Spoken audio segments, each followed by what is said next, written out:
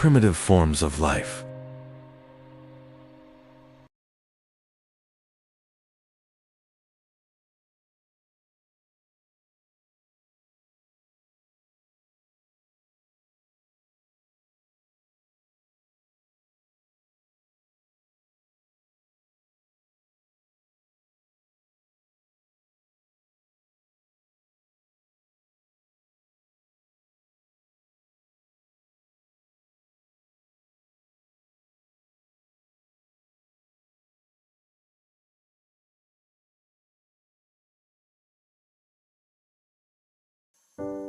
$541 million years ago, Earth did not resemble the world we know today.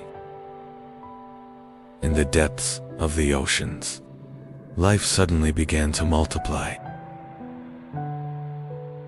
Predators appeared. The first great war began beneath the seas. And within just a few million years, Earth transformed into an alien world.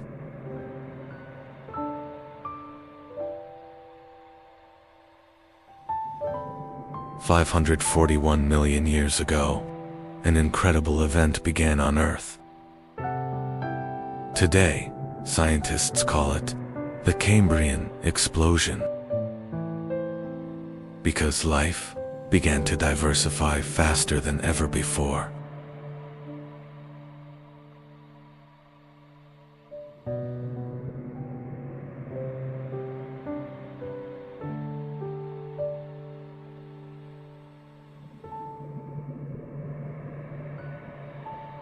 Life had existed on Earth for billions of years, but most organisms were extremely simple.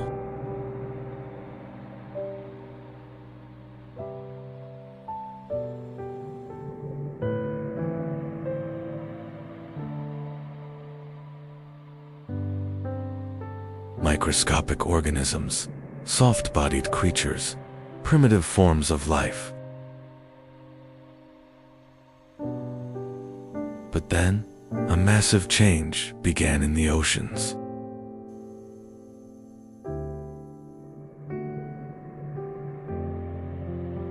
The atmosphere was changing. Oxygen levels were rising.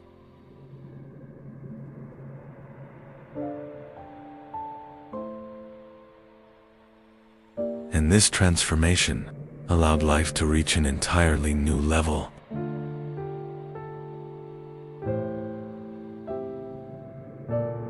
For the first time, complex eyes evolved. Hard shells appeared. Powerful muscle systems developed. Creatures could now move efficiently.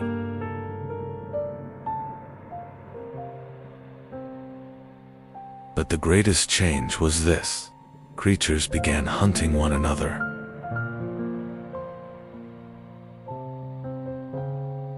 And so, Earth's first great predators emerged. One of the most terrifying creatures of the Cambrian seas was an anomaly. It was nearly 1 meter long. By the standards of its age, it was a gigantic monster. It had enormous eyes. It captured prey with sharp, grasping limbs. The trilobites were among the most common creatures of the Cambrian period. They had hard outer shells. Some could swim, while others crawled across the ocean floor.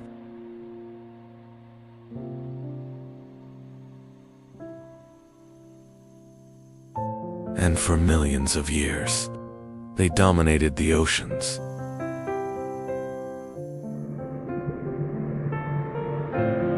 But the Cambrian explosion did not only create new creatures, it also created competition.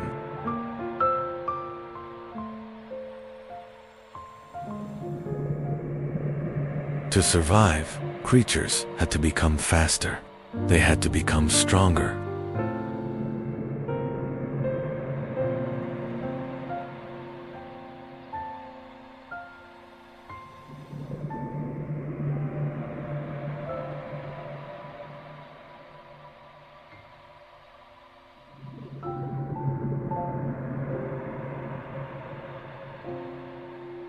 Defenses began to evolve.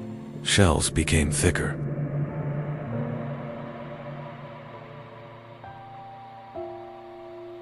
Spikes appeared. Camouflage began to evolve. Earth's first great evolutionary arms race had begun. The Cambrian oceans were extremely dangerous. Predators were everywhere. Strange creatures roamed the seas.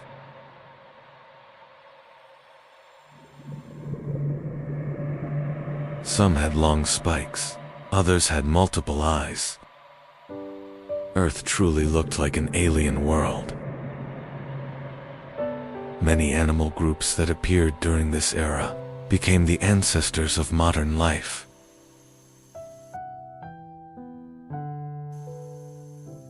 Scientists still ask one question: why did the Cambrian explosion begin?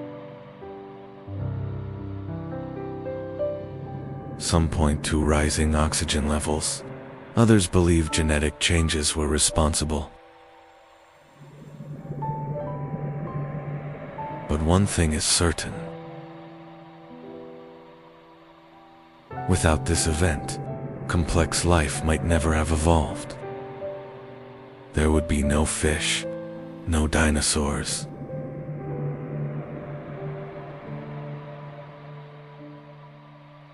Because the Cambrian explosion was the beginning of Earth's great story of life.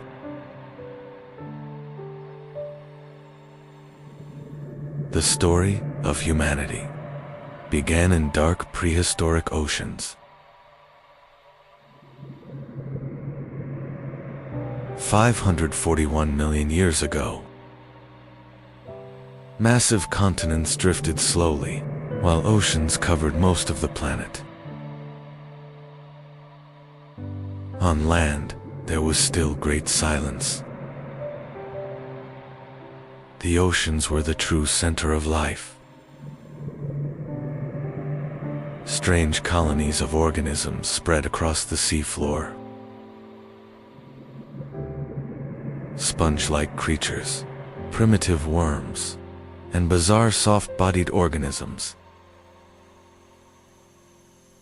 Some creatures began actively swimming for the first time.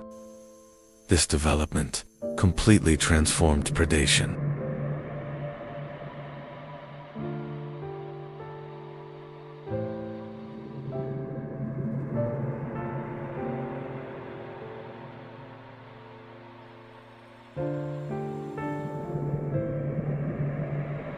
Now, hiding was no longer enough.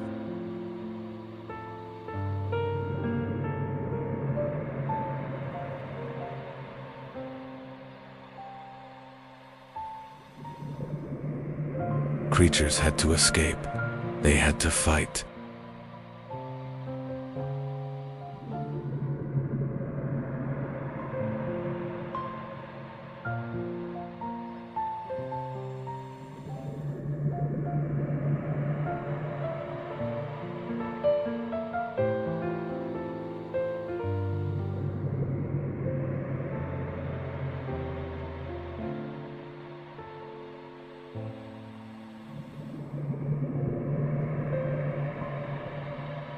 During the Cambrian explosion, evolution accelerated dramatically.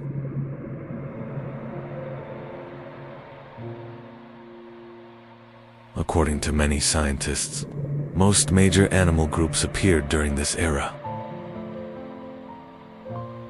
The first arthropods, the first advanced predators, the first complex nervous systems. Nature was becoming far more complex.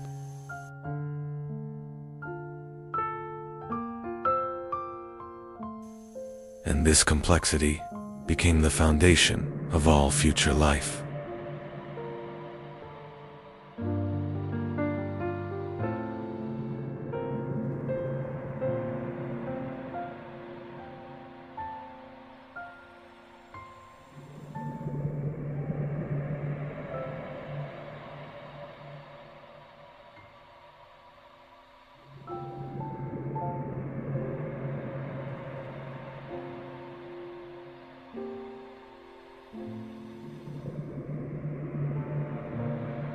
The eyes we use today, our movement systems, even basic body structures,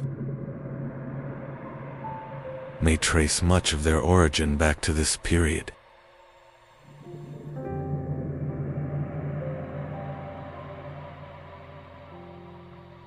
Life in the Cambrian seas was brutal. A predator could attack at any moment. That is why organisms were forced to evolve constantly.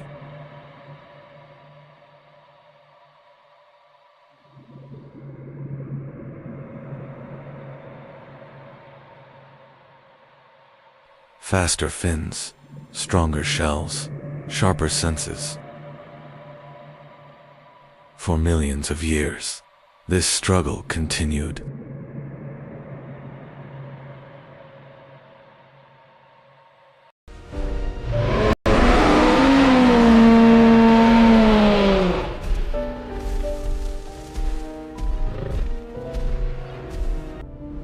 Long before dinosaurs walked the earth,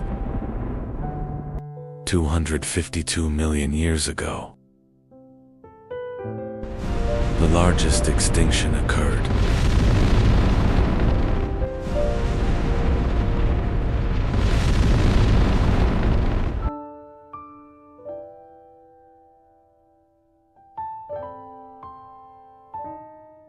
World. The world experienced hell. Giant volcanoes. The atmosphere became toxic.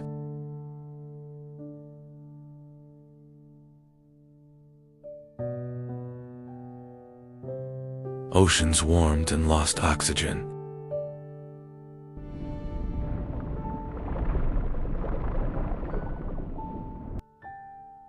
Nearly 90% of species went extinct. The Earth began to reshape.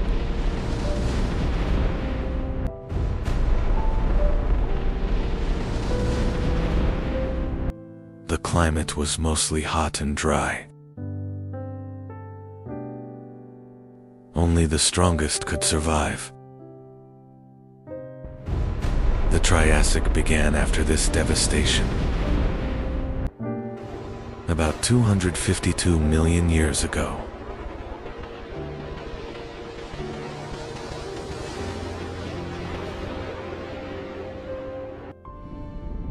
End of the Permian period. Pangea. Our world is still a single continent. 252 to 247 million years ago. Early Triassic begins. Earth is still extremely hot. Life struggles to recover. Inland areas are dry and desert-like. 240 million years ago. Archaea.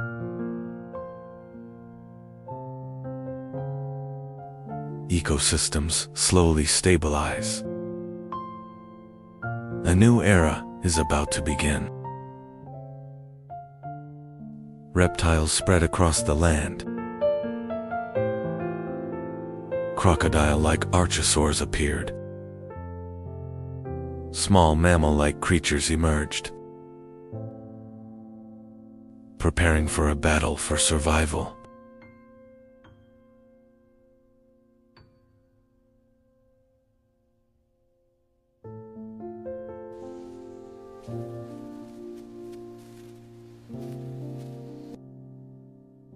Giants had not appeared yet. Survival was the priority.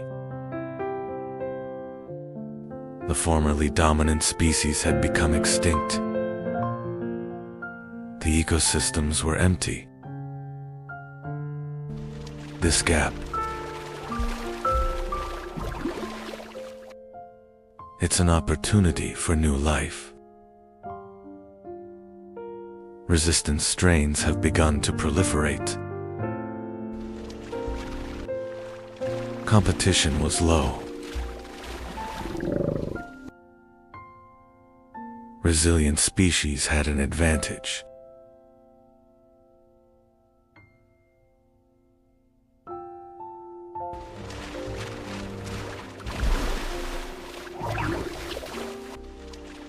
Reptiles began to spread.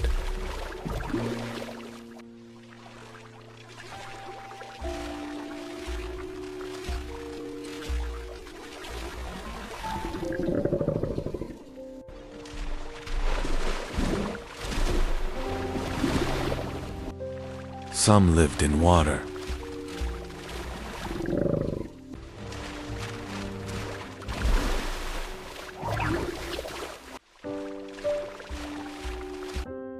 About 230 million years ago,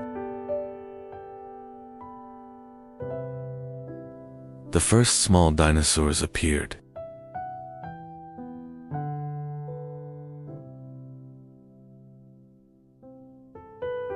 They were small in size.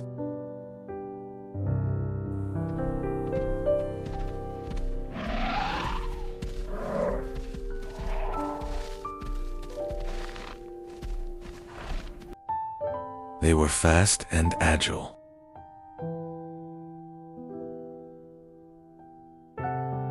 They were not dominant yet. Survival mattered more than hunting. They moved cautiously in open areas.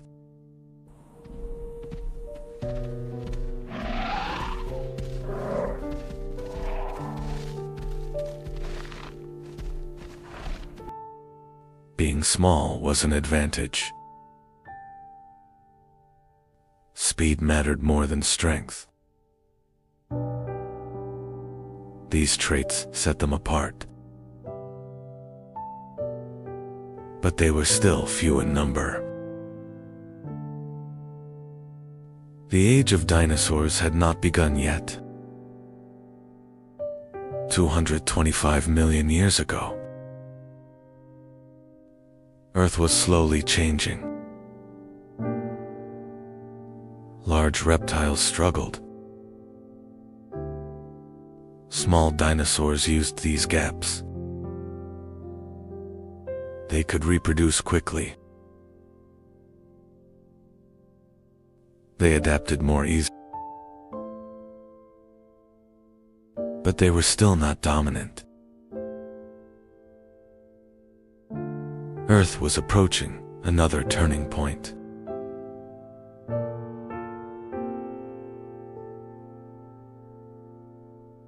"215 million years ago, the climate became more stable. Rainfall increased. Plants spread across the land.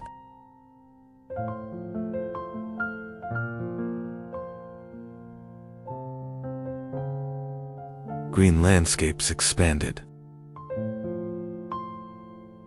Ecosystems began to strengthen. Food sources increased. Survival became easier. Dinosaur numbers slowly increased. Species diversity grew. Small groups formed.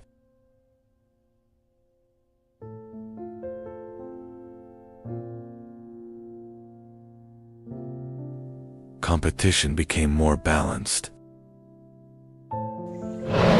Earth became more humid. Dinosaurs adapted to their environment. Different feeding strategies evolved. Herbivores became more common. Predator-prey balance formed.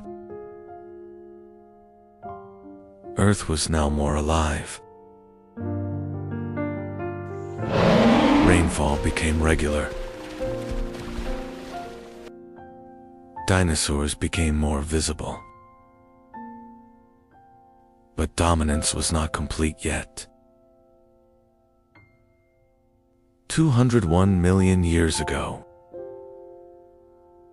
the Jurassic period began.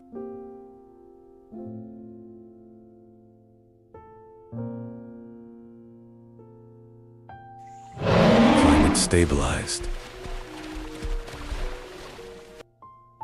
Plant diversity increased.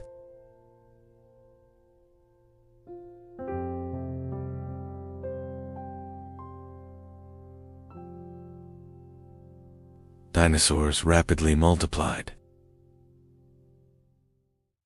Species became more defined. Large body size became an advantage. Predators specialize. Initially, the small dinosaurs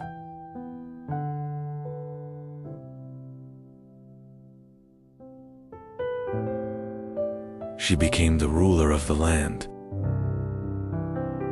Jurassic is the heart of the age of dinosaurs. 190 million years ago, giant dinosaurs appeared. They are called sauropods. Earth could now support giants. When life found balance, it grew. Power came not from destruction, but from harmony. Subscribe and like. The world was changing. Life endured. The survivors.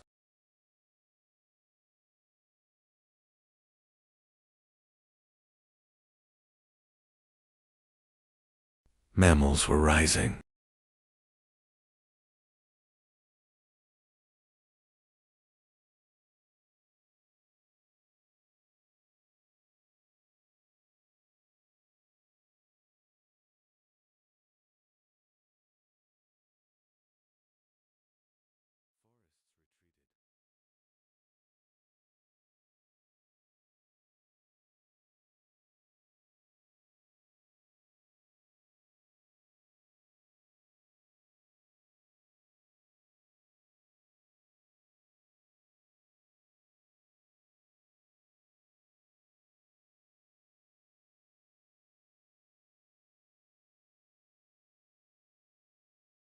Open lands prevailed.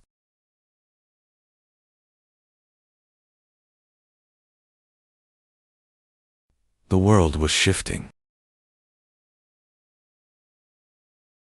Cooling intensified.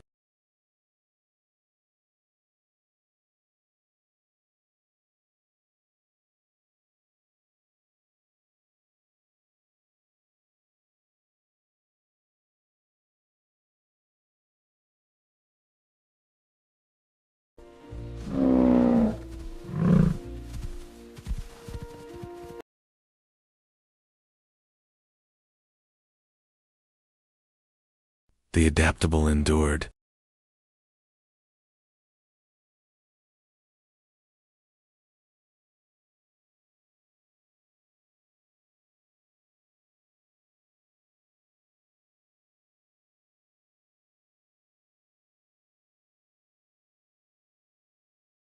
$2.6 million years ago.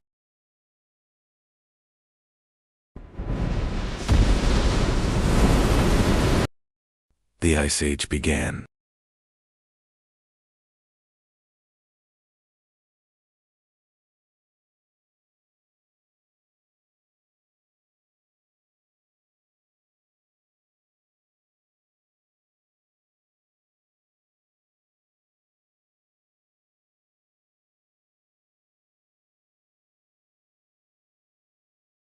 The struggle for survival began.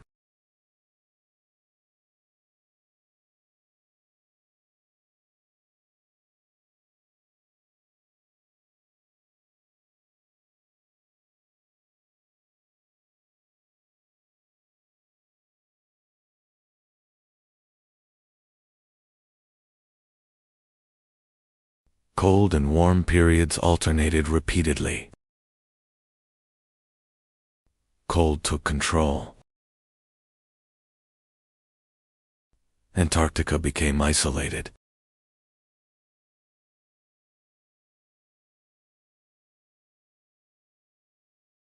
The ice sheets expanded further each year. The hot springs could no longer reach the shores. Life had to adapt to the increasing cold.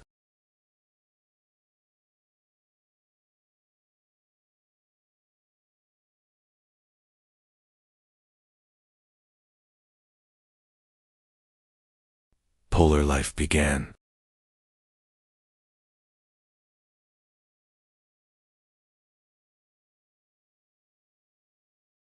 Forests have begun to be replaced by open spaces.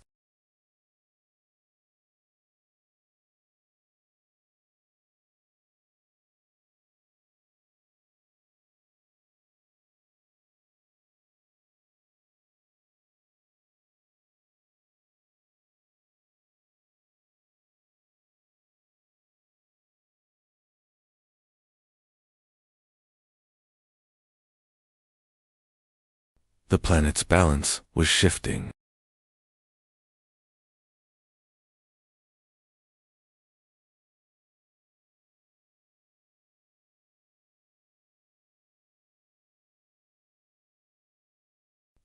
Marine life adapted.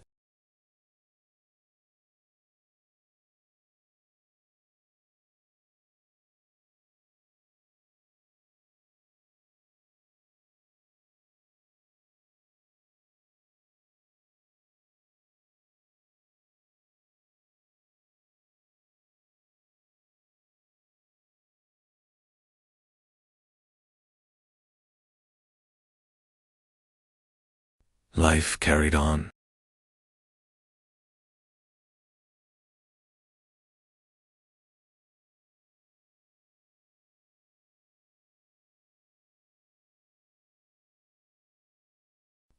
It was as if the world was preparing for something.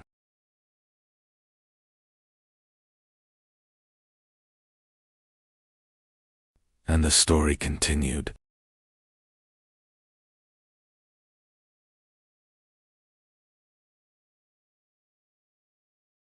Life accelerated.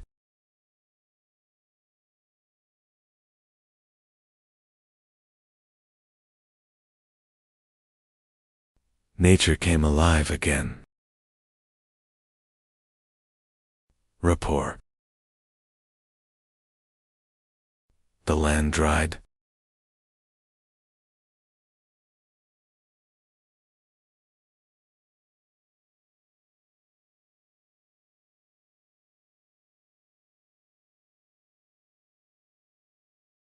Drought spread.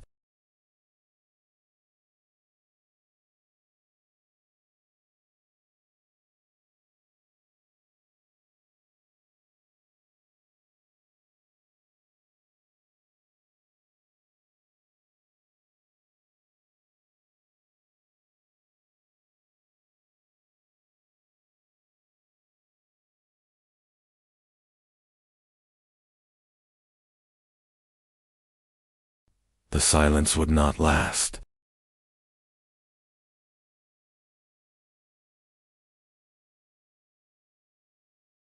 The change was very sharp.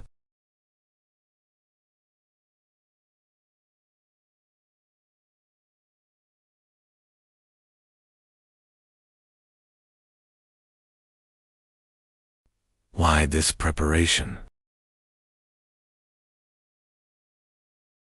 Years pass.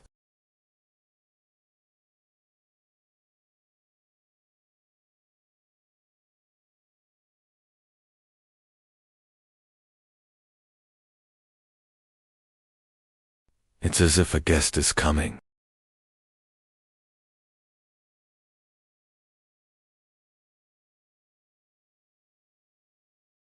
The house seems to be tidying up quickly.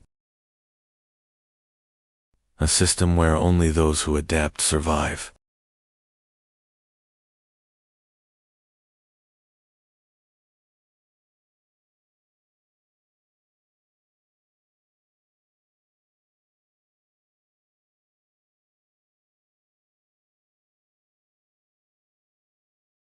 Glacial cycles began.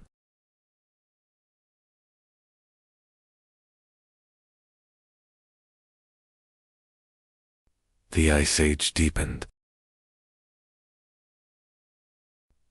The ice began to melt.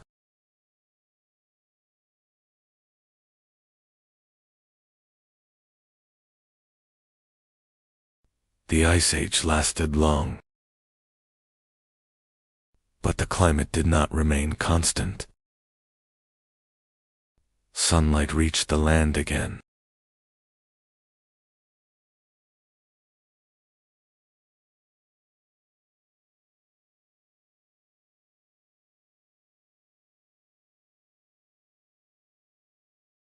Rivers were set free. Grasslands expanded. Animals moved into open plains.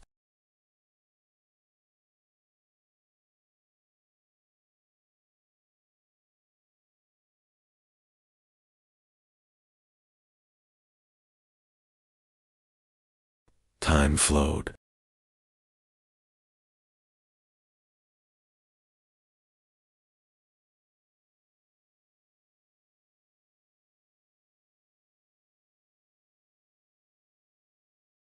And one day, millions of years later, humanity appeared. And humanity entered the stage. The real story begins now. The story continues. Stay tuned. When humans learn how to survive.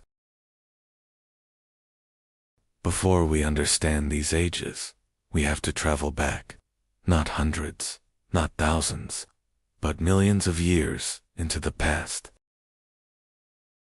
This is our world.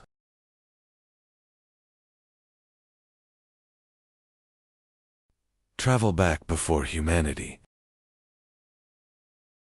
A colder Earth ruled life. Much of the planet was covered in ice. Yet one region refused to freeze. The cold could not reach here. Animals gathered where life remained. Water meant survival. The first humans appeared here in Africa.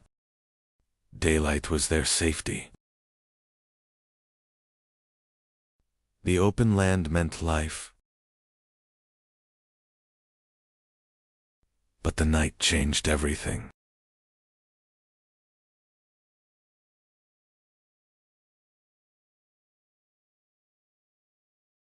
In the dark, they were not alone. Running was survival. They could not fight.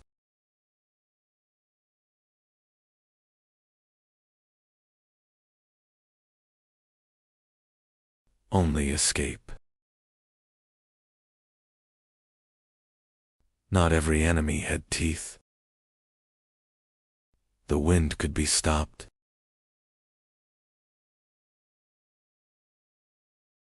Not everywhere meant death.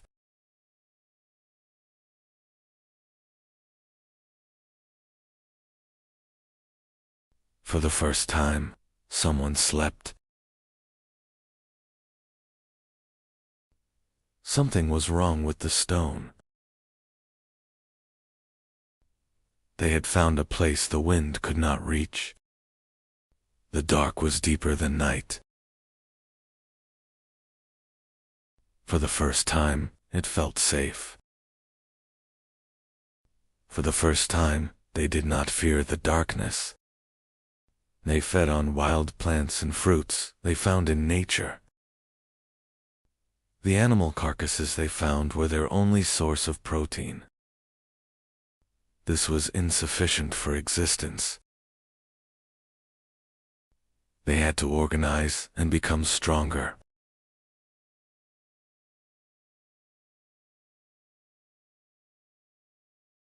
The line between life and death was very thin. Survival came first. The stone broke. The edge was different. It cut the skin. Meat separated.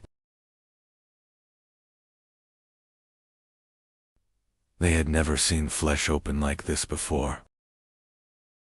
The smell was strange, but irresistible. Others noticed the smell. Something new was happening. For the first time, food brought them together. The life reflex is about always being. Inventions are shaped by need. He looked at the stone again, this time, not as a rock, as a possibility. There wasn't much material where they lived. They didn't have time either. The strongest species was not human. The smartest had not awakened yet. One day, it picked up a stone. Not to throw. Not to hide. It looked at it. Something was happening. The bone cracked, not by teeth, but by stone. They had found a new force. He struck again. Same place, same motion. This time, on purpose. He struck. The others watched. The movement repeated. Now there was not only a doer, but learners. This was not a hunt. This became a lesson. Humanity began here. They fixed the sharp stone to a branch. It became the first spear. With the handle, the blow grew stronger. Even bone could break now. They moved together through the grass, not fleeing anymore, approaching. Step by step, they advanced. The sticks were no longer for defense. They stopped. So did it. No one fled. Something had changed. They held the spears tighter. Fear was still there, but controlled. For the first time, they faced nature, together. It stepped back. For the first time, they advanced.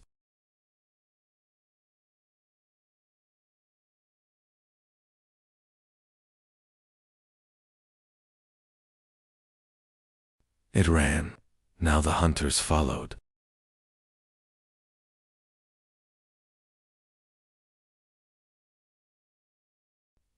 No escape remained.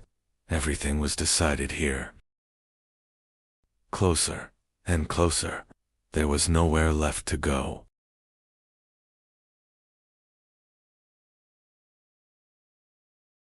The hunt ended. Nothing would be the same again. They were no longer prey. They had become hunters. Stone met flesh. The tool had meaning now. They cut with intention, not tearing, shaping.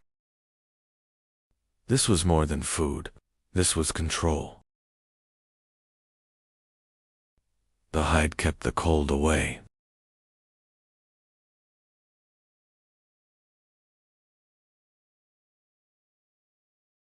Stone-shaped bone, tools could now create tools.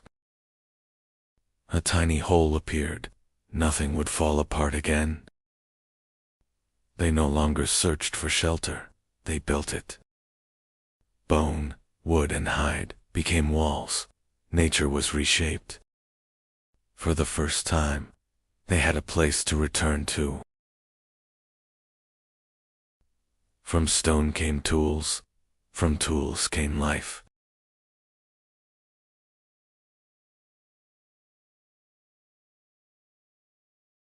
The sky flashed. Night changed. They had never seen light like this. They only watched. The sky struck the earth.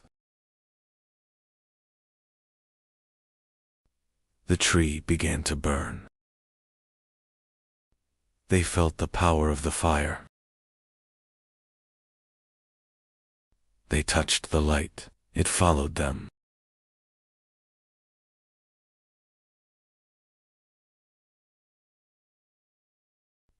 Now the night stayed away.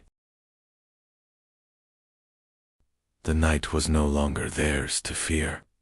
They had made their own sun. From the sky came fire. They carried it, and the darkness ended.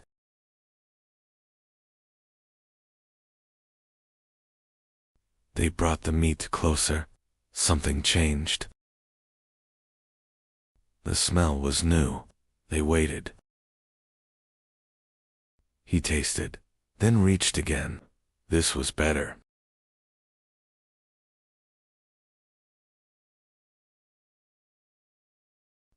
They all held the meat over the fire.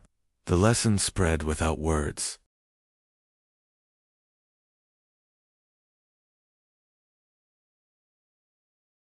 They tasted together. Hunger changed into comfort. The fire fed more than their bodies. Eyes spoke first. Faces carried meaning.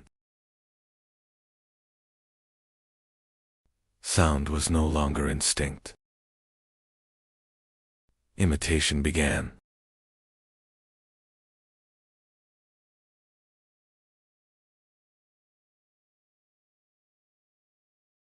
Sounds gained meaning.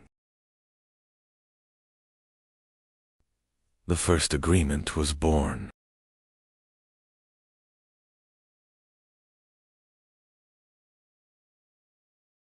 Thought was shared.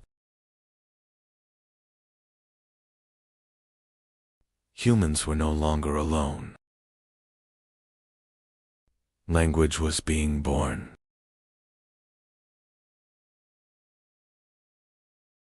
Before the pyramids. Before Stonehenge. Before the invention of writing. There was something that should not exist. Göbekli Tepe. 12,000 years ago, in the heart of Anatolia. At these exact coordinates, people kept returning. Humanity built the impossible.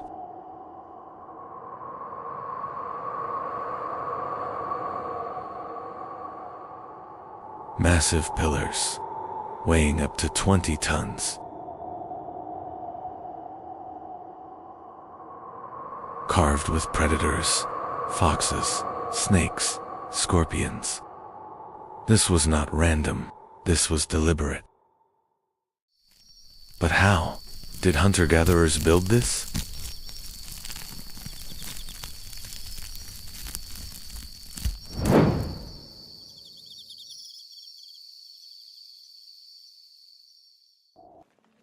They had no wheels. No domesticated animals. And yet, they moved stones heavier than a modern truck. How?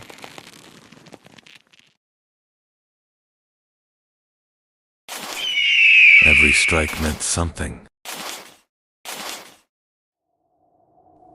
These carvings were not crude. They show planning, skill, symbolism. This was intelligence, organized intelligence. Look closely. These carvings are not accidental. Every line has intention. Every animal has placement. This was precision, not chaos. They built something extraordinary. This was not an ordinary place. There was meaning carved into the stones.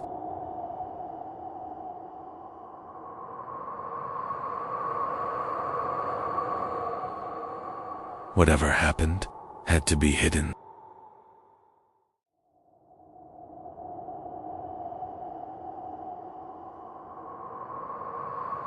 But the earth cannot hide everything forever. In 1994, an archaeologist looked at that hill, and he did not see an ordinary mound. In 1995, excavations began. As the soil opened, history changed. This was only the beginning. The work was being carried out with great meticulousness. Less than 10% of the site had been excavated. The remaining 90% still lies beneath the soil. Some pillars weighed up to 20 tons. And the people who built them were not even farmers yet. Maybe it wasn't fear. Maybe it was a calling. Perhaps temples were first built in the mines. The night ended, but the question within them did not. They began to walk. Separate groups, but in the same direction. This region had been a passage for thousands of years. They opened.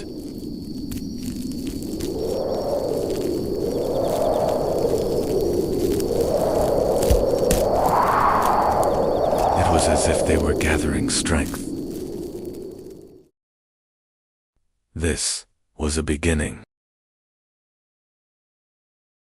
Ropes tightened. Tons of weight. But heavier than the stone was the decision within them.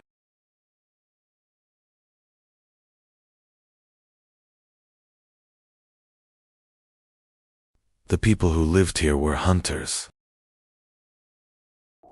When the stones were erected, it wasn't just architecture. It revealed a ceremonial space where communities came together. Excavations point to Göbekli Tepe, not as a village, but as a ritual center.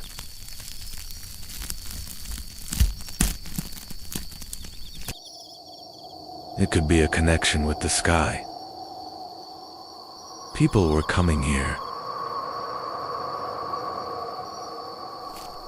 On the massive T-shaped stones, there were animals. Snakes, a scorpion, vultures. But that same night, there were shapes in the sky as well, the stars, almost mirroring the carvings on the stone. Distant groups returned. To the same place. Around the same stones. The circle was complete. But the crowd was growing. This was not an ordinary meal. It was a celebration. Archaeologists were continuing their research at full speed. Feasting remains were found. It remained hidden for over 11,000 years. Why did they hide it?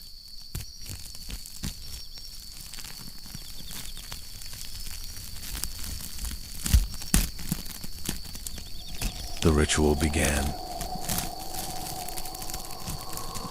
Before they settled there, they had already built their temples. Soil preserves history. Its age was measured in the laboratory.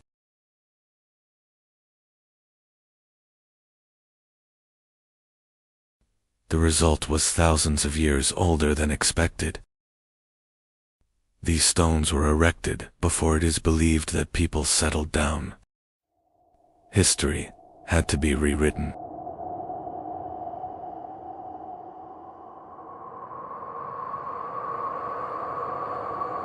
This discovery shook our understanding of civilization. The soil was slowly removed. Each layer. It belonged to another time. Bigger, older.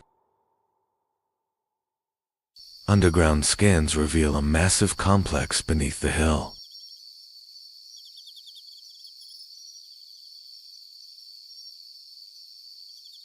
There was a past hidden beneath the earth. Like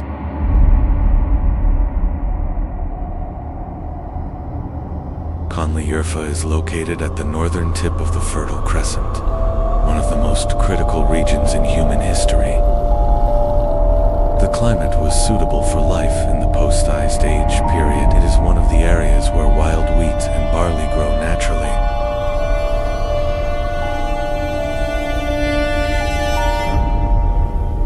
The region had limestone deposits from which large T-shaped columns could be carved.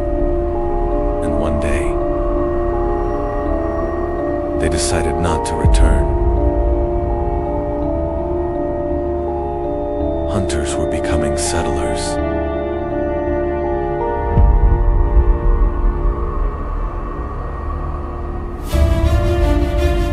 The temple was already there. Now, life was there too. Perhaps civilization began right here. Around the stones, the first houses began to rise. The walls were no longer temporary. People had decided to stay. It wasn't only houses being built. Knowledge was being passed on. They now belonged to it. The transition from a hunter-gatherer lifestyle to agriculture was a major transformation.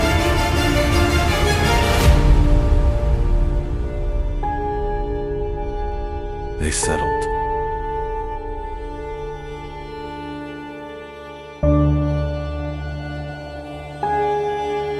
They built houses.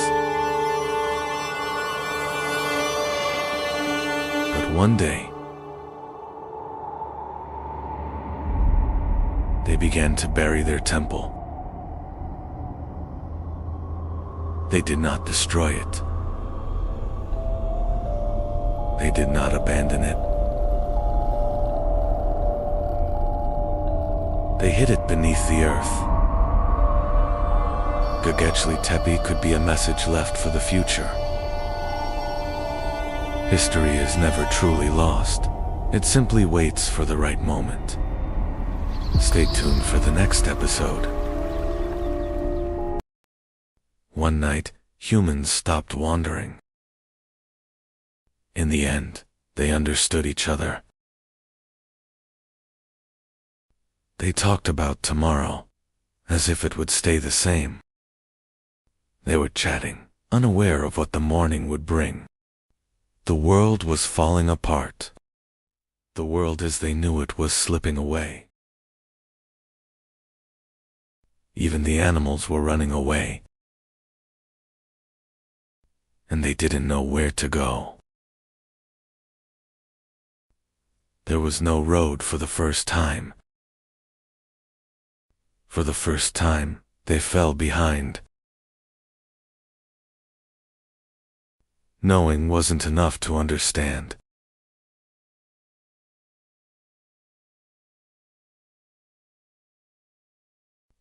They were helpless in the face of nature's power. The trace disappeared. The lands where they hunted were gone. There was no ground left to stand on.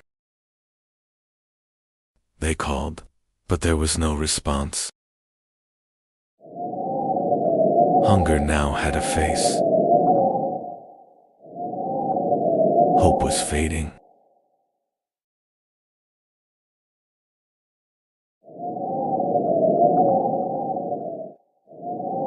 Fear divided the tribe.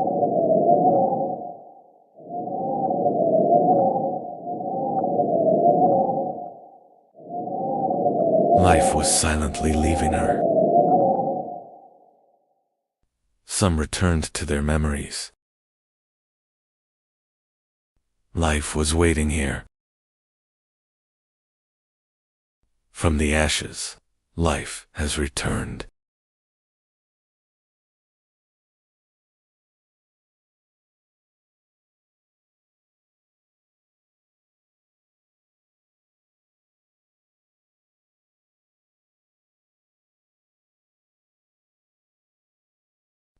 They didn't go this time.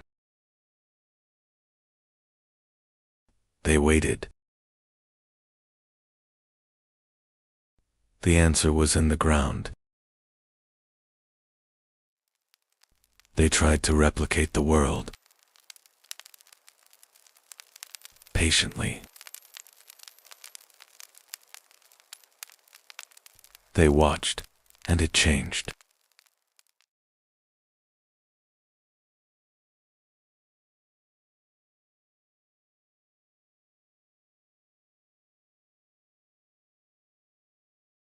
They did it again.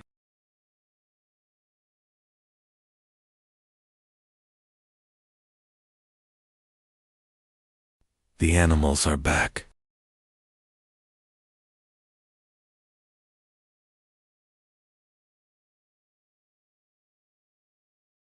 But nothing was the same. They no longer had to follow them. For the first time, they could stay. And again.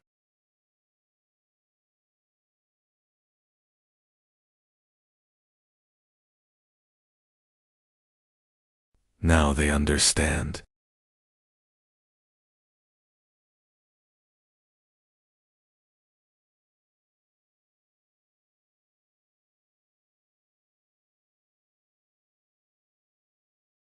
They could do tomorrow.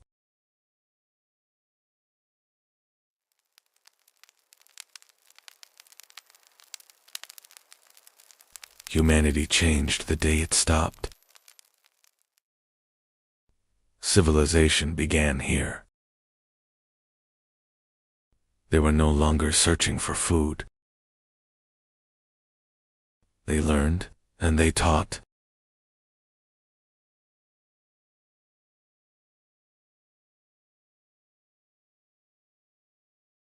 For the first time, they watched life grow. Days passed.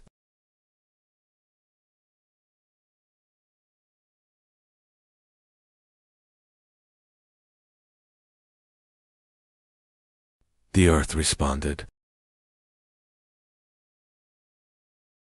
Time was no longer chasing them. She was returning with them.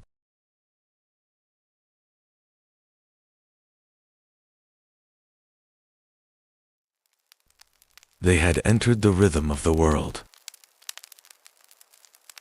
More fires were lit. More fires were lit.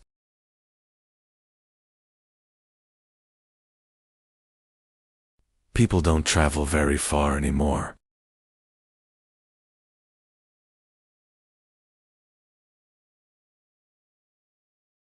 Walking around the camp, they reinforced the walls. What was temporary has become permanent.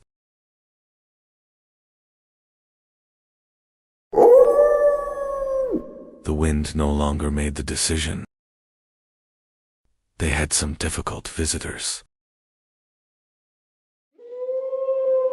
He walked into the wilderness. They did not come as enemies. They allowed them to stay. They fed them. A new alliance was emerging. The person was no longer alone. They had a future ahead of them. They stayed nearby.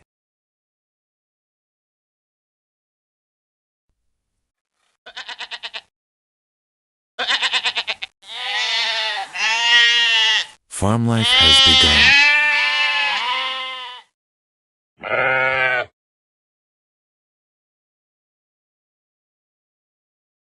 They learned to live with life. They led the flock. Fear has been replaced by confidence.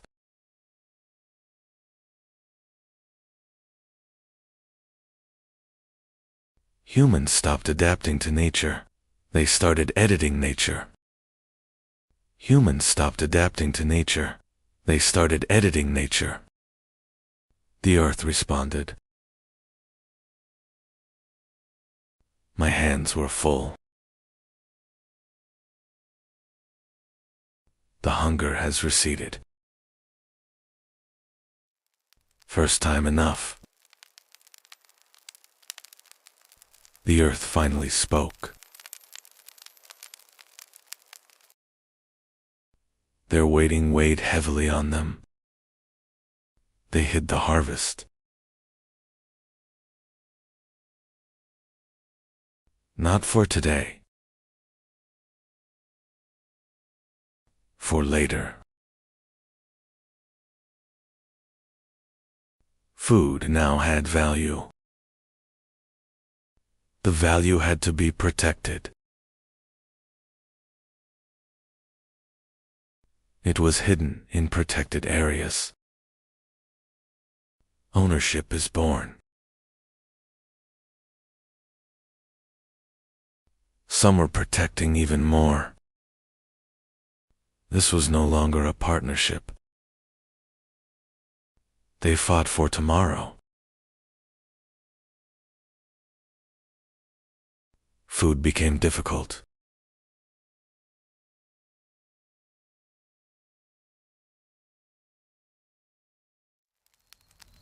The union had ended. This chaos had to end. One voice became more important. They chose to listen. Order replaced chaos. That night, security emerged, and the next morning, society was born.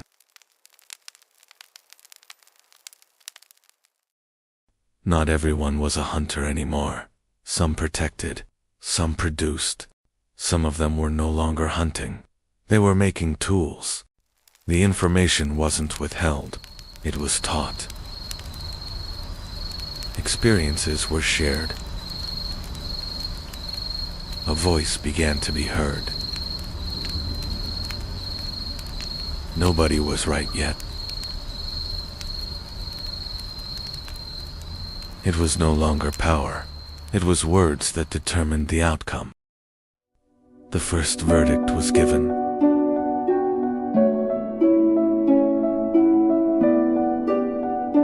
The Neolithic Age has begun. Next chapter, the Chalcolithic Age. You can continue this journey with us. 5700 BC, the sun set for the last time over Çatalhöyük. In the heart of Anatolia, one of history's greatest secrets lay hidden. Thousands of years ago, this fertile plain became humanity's first great home. This place, where water and earth met, gave life to tens of thousands. On the banks of the Karsamba River, the first steps of civilization were taken. Why did tens of thousands of people suddenly abandon that giant home they lived in for millennia? While thousands poured into streets in Mesopotamia, Europe was still in the deep silence of endless forests and solitary wooden houses. The grandeur of stone had not yet begun on the Nile. Life consisted only of the river's mud and reeds. In the Far East, life flowed with the rhythm of the earth and collective serenity, far from the greed of property. Across the ocean, the door had not yet been invented. Humanity was migrating boundlessly, without property, in nature's lap. What was it that the great crowd on the roofs of Chronology couldn't fit, that they turned their backs on one another? Was that first gap between the walls a sign of a breakup or a new freedom?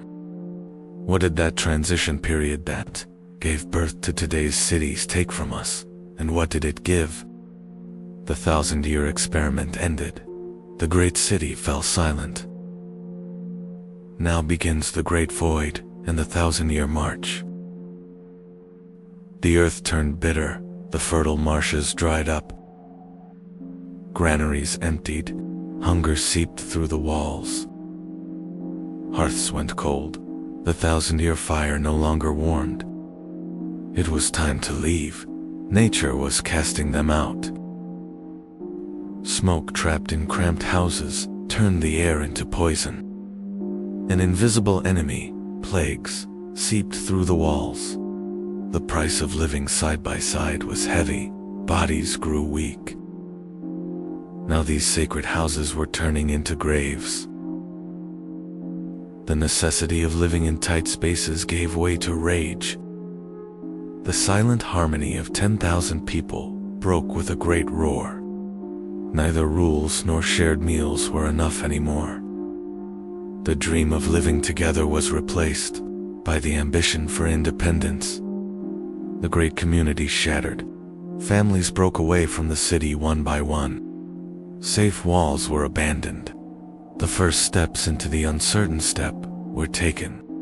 Those dark holes, where thousands of voices once rose, fell into silence. Humanity was escaping into freedom from this giant prison of its own making. Walls were no longer shared. Houses began to separate from each other. That narrow gap between the houses was the first street in history.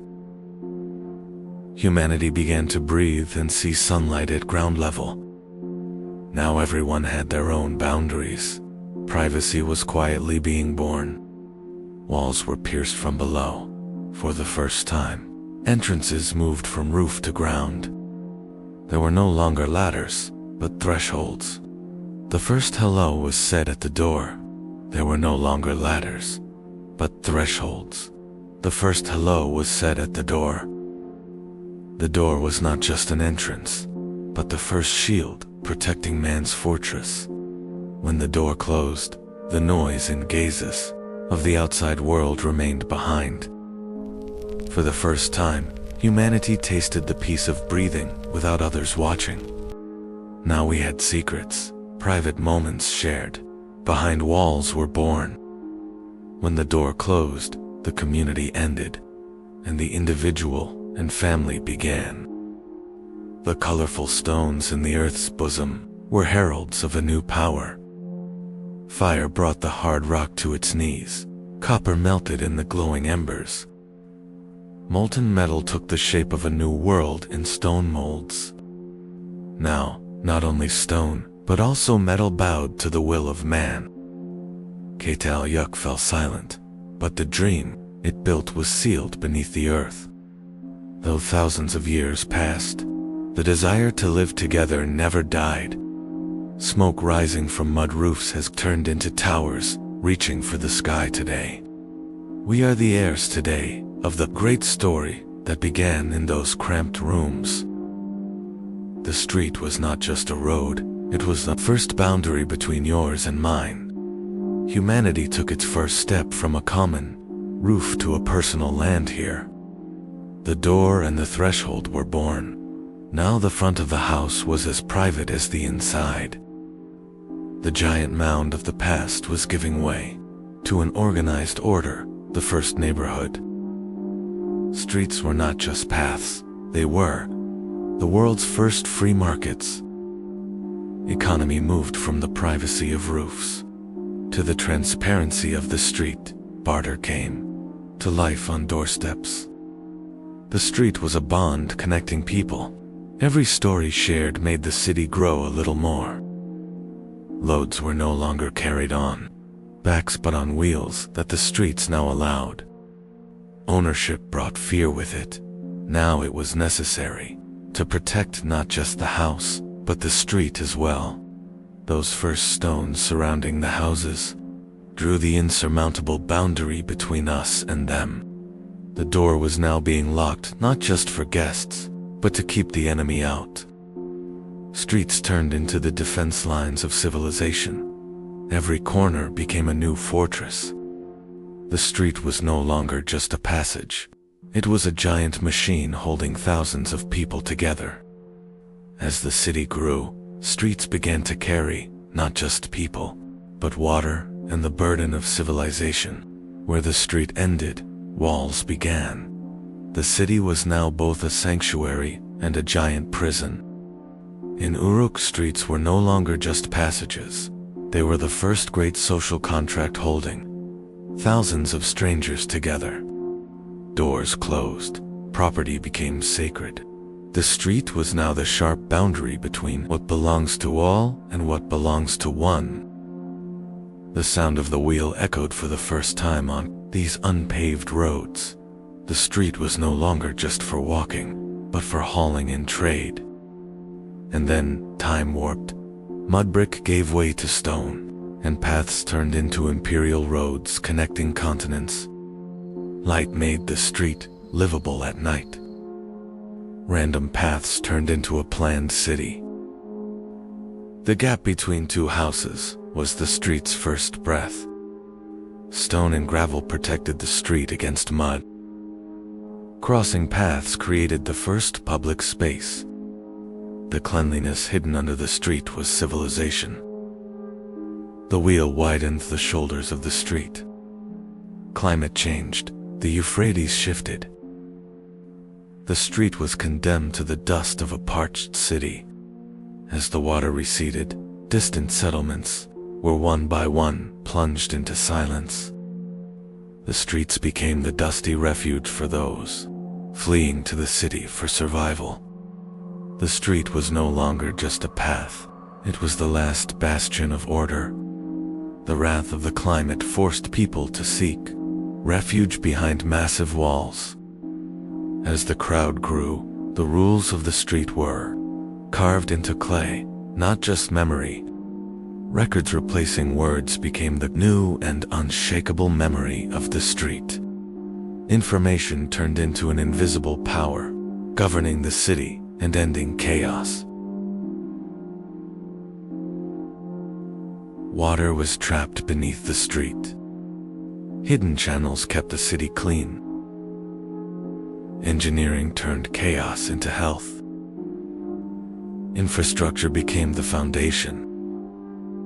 The wheel made the street not just a path, but the main artery of civilization. Every brick was the work of a collective will that turned chaos into order. Randomness ended. The streets were now the work of a mind and a plan. The unseen revolution was under the street. The first channels gave life to the city. Speech faded. Clay tablets became the unshakable memory of the street. Millions of bricks protected the street from the chaos of the outside world. The street was no longer just a path, but the signature of a civilization. Randomness ended. Every street was the work of a mind and a plan. The story of the street didn't start here, but here it became immortal. It all began beneath this silent mound. For 9,000 years, this earth kept humanity's strangest secret in its heart. When the first shovel hit in 1958, all known history was torn apart like paper. What stood before us was not a village, but a giant labyrinth. As archaeologists gazed into that dark void, into the depths of a grave, a 9,000-year silence was shattered by a terrifying ritual. In this strange world, there were no roads or doors. The city was sealed together like a giant labyrinth. Life was on the rooftops. People lived their daily lives on these massive terraces that resembled public squares. So, what was the great fear that cut off 10,000 people from the outside world and trapped them in this breathless order? When science broke this deep silence and gazed into that dark void, into the depths of a grave, a 9,000-year silence was shattered by the coldness of the bones emerging to light. What we encountered was not just death. It was the first evidence of a terrifying and ancient ritual. To enter a home, you had to step down into the unknown through that narrow, dark hole in the sky.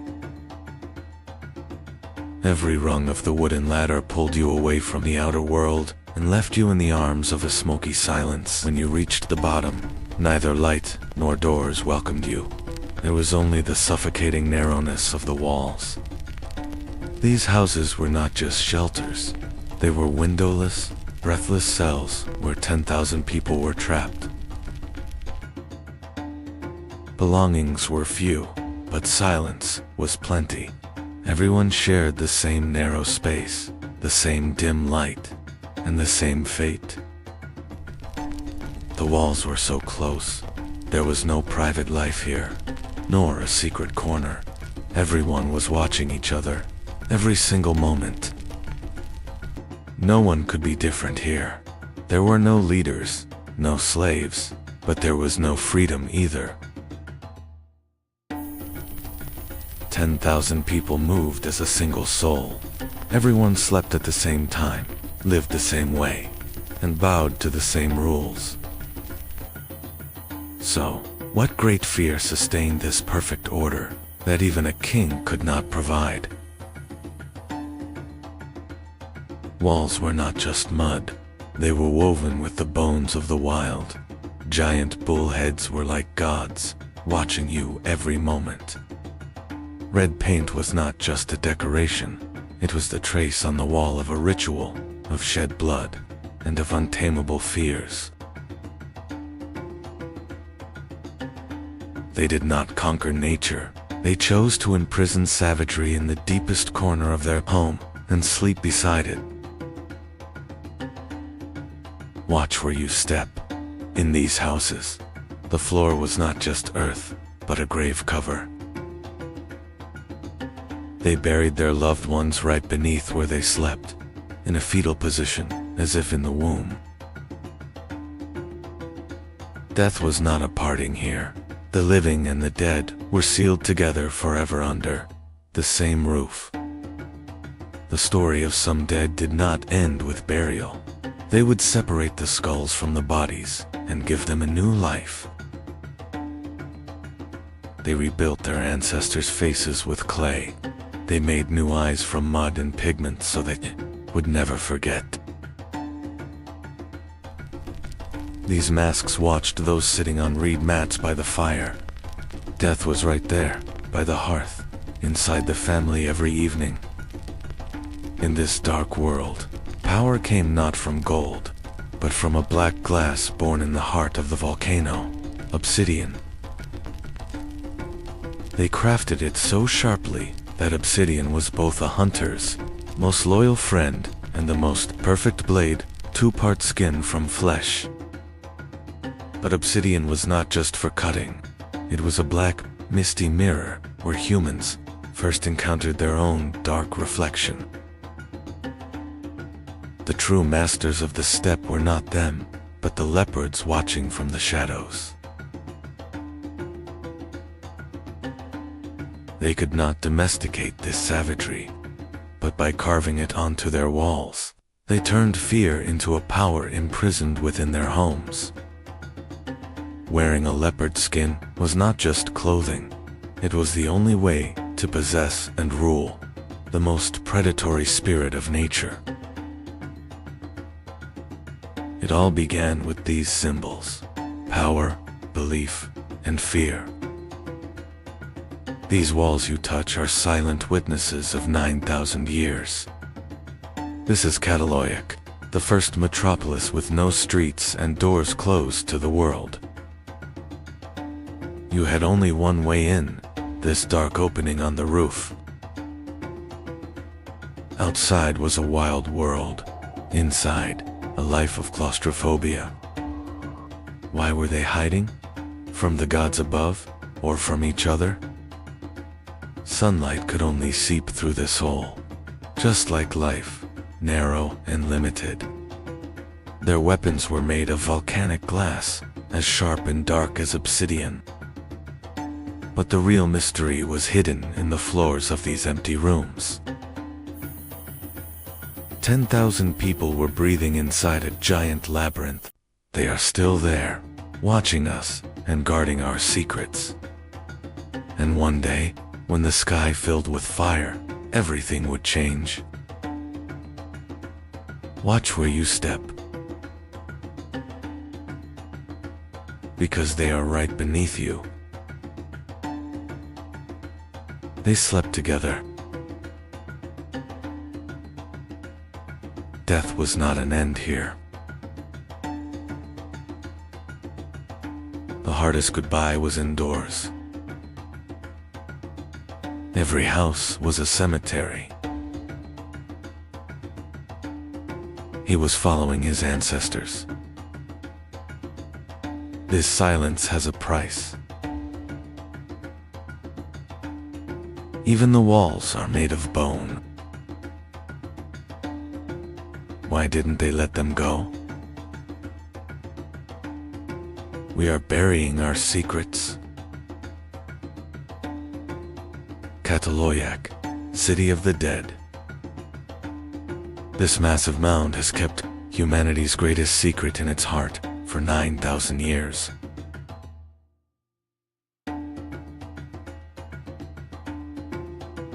Today, science dives into the heart of this silent giant to map the digital past. With every brushstroke, we return to a unique world, without property or hierarchy. There were no masters in these houses. Everyone was equal under the same sky. Art was coming back to life with the blood of the earth, through natural pigments. Yet life lived in the shadow of Mount Hazen, always ready to vent its fury. These lines on a wall were the first known landscape painting in history. Cleanliness was an obsession. They sealed their walls with fresh white plaster every year. They were devoted to their ancestors, burying them right under the rooms where they slept. As the first seeds of farming were sown here, humanity learned to domesticate nature. 10,000 people wrote history on the roofs of this streetless giant labyrinth. 10,000 people wrote history on the roofs of this streetless giant labyrinth. And now technology is finally beginning to break this deep, millennial silence. But then, the climate changed and rivers ran dry. The protective fire of the city slowly began to fade. The massive population of 10,000 succumbed to nature. All that remained were the soot marks on the walls. People abandoned the city with fear and uncertainty. After 2,000 years, Cataloiac sank into silence. They even left their sacred figurines in the dust. No one knows exactly where they went. The roofs were sealed, never to be opened again.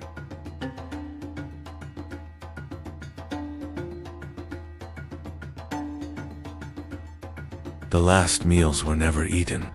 The pots remained empty. The city today is still waiting to speak beneath the earth. We are in a place where time and space lose meaning. We are touching the first great secret of humanity, 9,000 years ago. These bones, these lands, are not just remains. They are silent witnesses to a forgotten fear. a suppressed scream.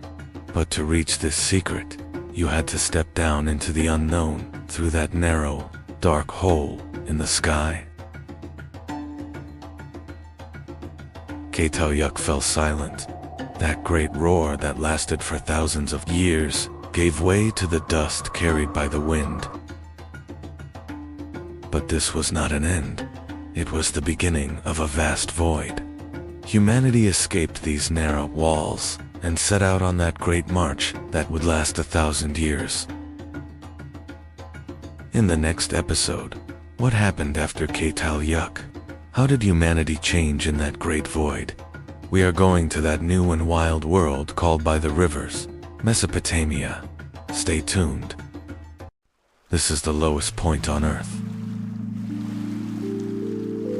where everything ends, but for humanity, it all began. This is the lowest point on Earth. In the heart of a harsh desert, a lifeline that hasn't dried for 11,000 years, Jericho. Each layer of soil tells a 1,000-year story. Civilizations are sleeping beneath your feet, and it rises through the mist. The oldest massive man-made structure in the world. 22 steps descending into darkness. Where did these stairs lead? To protection or a ritual? They were the first masters to survive in a wild nature. When they found this oasis, the end of nomadism had come for humanity. They began to build not just a shelter, but a collective memory here. History was carved into stones and souls here, for the first time. Welcome to the greatest mystery of human history, the world's first city, Jericho. Before civilization. In the Jordan Valley, 10,000 years before pyramids, life spreads across the land. Around 9,000 BCE, the Jordan Valley. Why did humans stay here? To the Levant, in the Jordan Valley. The Ice Age comes to an end. The world grows warmer. Food was already here. They returned to the same fields. They wandered for ages, but that night, the dark wasn't silent. Something was there.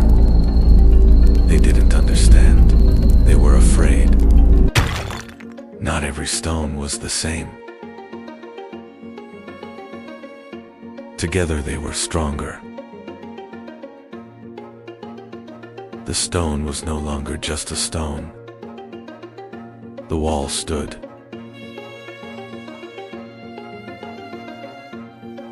The wall wasn't enough. Something was missing. No one knew what it would become. Stone was placed upon stone. And for the first time, fear was controlled. A name was spoken. The first duty was chosen. He was no longer just a man. He was the first guard. The guard was alone. The sentry could feel the eyes watching him from the pitch-black darkness. This fear was very dangerous. The walls had to keep out not just wild animals, but the unknown as well. But the greatest fear came not from the outside, but from within. The line between life and death blurred for the first time in Jericho. They didn't let the dead go. They recreated them with clay.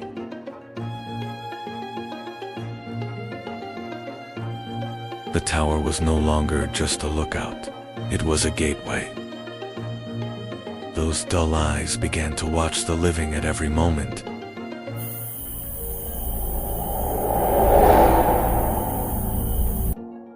As resources dwindled, the peace protected by the walls turned bloody. Only the sound of stone and bone was heard. At sunrise, Jericho was no longer the same. The first city had become humanity's first prison. Jericho's greatest secret was not outside the walls or in the tower. It was right beneath the houses. They didn't bury their dead far away. They lived with them under the same roof, beneath their feet. But after a while, the graves were opened. The skulls were separated from the bodies. But after a while, the graves were opened. The skulls were separated from the bodies. Was it respect or an attempt to bring them back? They gave the skulls life again with clay. Cowrie shells were placed in the eye sockets. Now those voids had begun to look back again. These masked skulls were placed in the corner of the house, among the living. The world's first city was hosting the world's first spirit summoning rituals. Even 11,000 years later, these faces ask us the same question. Were they afraid of death, or did they want to rule it? Wild beasts, or enemy tribes? Jericho sealed its fears with walls. Harsh hunt outside, civilization inside. Who were these walls truly for? Jericho's people shut the world out. The greatest secrets lay underground. Silent guardians, plastered skulls. Their ancestors were still watching. Is this legacy from Quebec? The first portraits carved on bone. Why strive so hard to be remembered? Did the war with death begin here? A deep mystery at the world's lowest point. Jericho, mankind's first great trial. The locks of the past are opening. The mystery inside, the giant tower. 22 steps, the first stairs to heaven, a defense line, or a giant calendar. Salt from the Dead Sea, white gold. Obsidian and stones from distant lands. Wealth brought great threats with it. The city fell, but was never abandoned. New houses rose upon ancestral remains. Jericho, 20 layers of different lives. Humanity discovered property here. This ancient legacy still lives within us. The voices are fading. The fire no longer warms. Like life, those who are gone are missed. Those we miss are among us. Even those are missing. No one left to watch for. The walls no longer protect us. The traces remain. They built an 8-meter-high wall.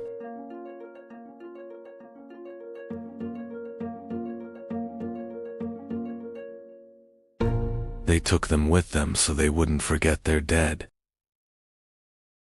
They laid the foundation for modern agriculture.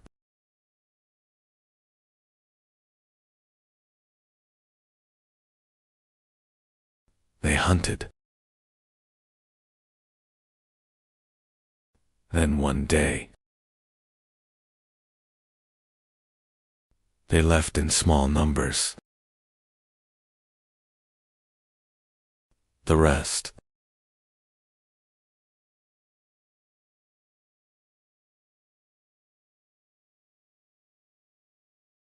With questions.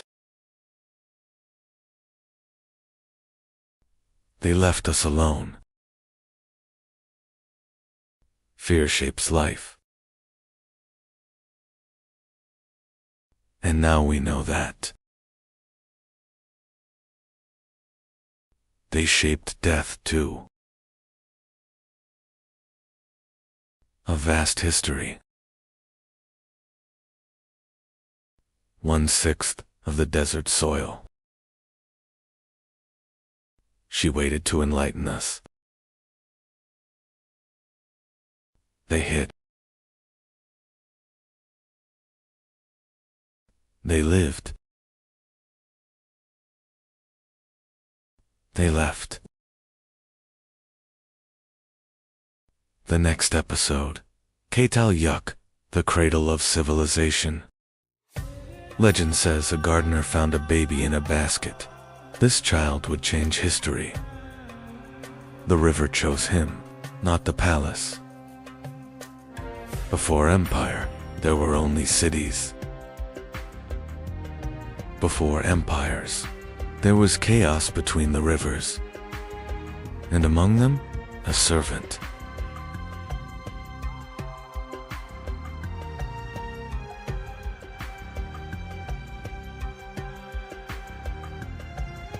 He learned how power truly worked.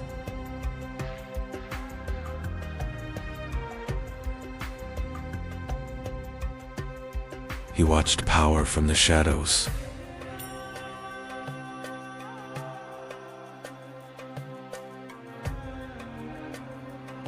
He felt the power. He was crushed under the weight of that power. He wanted more than survival.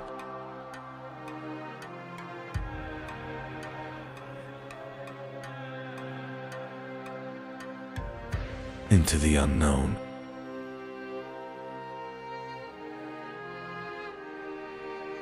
He walked away from his past. The gates of my prison have finally closed. The air of the desert tastes like blood and freedom. He arrived at Kish. There he found war.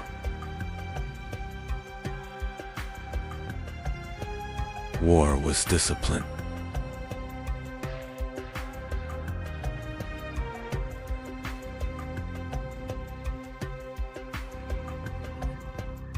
He learned quickly.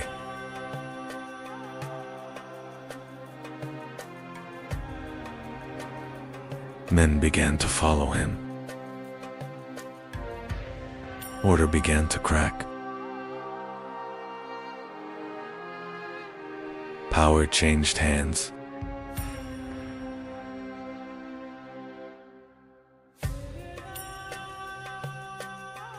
Sargon became king. But one city was not enough. He marched beyond borders. Cities fell.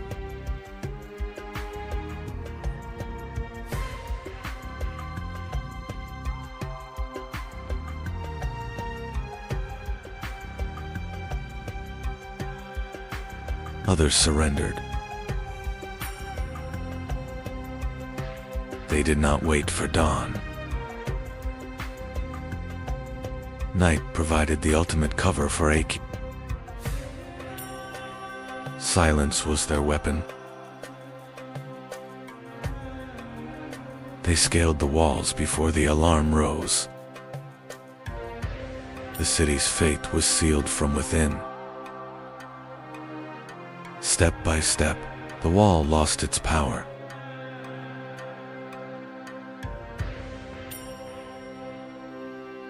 A name lost to the sands of time, AKD, the world's first empire. Before them, there was only chaos, independent cities, locked in eternal conflict. The gates were breached. The city was no longer its own.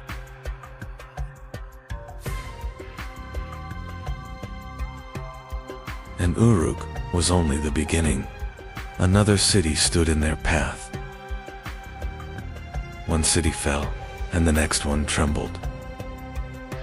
The march did not stop. Walls meant nothing now.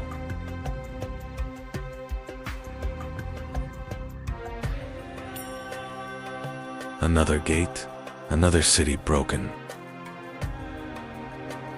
This was not chaos, it was command. Sargon stood above them all. The age of kings had changed. Sargon reached the sea with the bronze sun of Shamash leading his way.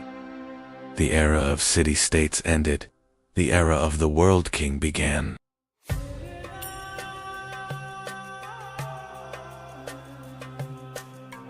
The Akkadian Empire had now been established.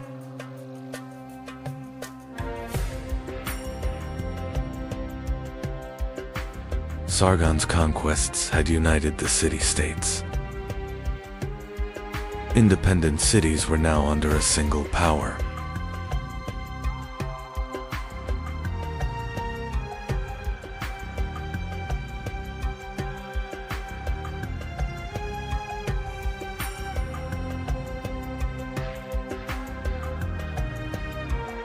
It was one of the first great empires in history.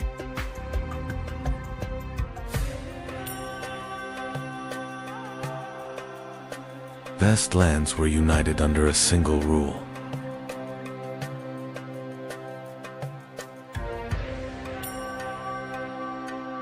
New roads were opened between cities. Caravans carried goods between cities. Trade brought life to Mesopotamia. Communication across the empire became faster. Cities were now connected. News traveled from distant cities.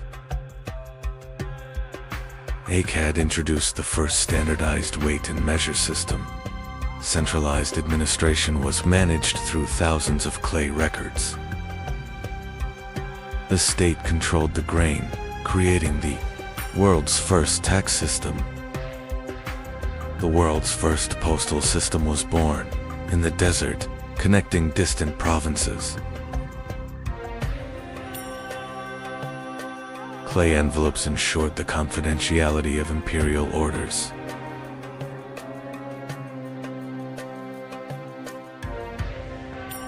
A sealed system allowed the central government to control the flow of information.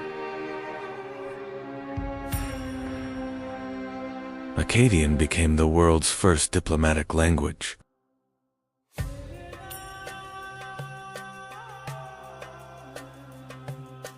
A common identity was forged through shared laws and faith. In Mesopotamia, people carefully observed the sky. The movements of stars and planets were recorded on clay tablets. These observations later formed the foundations of astrology.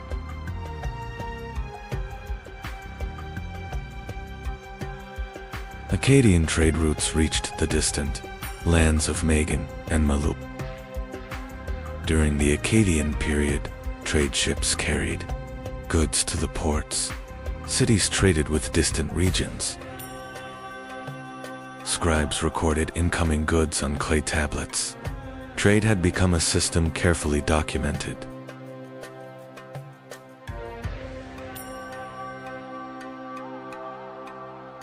Trade routes connected Mesopotamia.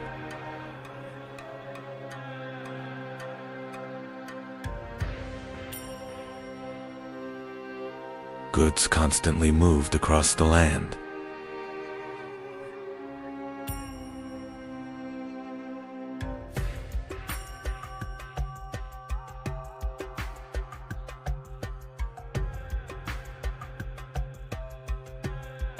Copper and stone were valuable trade goods. Precious goods were sold in markets.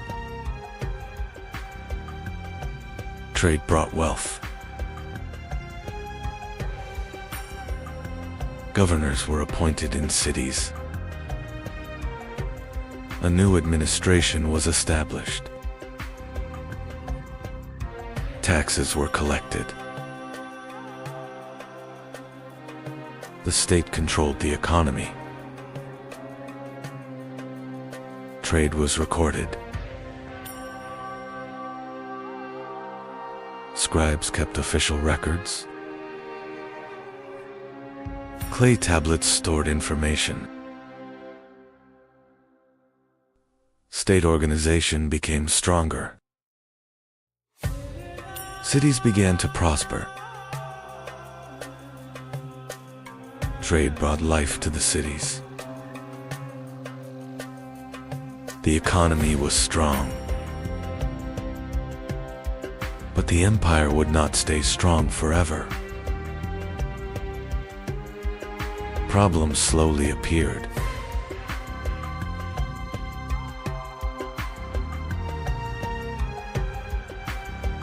A great change was coming. Rebellions began to shake the empire.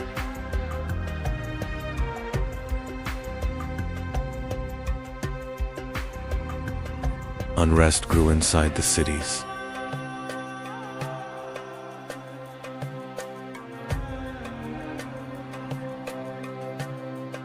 Cracks appeared within the empire. Distant cities became harder to control. The empire had grown too large.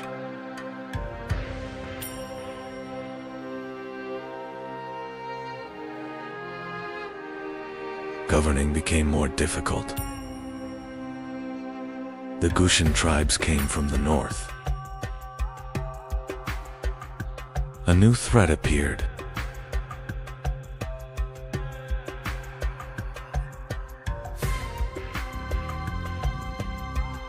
Warriors descended from the mountains. Wars weakened the empire. Cities were under attack. Defense became harder.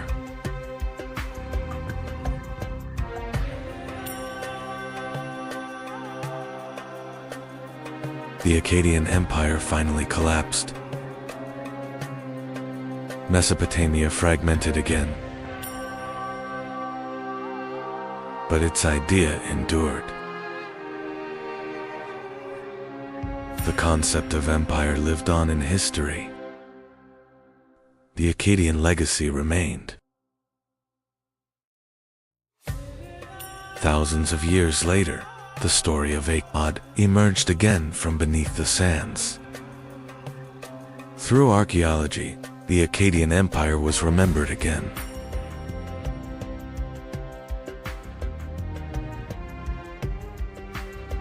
Follow for the next chapter.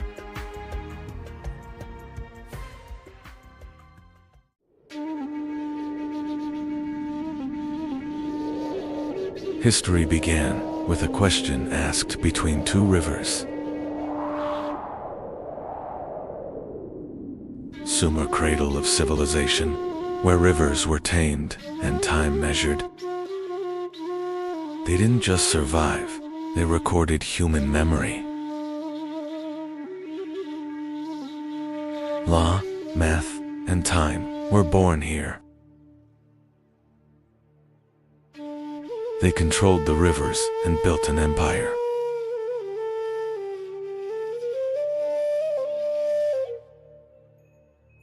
Logistics was born here.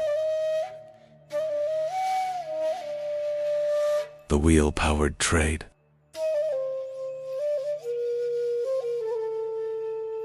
Bricks built the first state.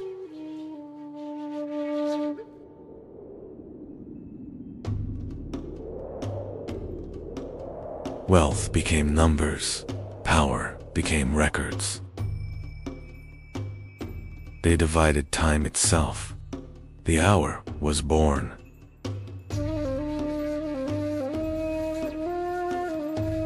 They mapped the sky. The circle was defined.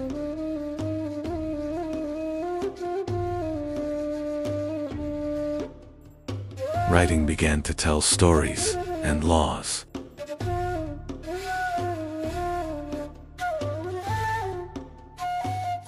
The first hero, Gilgamesh, seeking immortality.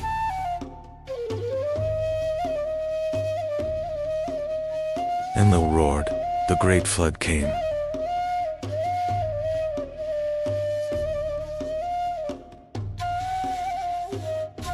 Cities served the gods, humans obeyed. Even kings feared the dusty underworld. Their myths shaped humanity.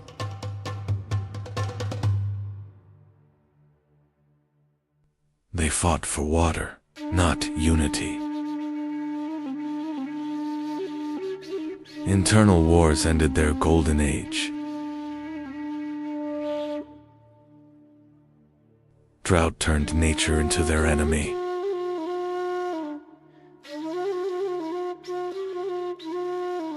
A northern power would replace the cities.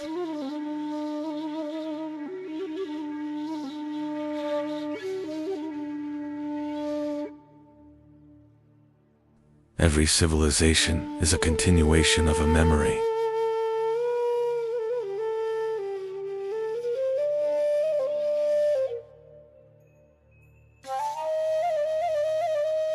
Thousands of years earlier, humans did not know cities, but they had learned to live together.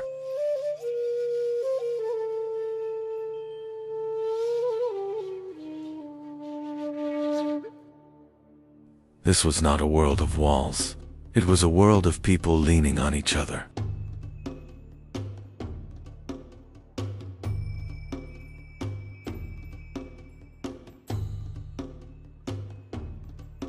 No streets, no doors, only life on the rooftops.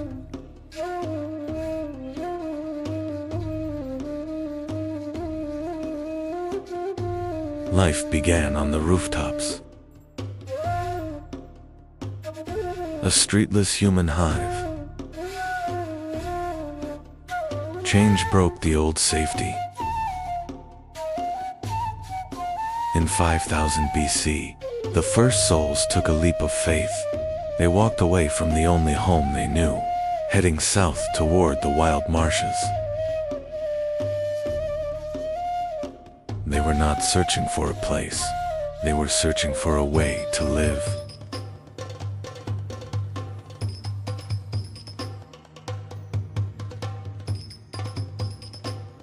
And they found water.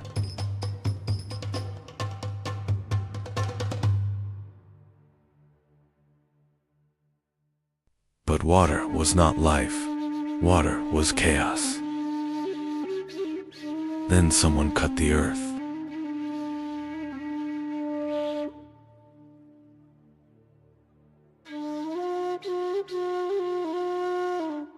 They mastered water with engineering. The wheel began a new era. The first Sumerian city, Uruk, began the Bronze Age. Before civilization, only rivers existed here. Humans had not yet built cities. This land was older than the Sumerians.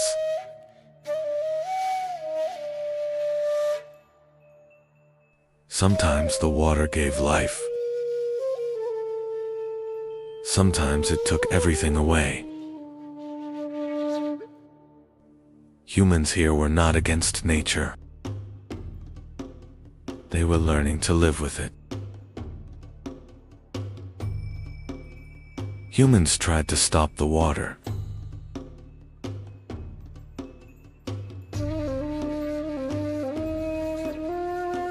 Alone, it was impossible.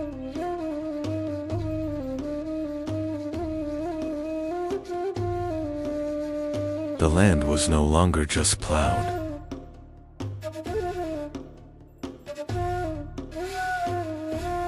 A path was given to the water. Nature was changing direction for the first time.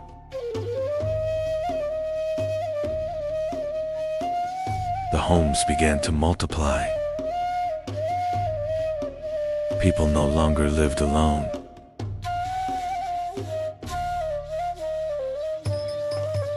Neighborhoods appeared. Shared spaces formed.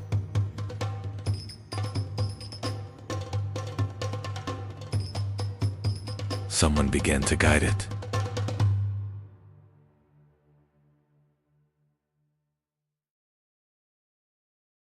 They built the first skyscrapers.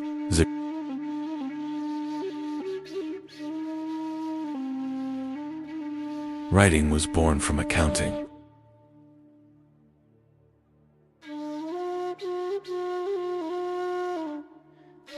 They turned stars into numbers.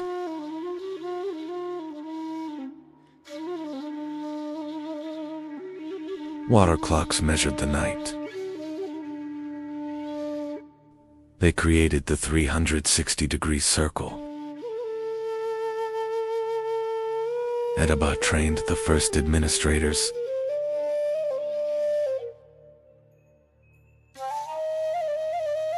Information became power through records.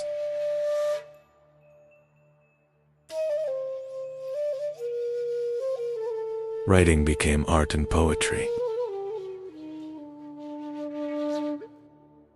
Rivers created a trade empire.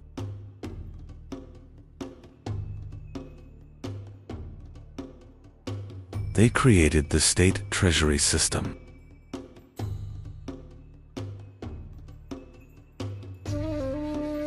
They created the first medicines.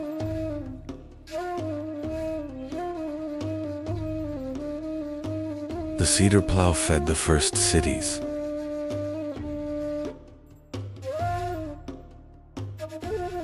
Patterns became a visual language. The first global market was born.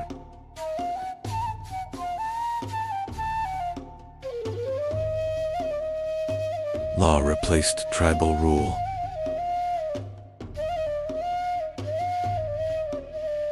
Grain became the first wealth.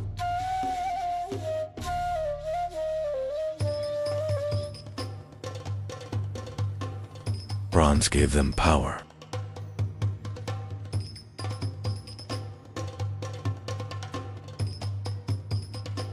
Taxes became a sacred duty.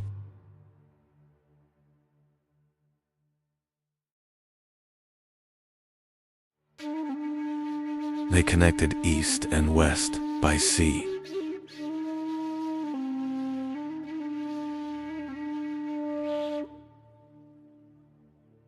Sumerian cities were the Venices of the ancient world.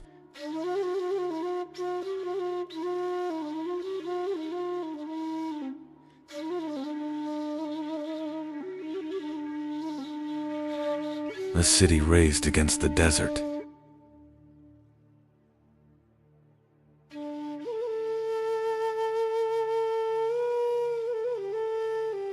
War became an organized force.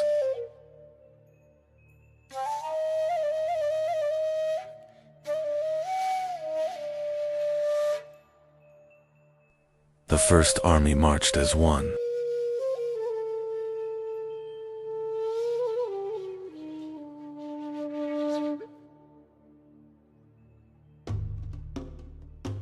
Survival was decided in bronze.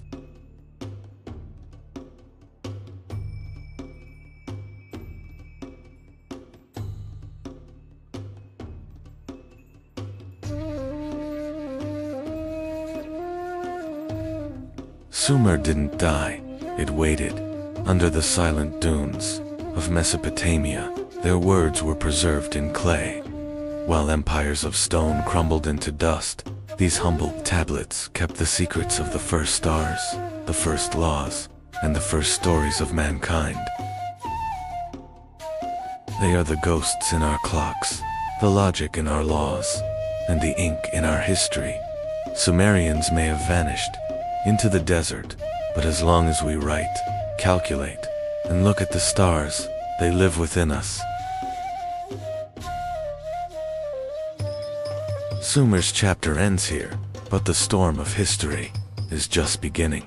In our next episode, the world's first empire rises from these very sands. The Akkadian Empire witnessed the dawn of King Sargon and the birth of a new era. For the complete story of our world, don't miss our playlist, a chronological journey from Earth's creation to today.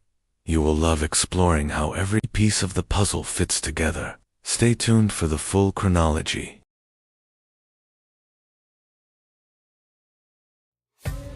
Mesopotamia was one of the lands where the earliest civilizations in human history were born.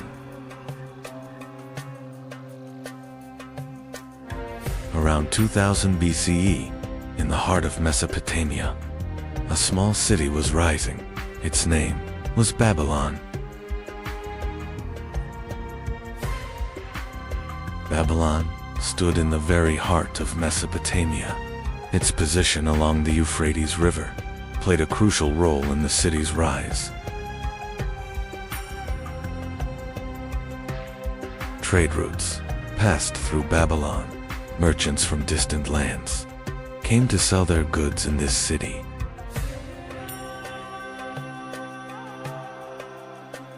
The markets of the city filled with crowds every day. Grain, textiles, and precious goods changed hands in Babylon.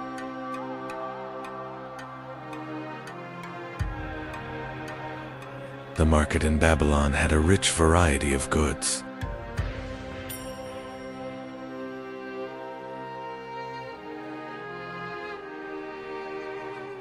As Babylon grew, the city walls rose higher. Strong fortifications protected the city from its enemies. Buildings began to rise.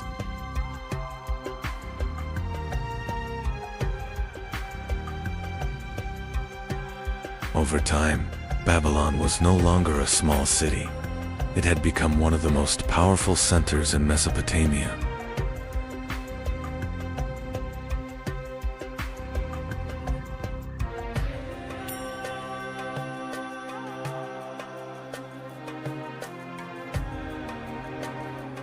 Soon, a powerful king rose to the throne of Babylon.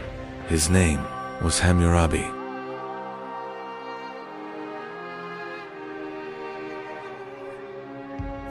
Hammurabi wanted to turn Babylon into a powerful empire. For that, he first strengthened his army. Hammurabi sent his armies across Mesopotamia. The power of Babylon began to spread rapidly.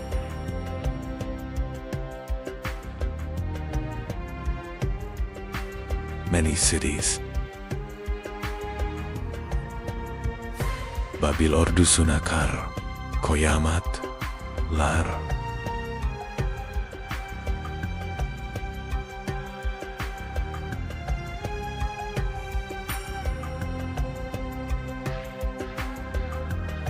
Hammurabi's conquests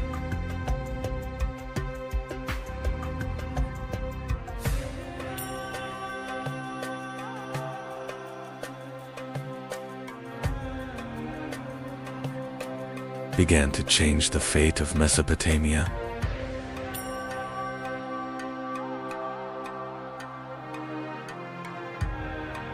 Cities one by one fell under Babylonian rule.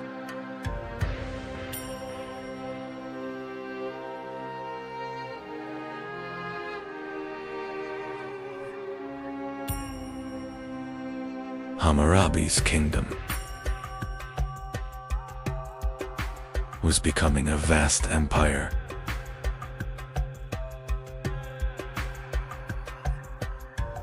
Hammurabi had turned Babylon into the most powerful state in Mesopotamia. His rule now stretched across vast lands.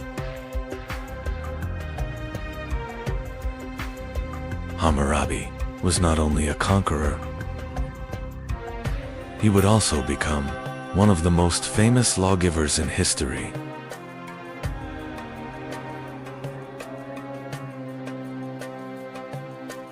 Hammurabi carved his laws onto a great stone pillar.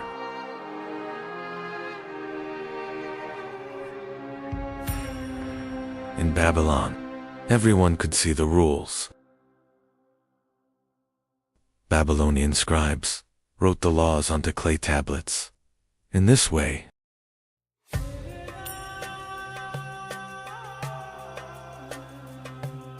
the rules could pass from generation to generation. Hammurabi's laws formed the foundation of justice in Babylon. People were now judged according to written rules. These laws were extremely strict. The most famous rule was simple: an eye for an eye. Babylon was not only a city of kings and armies. In its streets, thousands of people lived their daily lives.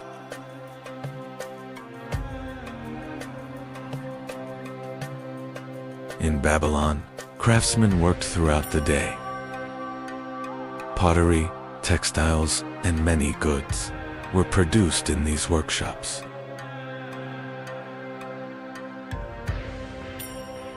The Euphrates River was like a great trade route for Babylon.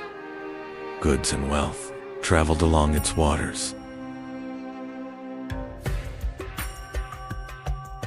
For the people of Babylon, the gods were of great importance.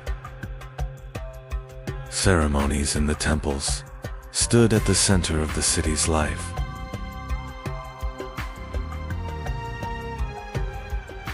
From the top of the great temples, Babylon looked like a vast city. Its streets were full of life. Babylonian priests carefully studied the night sky. The movement of the stars held great meaning for them. Babylonian scholars also made great progress in mathematics. Numbers and calculations were recorded on clay tablets.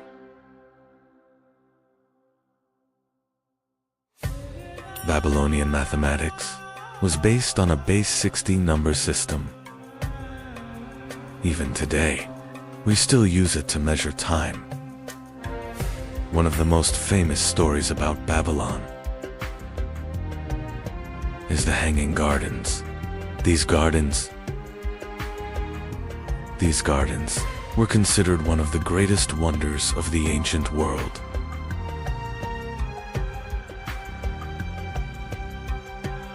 Keeping these gardens alive was not easy. Water was lifted from the Euphrates River and carried up to the terraces.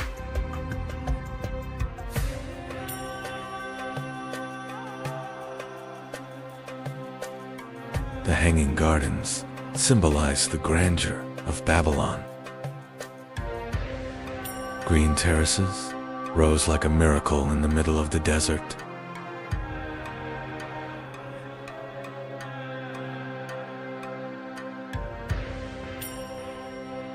At one time, Babylon was the most powerful city in Mesopotamia.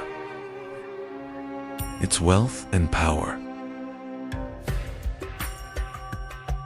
were known across distant lands.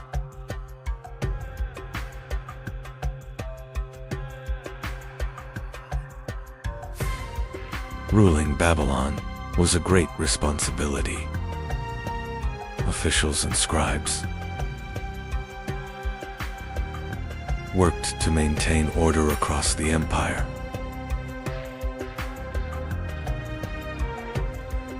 Envoys from distant kingdoms arrived at the palace of Babylon with gifts. These visits showed the city's power and influence. But over time, the power of Babylon began to fade. The empire was no longer as strong as before.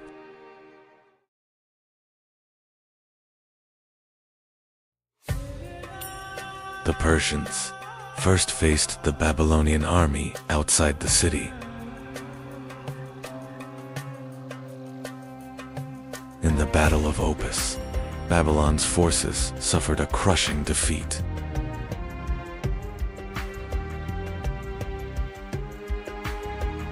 From the east, a new and powerful empire was rising. The Persians were moving toward Mesopotamia.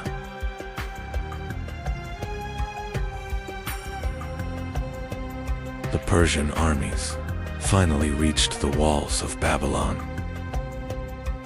one of the greatest cities in history.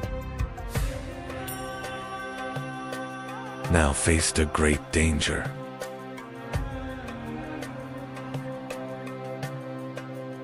In 539 BCE, the Persians entered Babylon.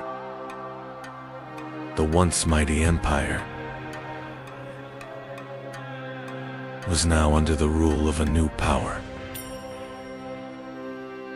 Babylon was now part of the Persian Empire. Yet the city had not completely lost its importance. Babylon was no longer the capital of a great empire. Yet the city continued as a center of trade and culture.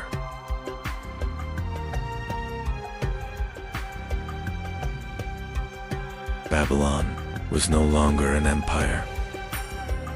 Yet the city continued to live as a center of trade and knowledge.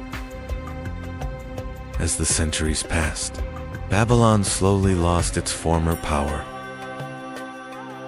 The once great city was beginning to fall silent. In time, people began to leave Babylon. The great city was slowly sinking into silence. As the centuries passed, Babylon slowly fell into silence. The once magnificent city remained only as ruins.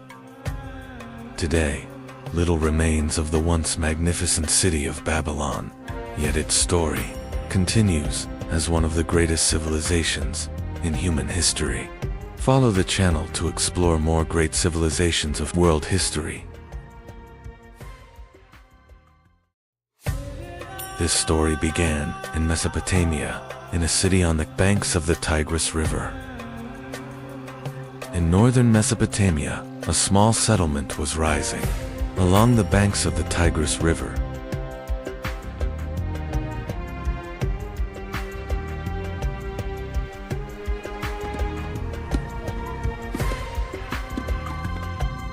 Over time, this settlement grew and became the city of Ashur, the heart of the Assyrian people.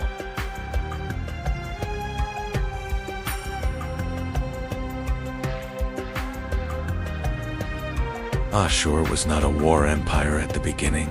It was a city of merchants and caravans. They brought tin and textiles from Mesopotamia. They would buy silver and gold from Anatolia. At first, the Assyrians were not a great empire. They were a people who grew powerful through trade.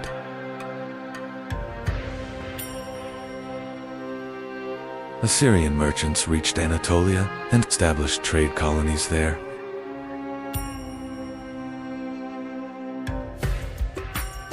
Through trade, Assyrian cities quickly became wealthy.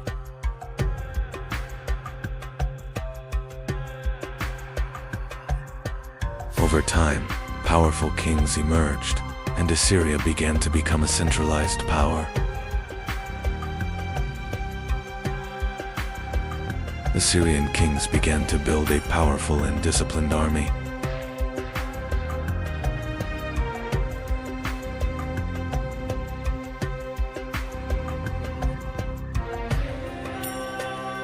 Discipline was everything. They regularly put the knowledge into practice.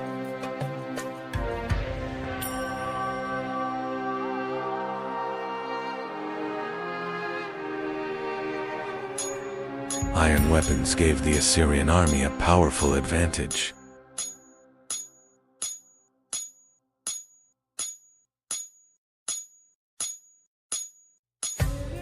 The Assyrians mastered ironworking and produced a wide variety of weapons for their army. The Assyrian army used many different types of weapons for various kinds of warfare.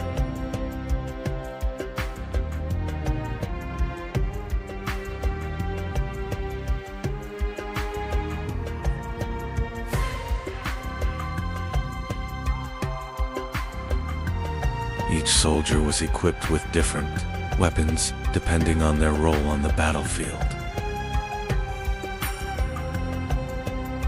Special weapons for special forces.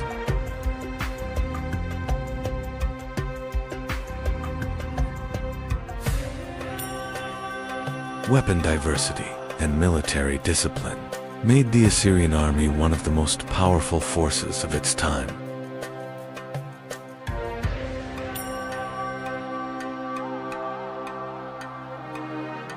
War chariots were one of the most powerful weapons of the Assyrian army.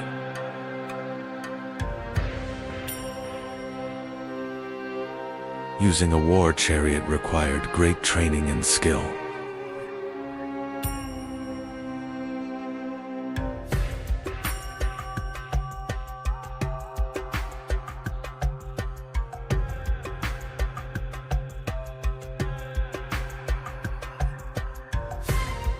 Success in a war chariot required perfect coordination between the driver and the warrior. They were working in difficult terrain.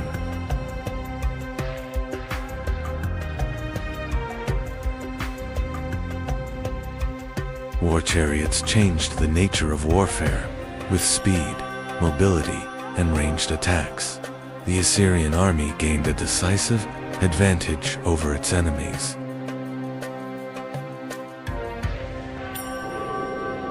The Assyrian army was disciplined and powerful.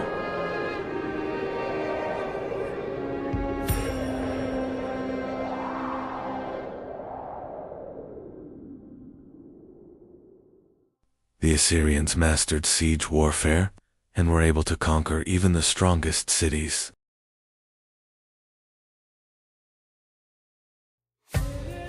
The Assyrians used massive siege machines to break through city gates.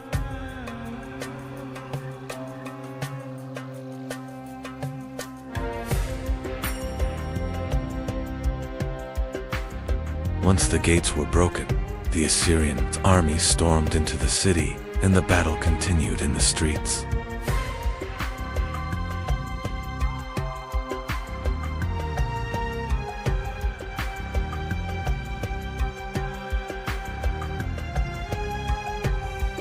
The Assyrian Empire soon took control of much of Mesopotamia.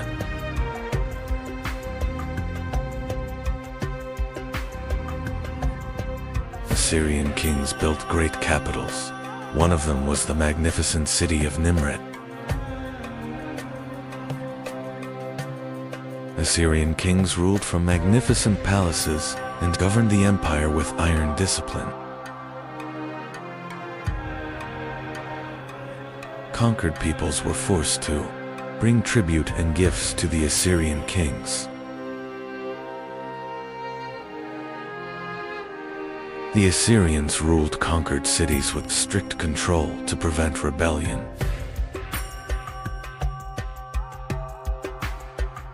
Assyrian kings recorded their victories through stone reliefs carved into palace walls. Eventually, Nineveh became the new capital of Assyria and grew into one of the largest cities in the world. Nineveh had become the largest and most magnificent city of the Assyrian Empire. Under King Ashurbanipal, the Assyrian Empire reached the height of its power.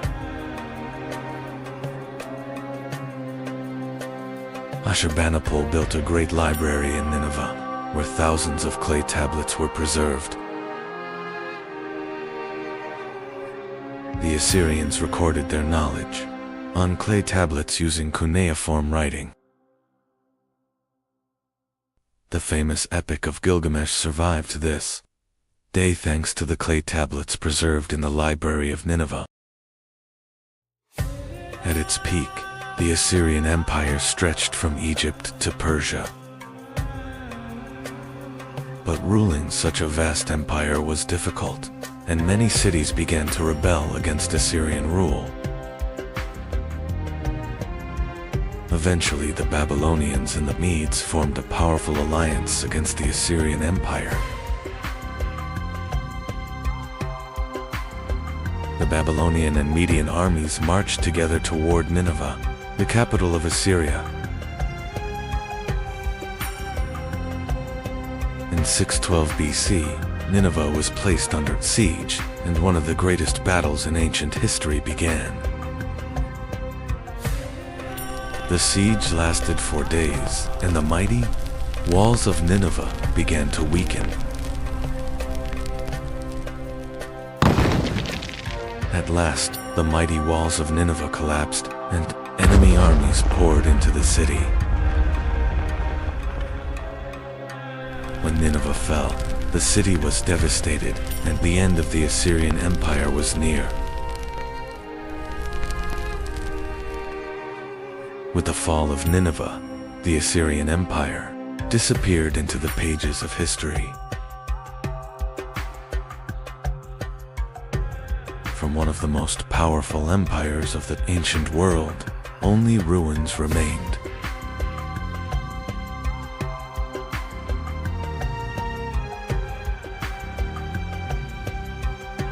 The Assyrians left a deep mark on history with their powerful armies and advanced warfare techniques.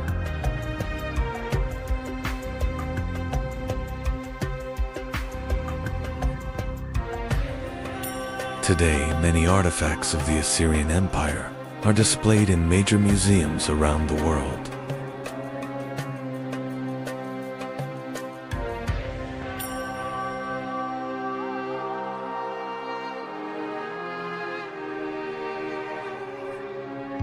Winged bull statues once guarded the entrances of Assyrian palaces.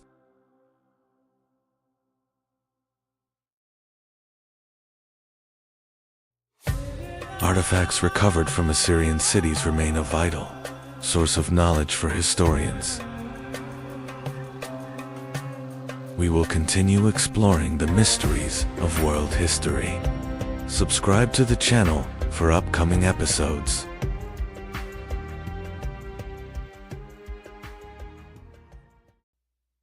Mesopotamia, the land where some of humanity's earliest civilizations were born. The rivers Euphrates and Tigris gave life to these fertile lands. For thousands of years, cities rose here and powerful kings ruled. And this region became the stage for the first great empires in human history. One of these cities was Babylon, rising along the Euphrates River. Over time, Babylon became one of the most powerful cities in Mesopotamia. Trade routes met here, and people gathered within its walls. For centuries, Babylon remained one of the most important centers of the region. But for a time, Babylon lived under the shadow of a far greater empire. This empire was the most feared power of the ancient Near East. Its armies were disciplined, and its warriors were ruthless. It was the Assyrian Empire ruling Mesopotamia with iron authority. The Assyrian Empire was one of the most powerful military states of the ancient world. Its armies were disciplined, and its soldiers highly experienced. With iron weapons and war chariots, they spread fear across their enemies. Through this power, much of Mesopotamia fell under Assyrian control. As the Assyrian armies advanced, many cities became their targets. Rebellious cities faced brutal and relentless sieges. Walls were shattered and entire cities burned in flames. These ruthless wars made Assyria a feared power across the region. Yet no empire remains powerful forever. Years of wars and rebellions began to weaken the Assyrian state. The empire was vast, but that vastness became a weakness. Controlling uprisings across such a huge land was becoming harder and harder. As the Assyrian Empire weakened, a new hope began to rise in Babylon. The leading figures of the city were watching this opportunity closely. For the first time, Assyria's power seemed truly shaken. And in Babylon, some were preparing to rise for freedom. In 626 BC, a new leader emerged in Babylon. His name was Nabopolassar, and he began a rebellion against Assyrian rule. This uprising was more than just a revolt. It was the beginning of a great change. Because the people of Babylon wanted to reclaim their own destiny. Nabopolassar quickly secured his power in Babylon. The rebellion against Assyria grew into a full movement for independence. Eventually, Nabopolassar was proclaimed king of Babylon. With this, a new era for Babylon had begun. Babylon was not alone in the war against Assyria. Another rising power stood in the east, the Medes. A powerful alliance was formed between the Median king and Babylon. This alliance would change the fate of the Assyrian Empire. The Babylonian and Median armies began to move together. Their goal was to destroy the power of the Assyrian Empire. The two great armies marched across the lands of Mesopotamia. Their targets were the great cities at the heart of Assyria. Eventually, the armies reached Nineveh, the capital of Assyria. This city was one of the greatest and most powerful centers of the empire. With its massive walls and strong defenses, it was expected to resist for a long time. But the Babylonian and Median armies surrounded the city. In 612 BC, the fate of Nineveh was sealed. After a long siege, the mighty walls of the city collapsed. The Babylonian and Median armies entered the city. And with that, the heart of the Assyrian Empire had fallen. Once one of the most powerful cities in the world, Nineveh now lay in ruins. Palaces had fallen, and statues were shattered. The glorious Assyrian capital was sinking into silence. And with it, the mighty Assyrian Empire began to fade into history. With the fall of the Assyrian Empire, the balance of power in Mesopotamia changed. At the center of this change stood Babylon. The city began to grow and regain its strength. A new and glorious era for Babylon was beginning. The man behind Babylon's rise was King Nabopolassar. He would be remembered as the ruler who freed the city from Assyrian control. Under his rule, the Neo-Babylonian Empire began to grow stronger. Babylon was becoming the new power of Mesopotamia. Beside Nabopolassar grew a young prince. He would become one of the most famous kings in Babylonian history. His name was Nebuchadnezzar, and he would transform Babylon into one of the most powerful cities of the ancient world. Nebuchadnezzar gained experience on the battlefield at a young age. He joined important campaigns at the head of Babylonian forces. His courage and military skill quickly drew attention. These experiences were preparing him to become a great king. In 605 BC, Nebuchadnezzar ascended the throne of Babylon. The new king quickly secured control over the empire. His rule would begin one of the most powerful periods in Babylon's history. During Nebuchadnezzar's reign, Babylon entered a massive reconstruction era. The city expanded with enormous walls, palaces, and temples. Babylon soon became one of the most magnificent cities of the ancient world. During Nebuchadnezzar's reign, Babylon grew into a powerful imperial center. The city became both a political and economic hub of the region.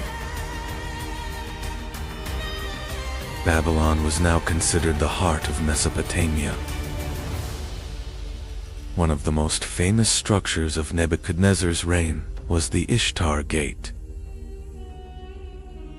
It was decorated with blue glazed bricks and reliefs. The gate symbolized the power and magnificence of Babylon. Babylon was not only a magnificent city, but also a powerful fortress.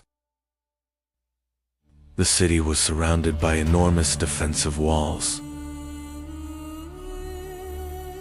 These walls protected Babylon from external threats. One of the most famous stories about Babylon is the Hanging Gardens. Ancient sources describe them as gardens built on massive terraces. They were said to be one of the most impressive wonders of the ancient world. Babylon was not only a powerful city but also a major center of trade. Caravans from distant lands gathered within its markets. Through trade, Babylon became a wealthy and vibrant city. Babylon was also an important center of knowledge and science. Significant work was done, especially in astronomy. Babylonian priests observed the sky and carefully recorded the stars. As the years passed, Nebuchadnezzar began to grow old. His reign had created Babylon's most powerful era. But with the death of the great king, the empire would enter a new chapter. After Nebuchadnezzar's death, stability in Babylon began to decline. Several short-lived kings took the throne, and palace conflicts increased. This gradually weakened the strength of the empire. Meanwhile, a new power was rising in the east. Cyrus the Great of Persia was building a rapidly expanding empire. Soon, Babylon became one of his main targets. In 539 BC, the Persian army reached Babylon. The city fell into Persian hands with little resistance. And with that, the Neo-Babylonian Empire came to an end. But this story does not end here. Follow and subscribe to see what comes next. In the east of the ancient world, on the Iranian plateau, lived a people. These people would later be known as the Persians. And one day, they would build one of the greatest empires in history. At first, the Persians were not a great empire. For many years they lived under the rule of the Median Empire. But in these lands, a new power was about to rise. Soon a powerful leader emerged in these lands. His name was Cyrus, later known as Cyrus the Great. His leadership would completely change the fate of the Persians. In 550 BC, Cyrus launched a great rebellion against the Median king. The Persian army faced the Median forces on the Iranian plateau. This war would mark the beginning of the Persian Empire. Cyrus' army defeated the Median forces and achieved a great victory. This triumph marked the moment of Persian independence. And thus, the Achaemenid Persian Empire was born. After his victory, Cyrus continued his conquests. He marched west toward the powerful kingdom of Lydia in Anatolia. This campaign would greatly expand the Persian Empire. Cyrus's army reached Sardis, the capital of Lydia. The city was protected by strong walls, but the Persians began a siege. In the end, Sardis fell, and the kingdom of Lydia became part of the Persian Empire. After conquering Lydia, Cyrus turned his attention eastward. His next target was Babylon, the greatest city of Mesopotamia. This campaign would shape the future of the Persian Empire. The Persian army marched toward the heart of Mesopotamia. Their target was Babylon, one of the greatest cities of the ancient world. For centuries, the city had been a powerful center of the region. In 539 BC, the Persian army reached Babylon. The city fell into Persian hands with little resistance. Mesopotamia now became part of the Persian Empire. Cyrus entered Babylon not just as a conqueror, but as a new ruler. He worked to maintain order in the city. This policy would define Persian rule. The conquest of Babylon greatly strengthened the Persian Empire. From Anatolia to Mesopotamia, vast lands were now under Persian control. The Persians had rapidly built a great empire. Cyrus's rule strengthened the foundations of the Persian Empire.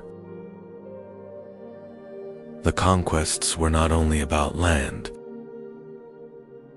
They were also about building a strong system of governance. Cyrus ruled the empire for many years. After his death, the throne passed to a new king. The Persian Empire would continue to expand. Cambyses II, who took the throne, began new conquests. His target was Egypt, one of the strongest kingdoms of Africa. the Persian army marched south. In 525 BC, the Persian army conquered Egypt. This victory expanded the empire into Africa. The Persian Empire now stretched across 3 continents. One of the most important kings of Persia was Darius. His rule made the empire even stronger. Darius introduced major reforms. Darius launched massive construction projects. The city of Persepolis was built during this period. It became a symbol of Persian power. The Persians built a vast network of roads. The royal road connected distant regions of the empire. These routes improved trade and communication. At its greatest extent, the Persian Empire had become a vast power. Its lands stretched from India to Egypt. One of the first true super-empires of the ancient world had emerged. The Persians influenced the world not only through war, but also through trade.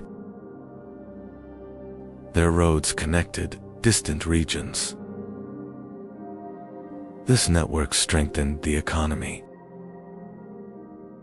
The Persian Empire included many different peoples. These cultures continued living under Persian rule. This system helped the empire remain stable for a long time. One of the most famous Persian military units was the Immortals. This elite force always consisted of 10,000 soldiers. They were known as the strongest army of the empire. But in the west, the Persian Empire would face a new power. Greek city-states were rising along the Aegean coast. This encounter would lead to some of history's most famous battles.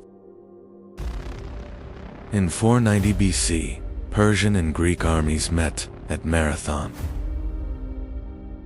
It was one of the first major battles of the Greco-Persian Wars.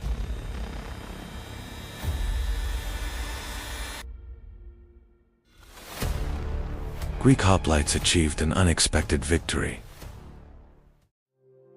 Years later, King Xerxes launched a massive campaign. A huge Persian army marched toward Greece. This would become one of the greatest military expeditions of the ancient world. King Xerxes sent messengers to the Greek cities. The envoys arrived in Sparta, demanding submission. But the Spartans would not accept this threat. Preparations for war began in Sparta. King Leonidas gathered his warriors. The Spartans were ready to face the Persian army. The Persian Empire was advancing toward the Greek lands. When the news reached Sparta, preparations for war began. Spartan warriors started gathering in the city courtyard. Soon, King Leonidas arrived in the courtyard.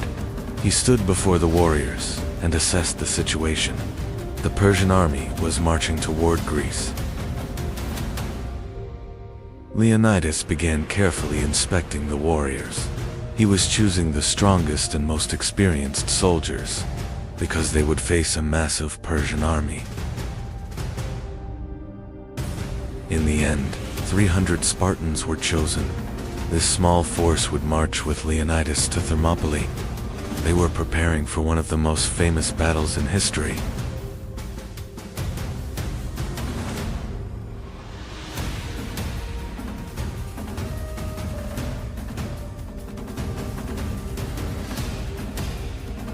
Leonidas and the 300 Spartans left Sparta. They marched to defend the lands of Greece. Their destination was the pass of Thermopylae. the Spartans arrived at the pass of Thermopylae. This narrow pass limited the movement of large armies. Leonidas chose it as the perfect place for defense. Soon the Persian army appeared on the horizon. Xerxes commanded a massive force, but the Spartans had no intention of retreating. At the pass of Thermopylae, Spartan warriors tried to stop the Persian army. King Leonidas and 300 Spartans resisted bravely.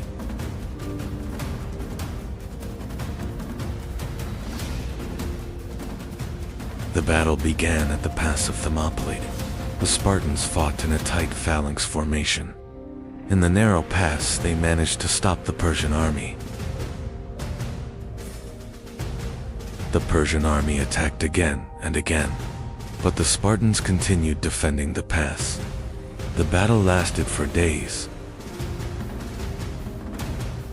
Eventually, the Persians found a way around the pass. The Spartans were surrounded. Leonidas and his warriors chose to fight until the end. In the end, the Spartans were completely surrounded. King Leonidas and his warriors refused to retreat. They fought until the end and fell at Thermopylae. This moment became one of the most famous battle stories in history. The Persian navy met the Greek fleet at Salamis. In the narrow sea, the battle became a major defeat for Persia.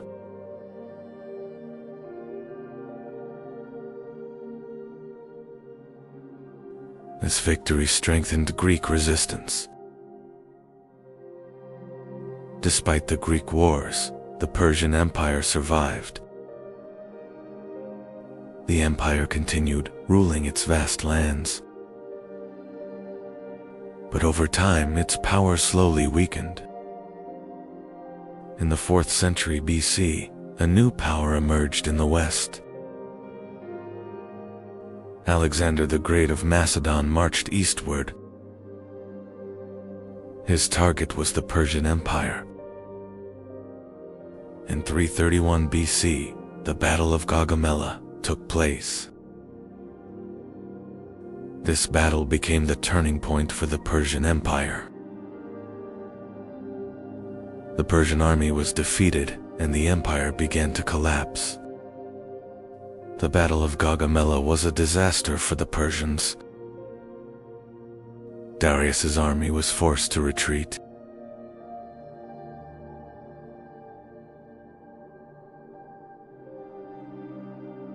Alexander continued advancing deeper into the east. Soon Alexander reached the city of Babylon. The city surrendered without another major battle. One of the great cities of the Persian Empire was lost. King Darius III fled eastward. He tried to gather a new army to save the empire. But Persian power was collapsing rapidly. Alexander marched toward the heart of Persia. His army followed the royal road. The core of the Persian Empire was now in danger.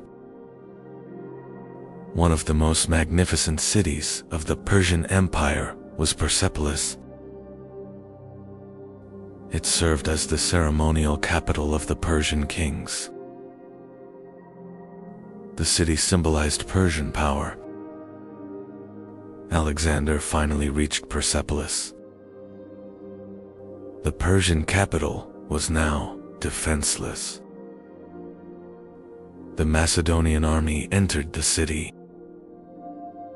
The palaces of Persepolis were filled with immense wealth. Alexander seized the Persian treasures stored there. This victory increased his power even further. Soon the palaces of Persepolis were set on fire. Much of the city burned in flames. This moment symbolized the end of the Persian Empire. one of the greatest empires in the world had fallen. The throne of the Persian kings now stood empty. The balance of power in the ancient world had changed. Alexander now ruled a vast empire. The lands of Persia were under his control. But history would not end here. The Persian Empire would be remembered as one of history's greatest states. Its lands stretched across 3 continents. This scale made it a superpower of the ancient world. The story of history's greatest battles does not end here. Follow and subscribe to see what comes next. Around 800 BCE, a new civilization was rising across the Aegean world. Ancient Greece was born along the shores of the Aegean Sea. This land was filled with hundreds of islands and rugged mountains.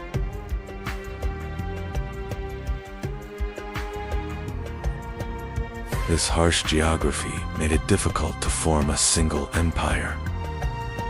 Instead, independent city-states began to rise.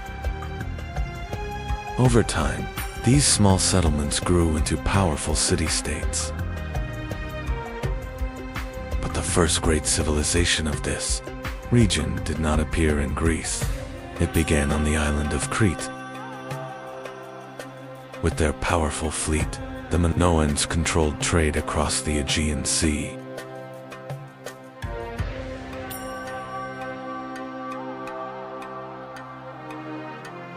Around 1600 BCE, a massive disaster struck.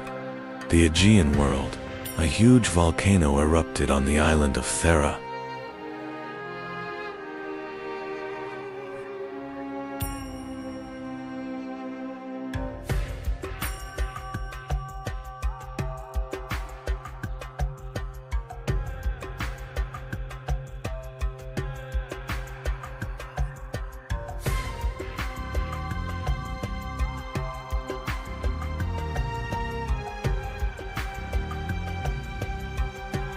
The eruption did not only destroy Thera.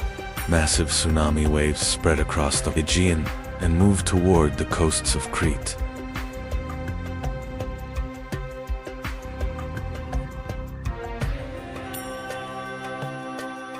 Ash and smoke darkened the sky. The sea rose, and many ports and settlements across the Aegean were heavily damaged.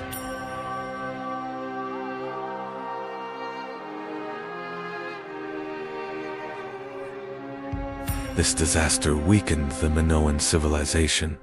Trade networks collapsed, and the balance of power in the Aegean began to change.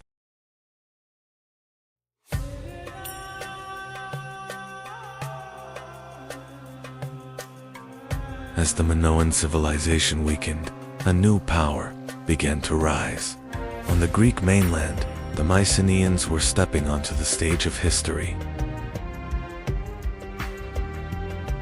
The Mycenaean civilization was known for its powerful and warrior culture. A new military power was rising on the Greek mainland.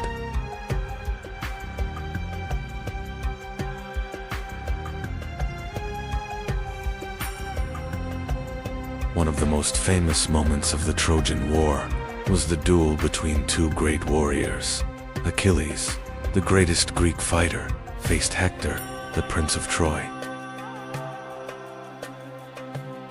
Achilles was one of the most famous warriors of the Greek army. His courage and unmatched fighting skills turned him into a legendary hero.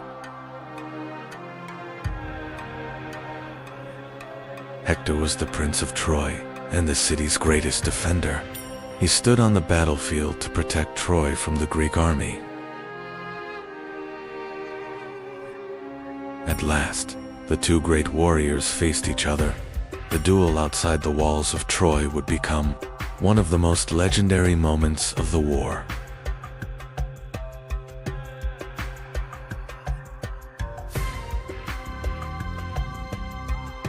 After a fierce battle, Achilles gained the upper hand. Hector, the greatest defender of Troy, had fallen on the battlefield.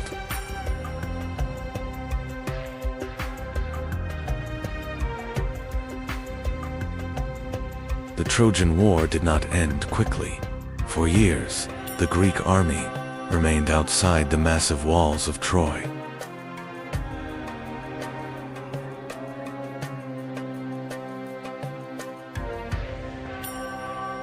But the powerful walls of Troy could not be breached. As the war dragged on, both sides suffered heavy losses.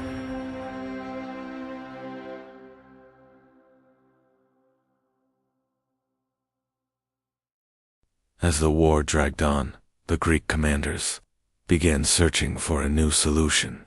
Taking the city by force no longer seemed possible.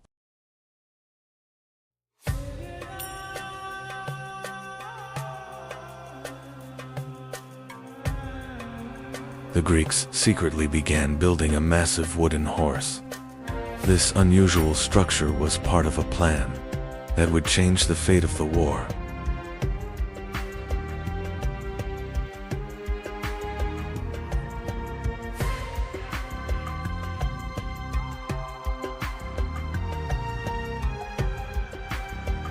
After years of war, the Greeks came up with a different plan. They built a massive wooden horse and left it outside the gates of Troy.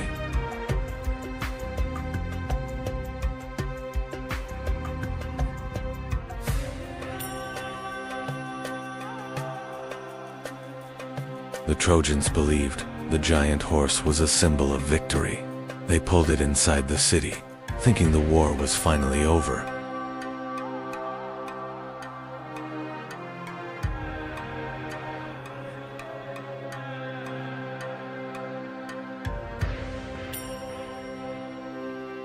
When night fell, the plan was revealed.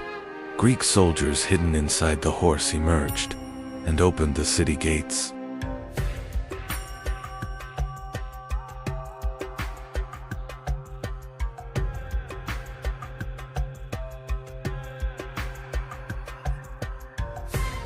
Once the gates were opened, the Greek army entered the city. The final night of Troy had begun.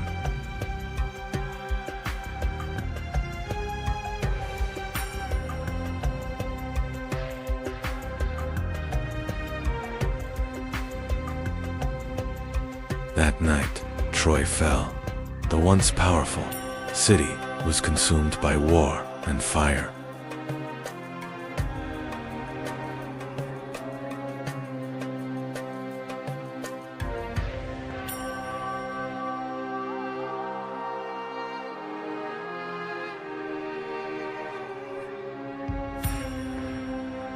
After the Trojan War, the Mycenaean world slowly began to weaken. Many cities were abandoned and the old order started to collapse.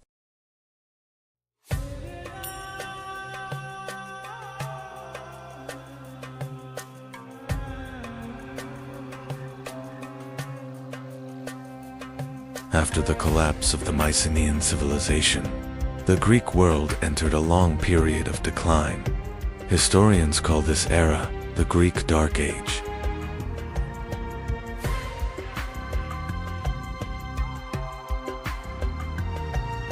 After the Dark Age, the Greek world slowly began to recover. Small but independent city-states appeared. These cities were known as polis.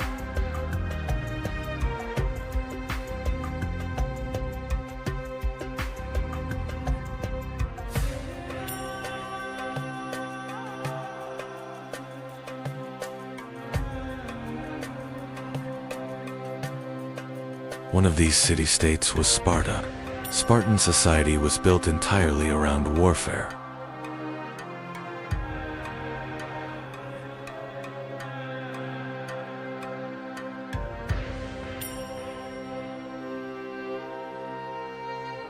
In Sparta, boys were taken from their families at a very young age.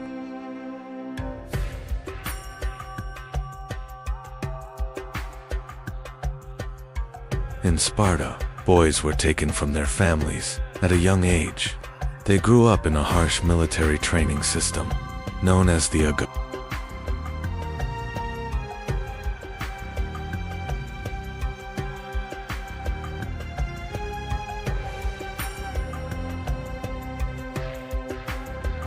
This harsh training turned Spartan soldiers into extremely disciplined warriors.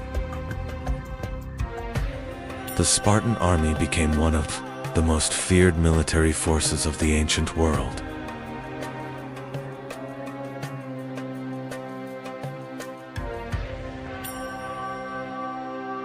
But not all Greek cities were like Sparta. Athens followed a very different path. In Athens, politics, philosophy, and art began to flourish. The city soon became the cultural center of the Greek world.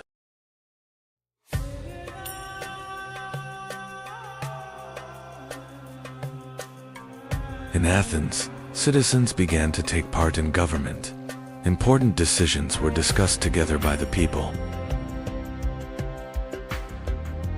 Over time, this system became one of the earliest examples of democracy in history.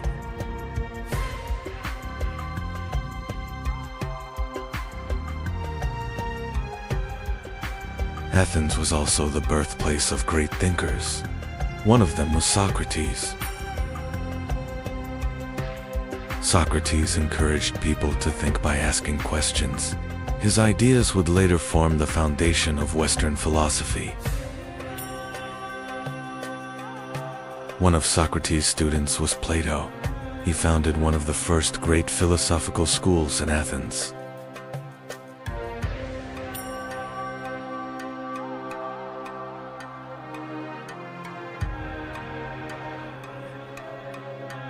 One of Plato's students was Aristotle. He was interested not only in philosophy, but also in science. Through his studies of nature, logic, and knowledge, Aristotle became one of the most influential thinkers of the ancient world.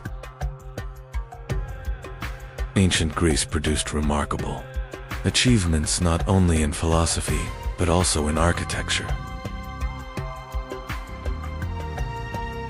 The Parthenon in Athens became one of the most magnificent structures of this civilization. Theater and the arts also flourished in ancient Greece. These works helped spread Greek culture across the Mediterranean world. Sports also played an important role in the Greek world. The Olympic Games and Olympia brought Greek city-states together. Ancient Greece left a profound legacy in human history. Its legacy still lives on in the foundations of the modern world. But one of the most mysterious stories from the Greek world was about a lost city. This story first appeared in the writings of the Greek philosopher Plato. Plato wrote that the name of this city was Atlantis. And this city was once one of the most powerful civilizations on Earth. For thousands of years, a story has been told. The story of a great civilization lost in the middle of the ocean, a place that once symbolized power and wealth. Its name was Atlantis.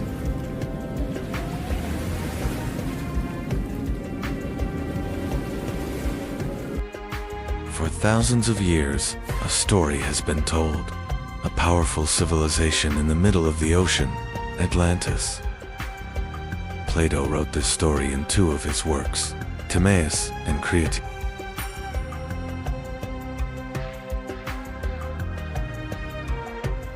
According to legend, Atlantis was one of the most powerful and wealthy civilizations in the world. But one day, the great city vanished. Earthquakes and massive waves swallowed Atlantis into the depths of the ocean. The story of Atlantis first appeared in the writings of the Greek philosopher Plato.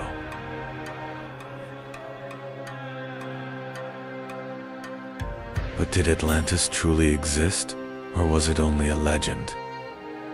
Atlantis was not just a city, but a vast empire. According to Plato, the founder of Atlantis was the sea god Poseidon. Poseidon began to rule a great island in the middle of the ocean. Poseidon had 10 sons and divided the island into 10 kingdoms. The eldest son was named Atlas, and the island was named after him. For centuries, Atlantis thrived as a powerful and wealthy civilization. But one day dark clouds gathered on the horizon, and a massive storm rising over the Atlantic began moving toward the island. Atlantis was not only a powerful city, it was also a great center of trade. Ships moving through the inner canals carried goods from distant lands into the heart of the city.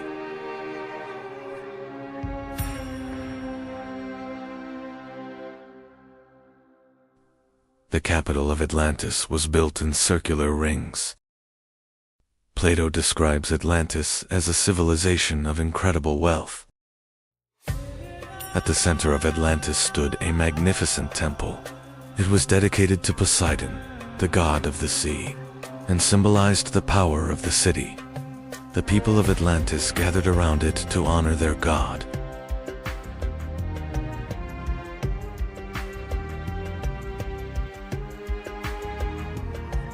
Atlantis was not only a powerful city, but also the center of a great kingdom.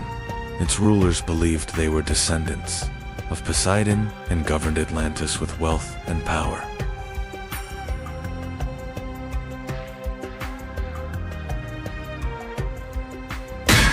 The island contained a precious metal called orichalcum.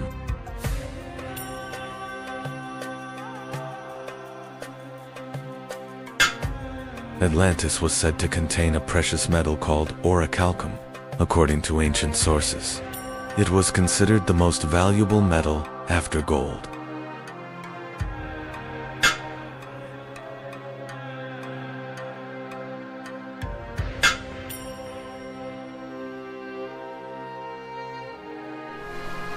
But the power of Atlantis did not last forever. According to ancient accounts, great earthquakes and disasters began one day. The sea rose, and the mighty city was swallowed by the ocean.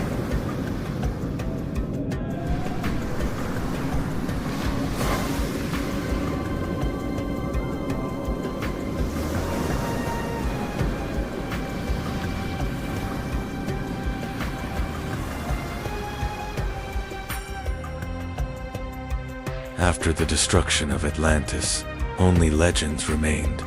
For centuries, people have wondered whether this lost city truly existed.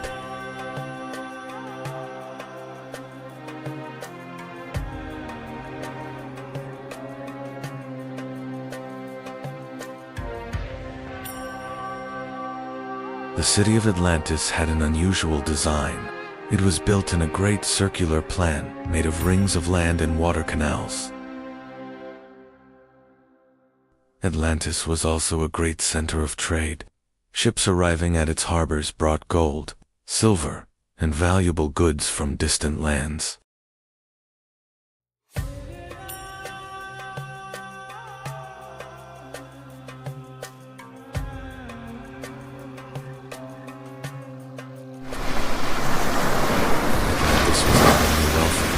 It also possessed a powerful navy.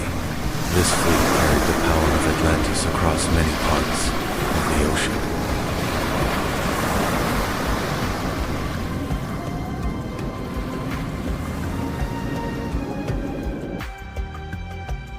Over time, Atlantis became more than just an island.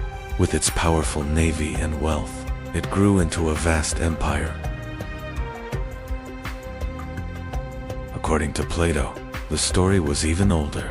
The first person to hear it was the Athenian lawgiver.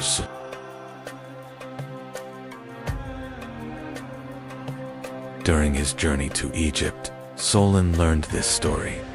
Egyptian priests told him about a powerful civilization that existed in ancient times.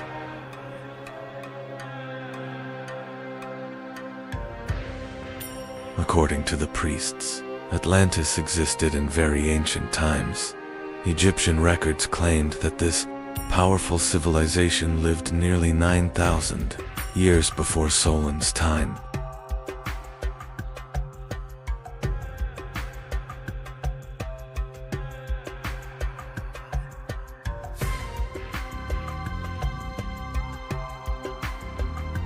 The priests told Solon that Atlantis was located beyond the Pillars of Hercules. In the ancient world, this place is known today as the Strait of Gibraltar. According to Plato, Atlantis was a vast island. Its fertile lands, mountains, and wide plains allowed a powerful civilization to rise there.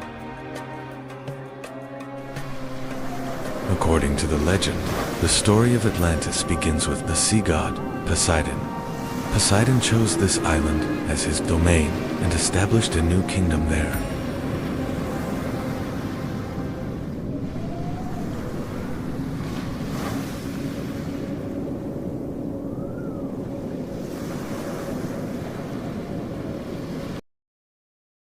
Poseidon fell in love with a mortal woman named Cleito, who lived on the island. According to the legend, the kings of Atlantis were born from this union.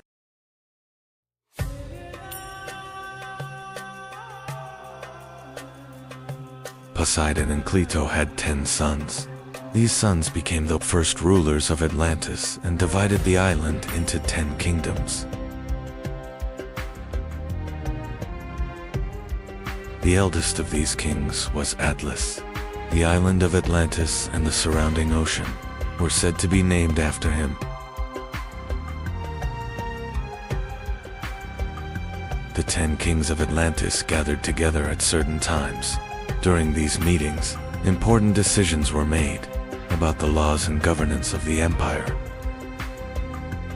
Atlantis was not only a powerful empire, it also possessed fertile lands. Vast plains were used for agriculture, providing great wealth for the people of the city. In Atlantis, the canals were not used only for defense.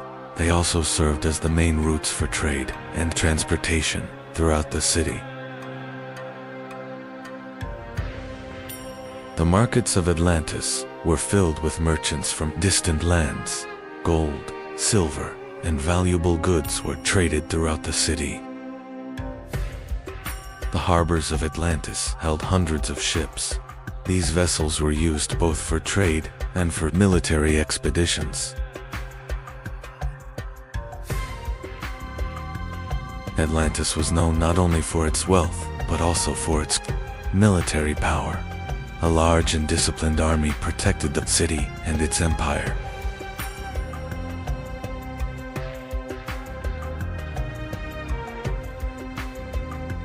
According to Plato's account, Atlantis possessed a very precious metal called orichalcum, which was considered the most valuable metal after gold.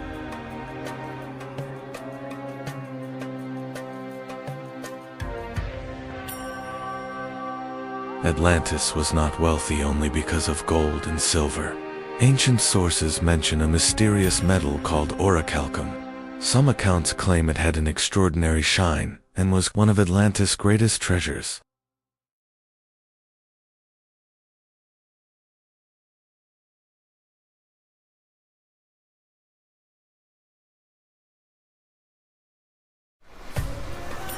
Over time, Atlantis became more than a wealthy civilization. As its power grew, it began to dominate the lands around it. Atlantis was becoming a vast empire.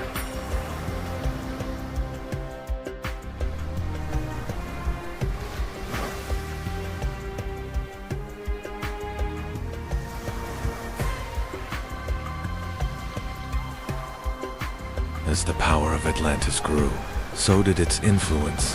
Over time, the empire expanded beyond its island and began to dominate many other lands.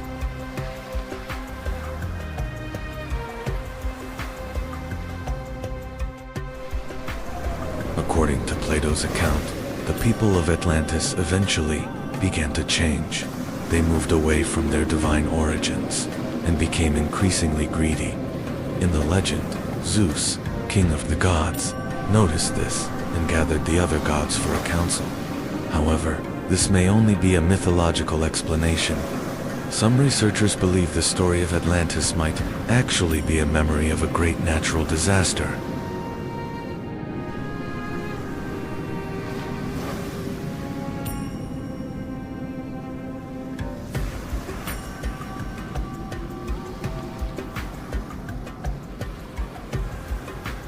Some researchers believe the story of Atlantis may be connected to a massive natural disaster.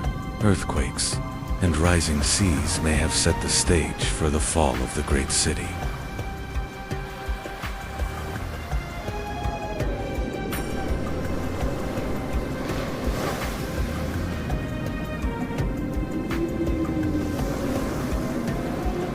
When the disaster began, the people of Atlantis did not understand what was happening. Earthquakes shook the city while the waters in the canals began to surge.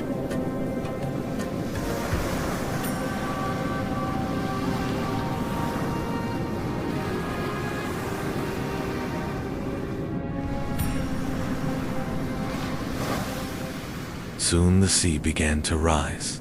As the canals overflowed, parts of Atlantis started to sink beneath the water.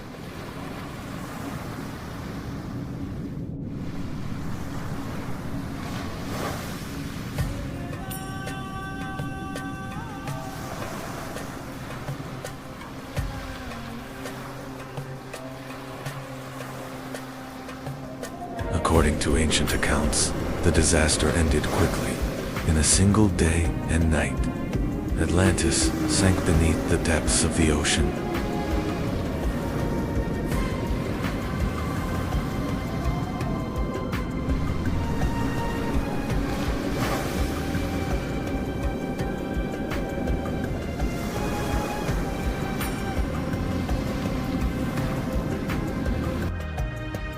After the destruction of Atlantis, only legends remained.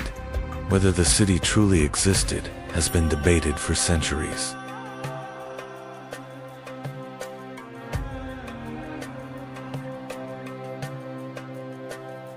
After the fall of Atlantis, its story continued to be told for centuries. Even medieval maps sometimes showed mysterious islands in the middle of the ocean.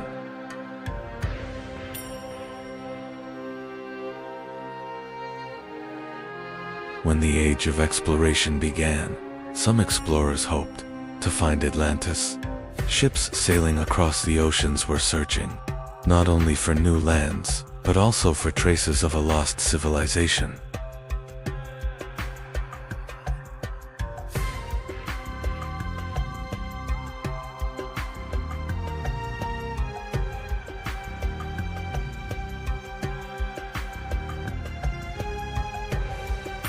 Even today, the search for Atlantis has not completely ended.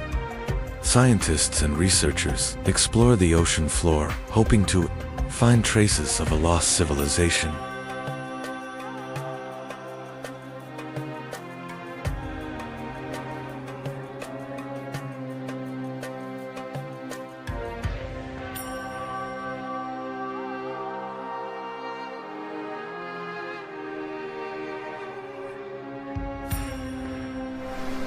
Some researchers believe the Atlantis legend may be a memory of a real disaster. One of the strongest theories links the story to the massive volcanic eruption on the island of Santorini in the Aegean Sea.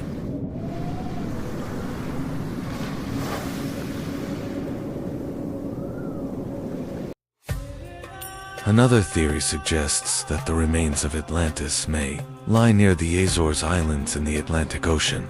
Some researchers believe this region could be the remnants of an ancient land that once existed above the sea.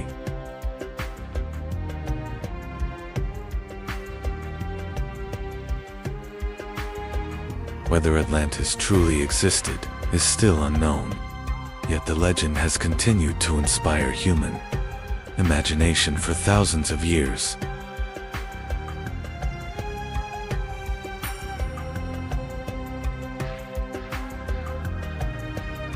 perhaps Atlantis truly existed, or perhaps it was only a legend. But deep beneath the ocean lies a question that remains unanswered. Did Atlantis ever truly exist?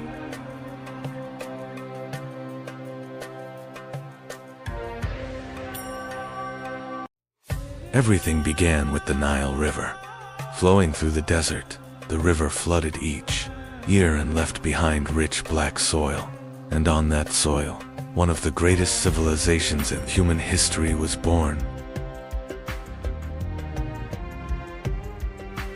Every year the Nile flooded its banks.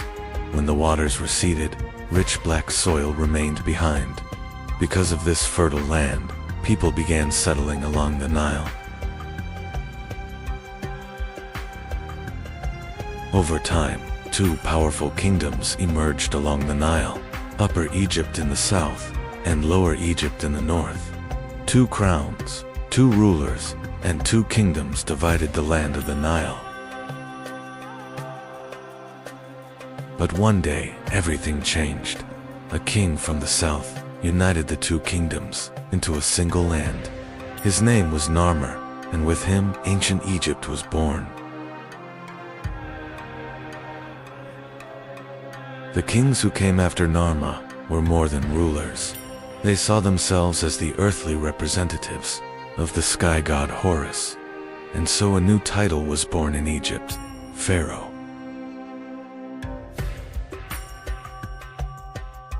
The pharaoh was the most powerful ruler of Egypt, but he needed trusted officials to govern the kingdom. The most powerful of them was the vizier. The true power of Egypt came from the Nile River. Each year its floods made the land fertile. Thanks to this, Egyptian farmers built a thriving civilization. Large cities emerged along the Nile River. Cities such as Memphis and Thebes became centers of Egyptian life. Trade, craftsmanship, and daily life flourished within them. Markets in Egyptian cities were always busy. Merchants sold fruits, fabrics, and pottery goods. Trade was an important part of everyday life. In ancient Egypt, artisans worked with great skill. Statues, jewelry, and pottery were shaped by their hands. These craftsmen reflected the art and beauty of Egyptian culture. Writing was a great power in ancient Egypt. Scribes recorded information by writing hieroglyphs on papyrus. History, laws, and stories survived through these writings.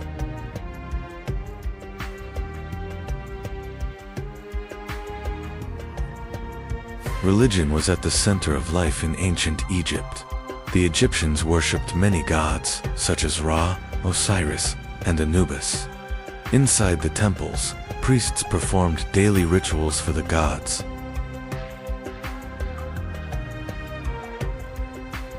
The Egyptians built massive temples for their gods. These sacred structures were not only places of worship, but also religious and cultural centers. Priests performed rituals here in the name of the gods. Ancient Egypt possessed a powerful army. Soldiers fought with spears and shields, while chariots became the fastest and strongest weapon on the battlefield. This army protected Egypt's power and its borders.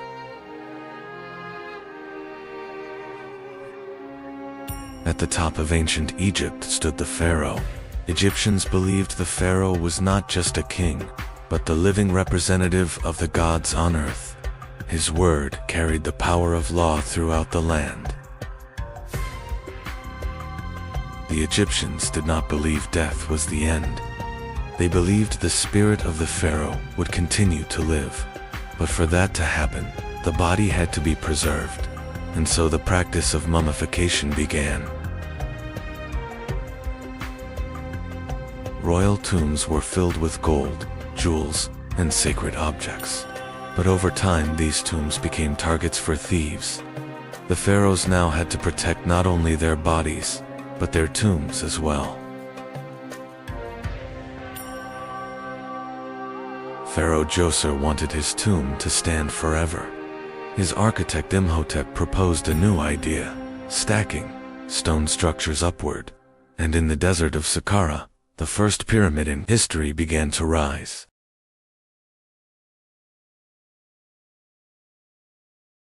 After the first pyramid, pharaohs began demanding even larger structures. Pharaoh Sneferu ordered the construction of a massive pyramid, but as it rose, the angle had to be changed, giving the structure its unusual shape. Today, it is known as the bent pyramid. Pharaoh Khufu decided to build the largest pyramid in history. On the Giza plateau, millions of stone blocks were moved, as construction continued for years.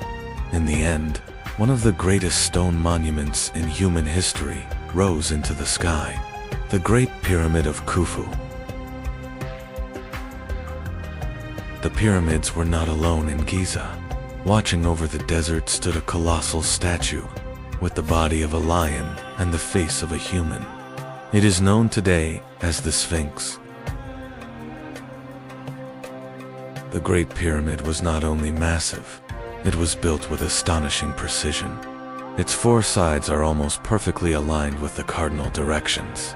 Even today, it remains one of the greatest engineering mysteries of the ancient world. Inside the pyramids were complex passages and hidden chambers. Narrow corridors led deep into the burial chamber of the pharaoh. There, the sarcophagus and objects meant for the afterlife were placed.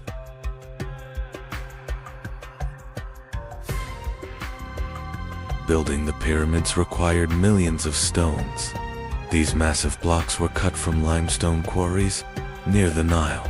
Workers used copper tools to break the rock and prepare stones, weighing several tons.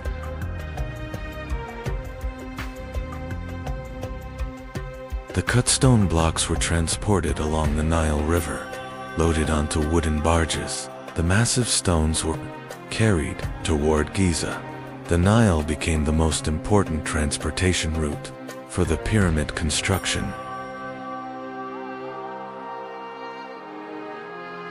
Once the stones reached Giza, they were dragged across the desert on wooden sledges. Hundreds of workers pulled the massive blocks with thick ropes. Water was poured onto the sand to reduce friction and help the stones move more easily. As the pyramid grew taller, moving the stones became increasingly difficult. To solve this, architects built massive ramps around the structure. Workers pulled the blocks up these ramps to reach the higher levels of the pyramid.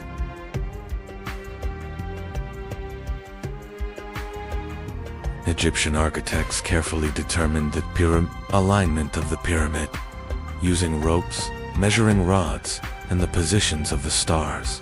They aligned the structure with the cardinal directions. This is why the pyramids achieved an almost perfect symmetry. Thousands of workers who built the pyramids lived in villages near Giza. These settlements contained bakeries, workshops, and resting areas. The pyramid construction had become one of the largest organized projects in ancient Egypt. After years of work, the pyramid slowly began to take its final shape.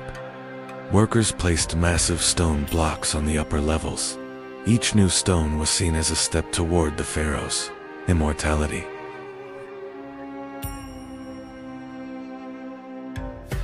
Today the pyramids appear rough and weathered, but when they were first built, their surfaces were covered with smooth, white limestone casing stones. Under the desert sun, the pyramids shone like enormous towers of light. When the pyramid was completed, a special capstone was placed at the top. Many historians believe it was covered in gold. Shining in the sunlight, it symbolized the pharaoh's ascent toward the gods.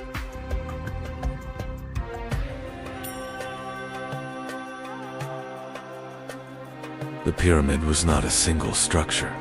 Around it stood temples, ceremonial courtyards, and long stone causeways leading to the pyramid. These places were used for royal funerals and sacred rituals. Years later, the life of the pharaoh came to an end. Priests and royal attendants began preparing for the great funeral ceremony. For the Egyptians, death was not the end, but the beginning of the journey to the world of the gods.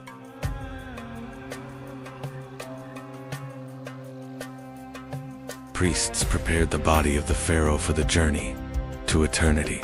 The organs were removed, the body was dried, and then wrapped in linen bandages.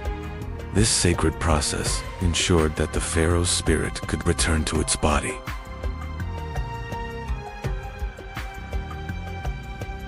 The pharaoh's organs were placed inside special containers.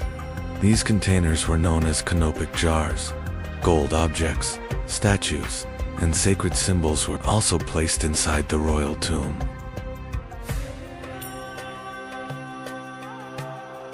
The mummified body of the pharaoh was carried toward the pyramid in a grand funeral procession.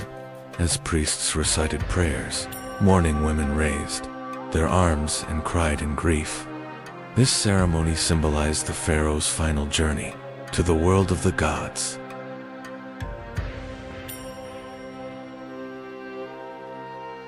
Priests prepared the burial chamber of the pharaoh. Golden treasures, statues, food offerings, and sacred symbols were placed inside the tomb. The Egyptians believed the pharaoh would continue his life in the afterlife. The pharaoh's sarcophagus was placed inside the burial chamber. Priests recited their final prayers and completed the sacred rituals. With this moment, the pharaoh's journey into eternity began.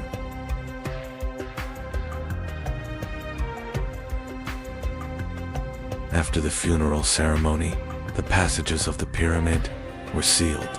Massive stone blocks were slid into the corridors to close the tomb. From that moment on, the pharaoh's resting place was meant to remain protected forever.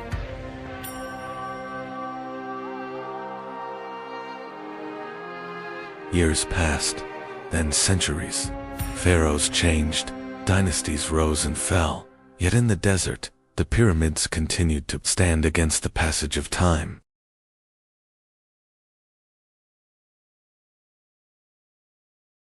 Centuries later, the pyramids had become relics of an ancient world.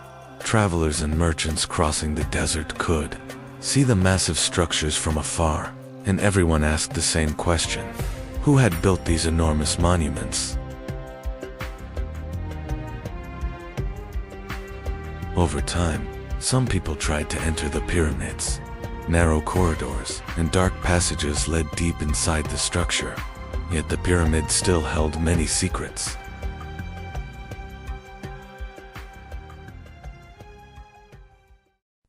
Inside the pyramid there were not only corridors. Some passages were blocked by massive stone blocks. These hidden structures were designed to protect the pharaoh's tomb.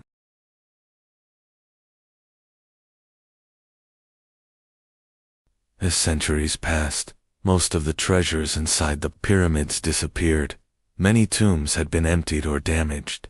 What remained were empty stone chambers and the traces of a lost civilization.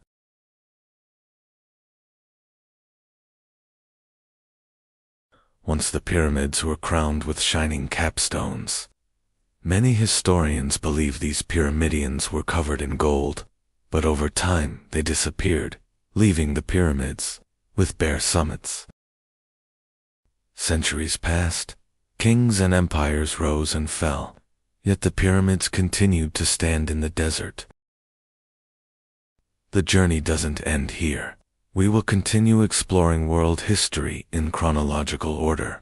Follow the channel and visit us to continue the adventure. For over 4,500 years they have stood in the desert. Massive stone mountains built by the will of pharaohs. But who were the rulers powerful enough to command the construction of the pyramids? To answer that question, we must go back to the very beginning of pyramid building. Before the pyramids, pharaohs were buried in flat stone tombs. In ancient Egypt, pharaohs were not just rulers, they were believed to be the earthly representatives of the gods. During Egypt's third dynasty, this idea took a new direction. Pharaoh Djoser ordered the construction of a tomb unlike anything built before.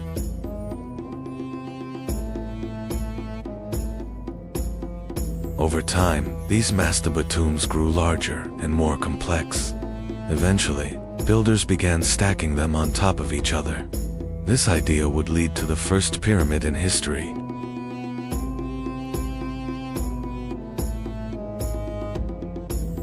Built for Pharaoh Djoser, the Step Pyramid became the first massive stone monument in history. The mind behind this monumental structure was the pharaoh's architect Imhotep's idea was simple, yet revolutionary. Raise the tomb toward the sky.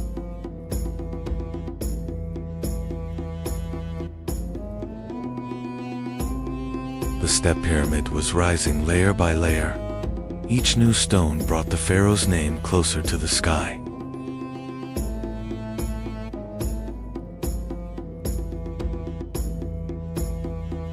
It is considered the first massive stone monument in human history.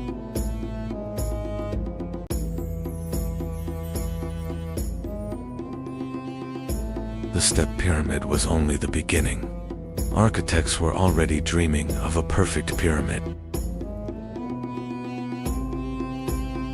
The new pharaoh Sneferu dreamed even bigger. Now the goal was a perfect pyramid.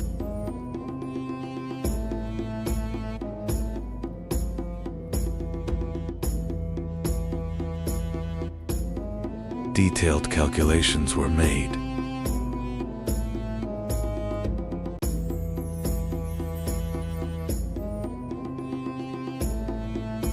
Sneferu finally found the perfect form. The first true pyramid rose from the desert.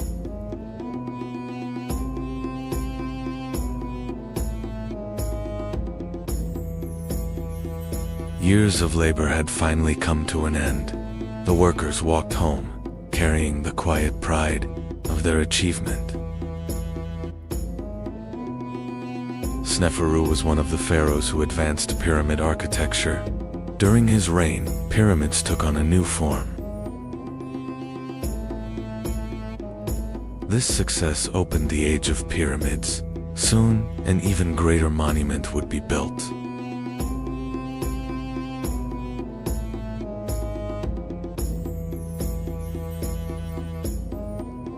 After Sneferu's success, a new pharaoh emerged. Khufu decided to build the greatest pyramid in history. When Pharaoh Khufu came to power during the 4th dynasty, he sought to surpass the achievements of the rulers before him. His goal was to construct a monument greater than anything Egypt had ever seen. The structure rising there would become more than just a tomb. It would stand as a symbol of the pharaoh's power and Egypt's engineering mastery.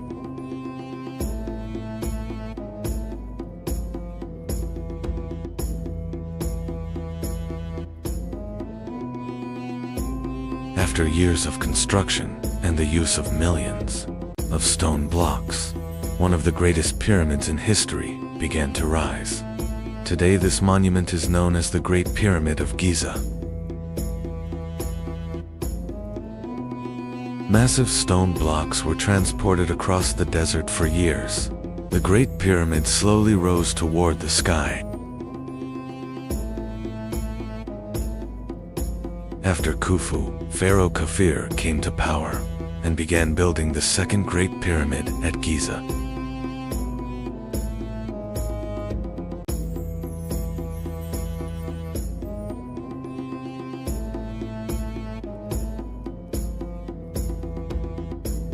After the death of Khufu, the throne of Egypt passed to his son Khafre.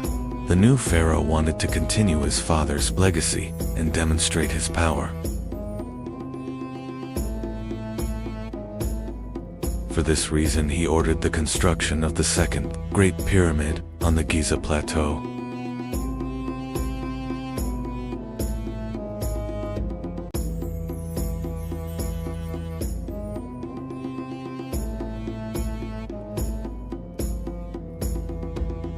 Although slightly smaller than Khufu's pyramid, it was built on higher ground and appears almost equal in size from a distance.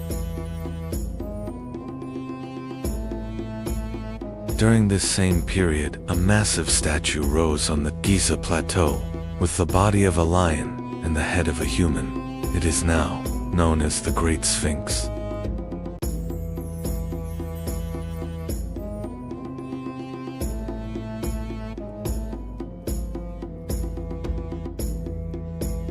During the reign of Khafre, the Giza Plateau was more than just a field of pyramids.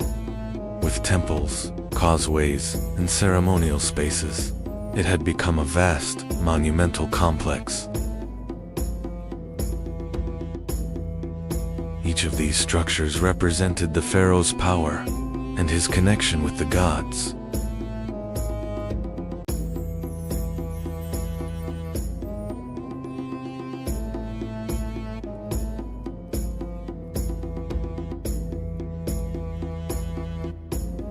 The pyramids were not only tombs, but also sacred monuments symbolizing the eternal life of the pharaoh.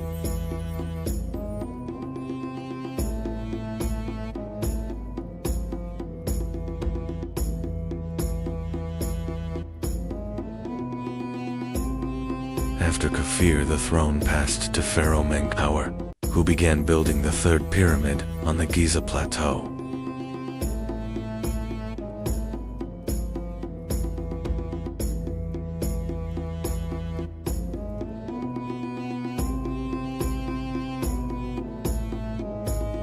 Although smaller than the others, it became an essential part of the Giza complex.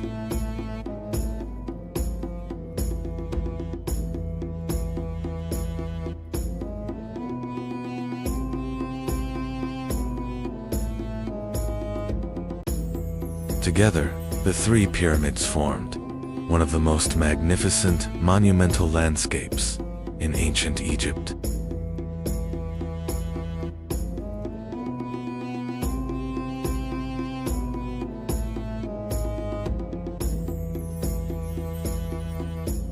These structures became one of the greatest engineering achievements of the ancient world.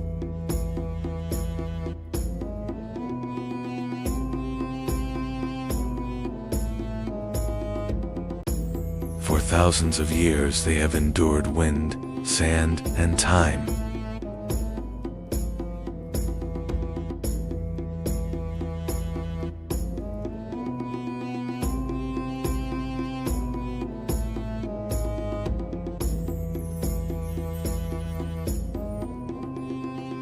Today the pyramids of Giza still stand.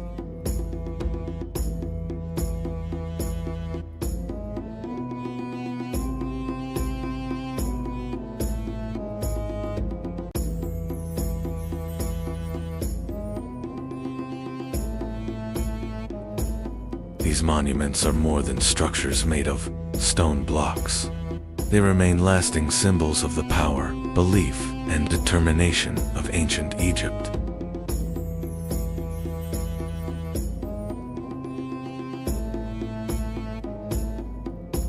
The Great Pyramid of Giza is considered one of the 7 wonders of the ancient world.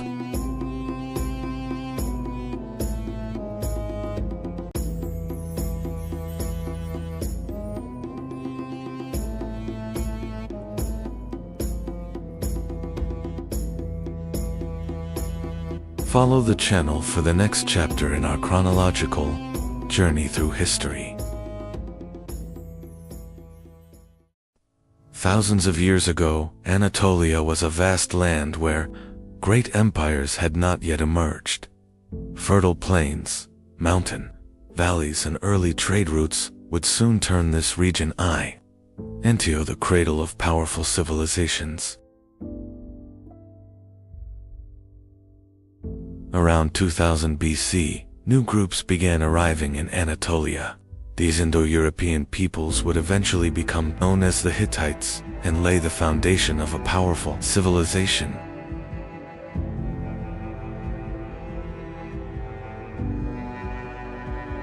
Before the Hittites, Anatolia was home to peoples such as the Hessians, Hurrians, and Luwians. Interaction with these cultures created a unique and complex civilization.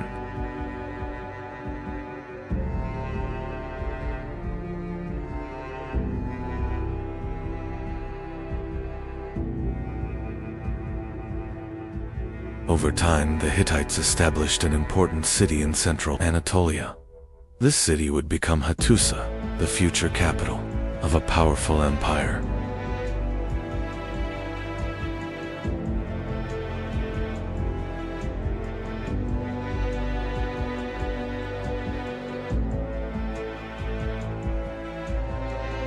In the 17th century BC, King Hattusili I rose to power.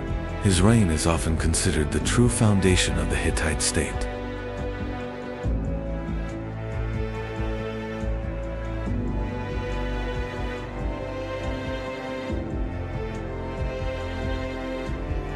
During the reign of Hattusili, the Hittite army conquered many cities across Anatolia.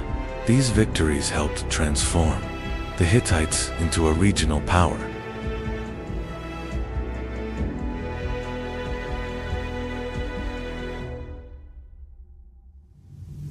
Under King Mursili I, the Hittite army marched deep into Mesopotamia, launching one of the most surprising campaigns of the ancient world.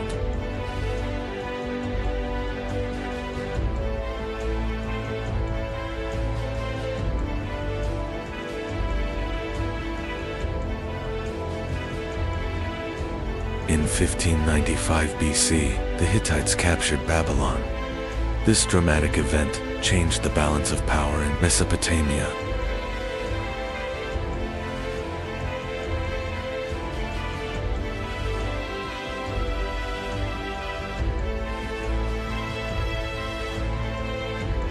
After the Babylon campaign, the Hittite kingdom entered a period of instability, marked by palace intrigues and power struggles.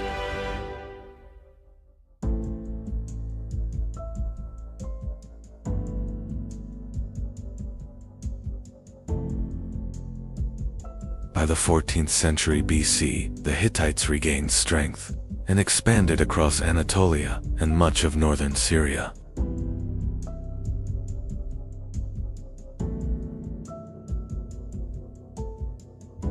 The Hittite capital Hattusa grew into a powerful city, surrounded by massive defensive walls. It became not only the capital, but also the political and military center of the empire.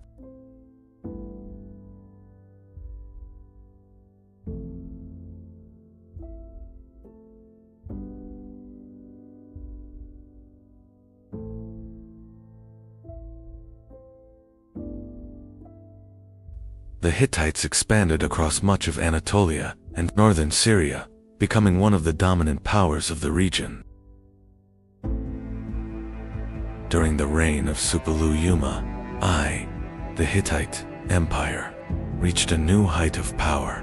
He is considered one of the greatest rulers in Hittite history. Under the leadership of Suppiluliuma, the Hittite armies began advancing beyond Anatolia. Many cities in Syria came under Hittite control. These conquests turned the Hittite Empire into one of the most powerful states of the ancient Near East.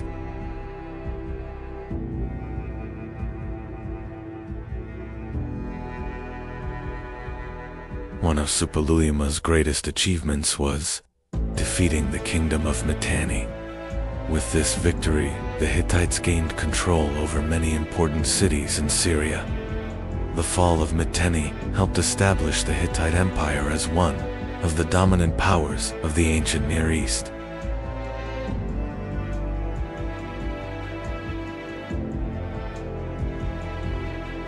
One of the greatest strengths of the Hittite army was the poor chariot.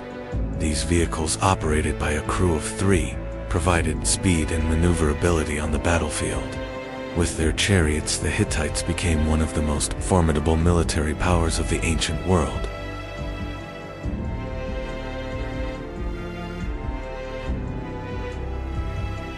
The Hittite Empire grew not only through military power, but also through trade networks. Trade routes connecting Anatolia, Mesopotamia, and Syria were under Hittite control. Through these routes, copper, silver, textiles, and valuable goods were transported, strengthening the empire's economy.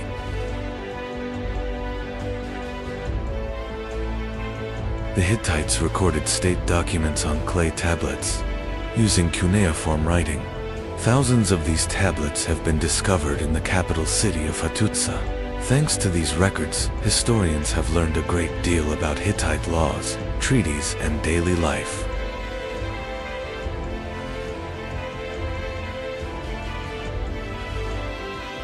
The Hittites practiced a polytheistic religion and were sometimes called the people of 1,000 gods. Gods from many different cultures became part of the Hittite belief system. The sanctuary of Yatzilakaya was one of the most important religious sites where these gods were carved into massive rock reliefs.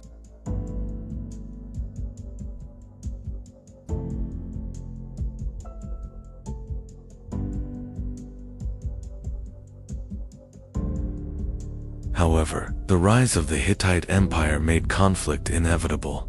The cities of Syria held great strategic value for both the Hittites and Egypt. This rivalry would soon bring the two great empires face to face near the city of Kadesh.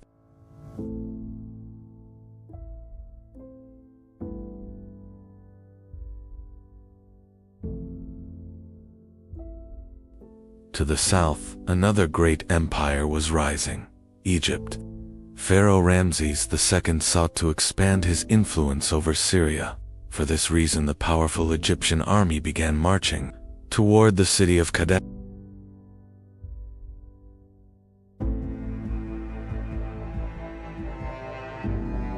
In 1274 BC, the Hittite and Egyptian armies met near the city of Kadesh. In the early moments of the battle, the Hittites launched a surprise attack. Their fast-moving chariots struck the Egyptian forces and created chaos across the battlefield.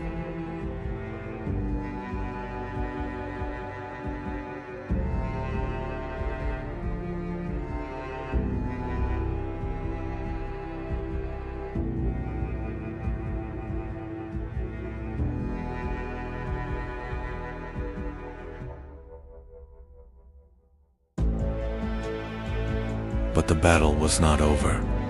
Pharaoh Ramses II rallied his forces and personally led the counterattack. The Egyptian army regrouped and managed to halt the Hittite advance.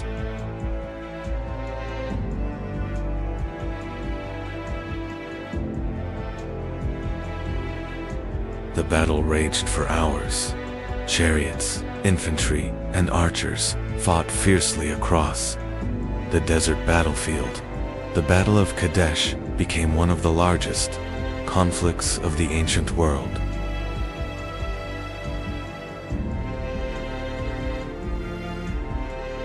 By the end of the day, there was no clear winner.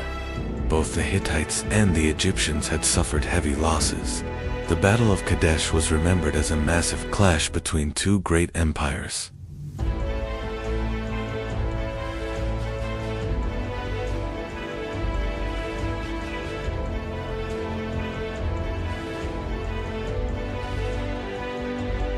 After the Battle of Kadesh, the two great empires chose diplomacy. The Hittites and Egyptians signed what is considered the first known written peace treaty in history. This agreement marked the beginning of a long period of peace between the two states.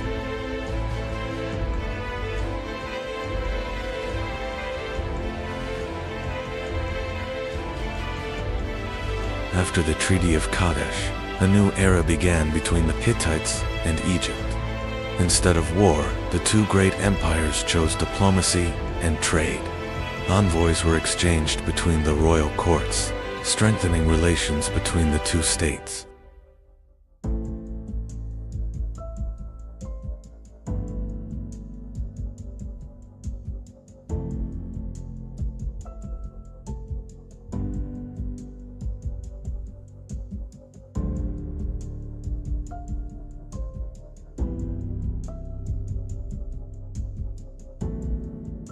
After the Treaty of Kadesh, the Hittite Empire remained powerful for some time.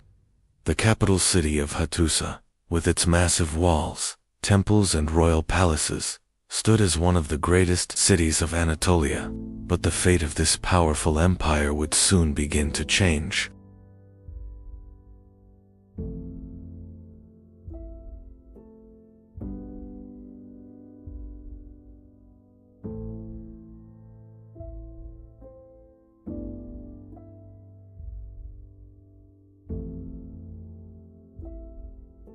In 1200 BC, as catastrophes loomed, the great king made a difficult choice. At dawn, the last hope of the Hittites and their sacred relics were quietly carried out of Hattusa's gates. The capital was being abandoned to a deep silence.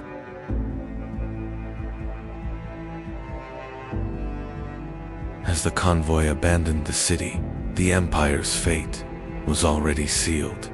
A mysterious enemy from the sea was setting coastal cities ablaze. This was the Great Invasion that would bring about the end of the Bronze Age. These invaders were not just looting, they were dismantling an entire civilization. The famed Hittite chariots and bronze weapons proved useless against these warriors of the Iron Age.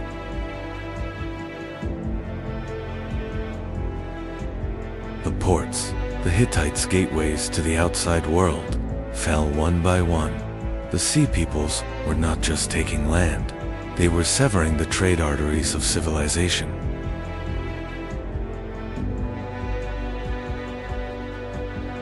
While the Hittite army fought deep in Anatolia, the coasts were left completely defenseless.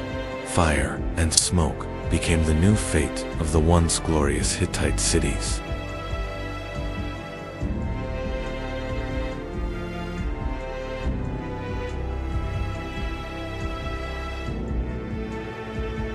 And so, a millennium-old titan fell. This great destruction, brought by the sea peoples, was the final nail in the coffin of the Hittite Empire. As the order of the known world crumbled, Anatolia was plunged into a deep, dark silence that would last. For centuries, the Hittites were gone, leaving behind only ashes scattered by the wind and secrets buried beneath the earth.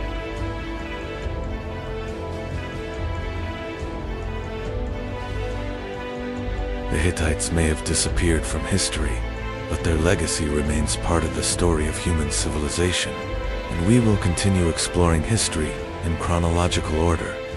Follow the channel so you don't miss the next great civilization. The towering cedar trees atop the mountains of Lebanon were the pens that wrote the destiny of the Phoenicians.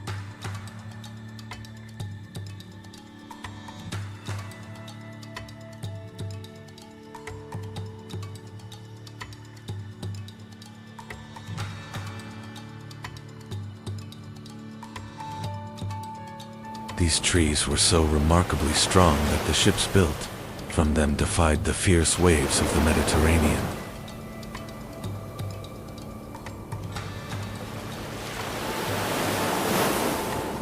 It all began with a voice lost among the dusty pages of history, beyond written history. The masters of the sea lay quietly in wait. With the launching of these vessels into the sea, history's first true seafaring people emerged. The Phoenicians were not a single empire, but a series of interconnected giant port cities.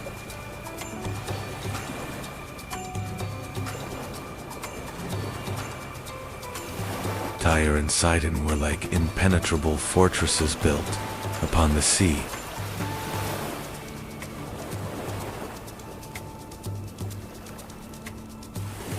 These ports became the first great metropolises where goods, languages, and cultures from across the world blended together.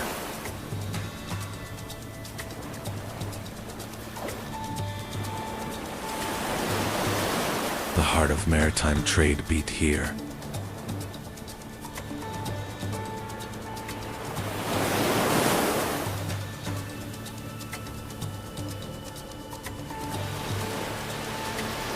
And the wealth of Phoenicia flourished within these harbors.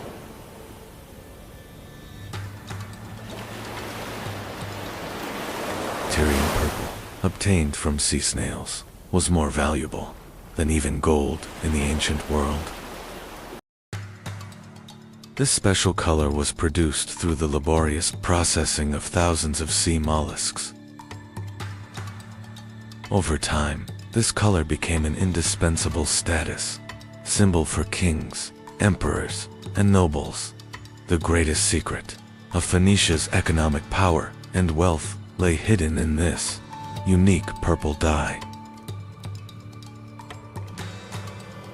But Phoenicia represented not only trade, but also an impenetrable defense.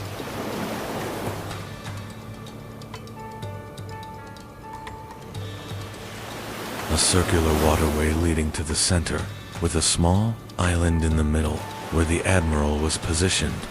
When the enemy entered, they would find themselves facing a massive fleet. This was strategy written in stone and water. The Cotton Harbor, rising in Carthage, was the most advanced military engineering marvel of the ancient world.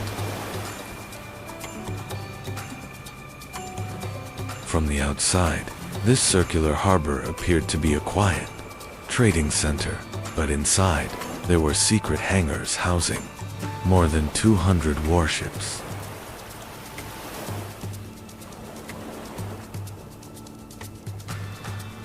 According to legend, Phoenician merchants discovered glass by chance while lighting a fire on the beach. Turning this coincidence into a magnificent craft, the Phoenicians became one of the first peoples to succeed in shaping glass by blowing.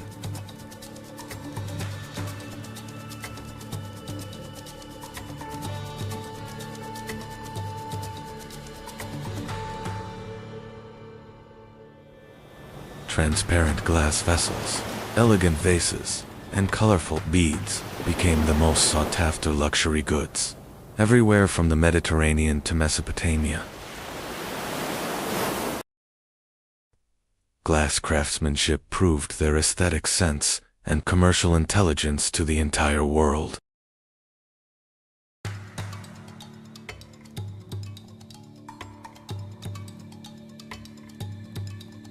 They were drops of light spreading to every corner of the Mediterranean. This was the greatest proof of how the Phoenicians mastered the elements of nature, fire, and sand. Now we turn our camera thousands of miles away, across the Atlantic Ocean, to the rainforests of Mexico. While the Phoenicians were shaping glass, the Olmecs, a major culture of the Americas, were rising to prominence. They were carving colossal basalt rocks to erect mysterious 20-ton statues and developing complex calendars.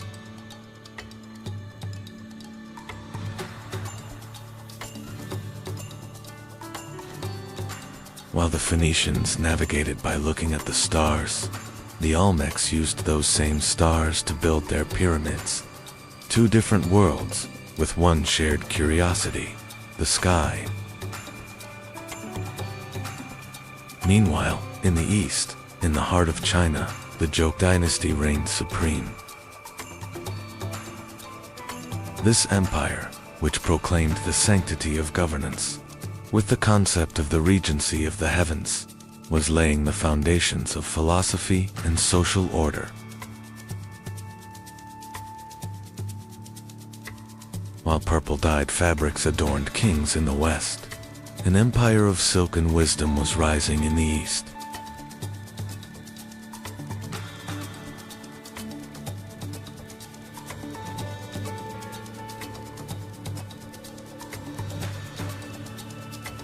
Varsalan met in history was like a gigantic machine beating, unaware of each other, but at the same pace.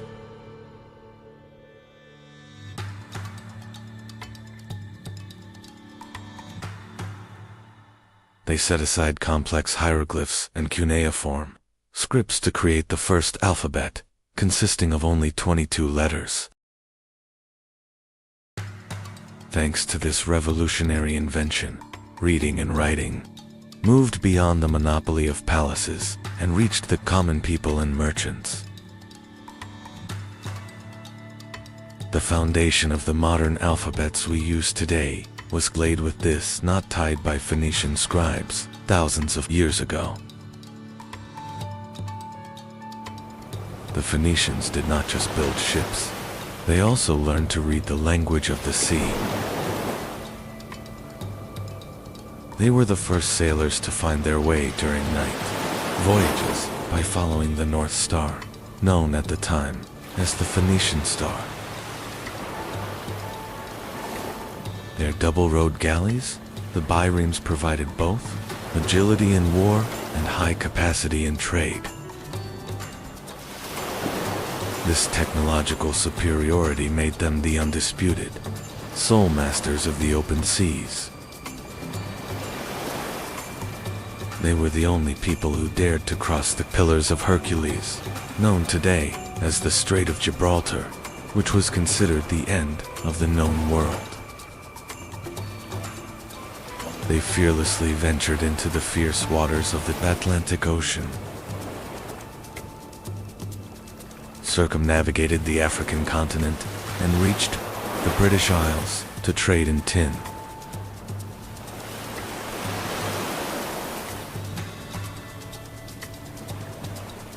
For them, the horizon was not a limit, but the beginning of a new world waiting to be discovered.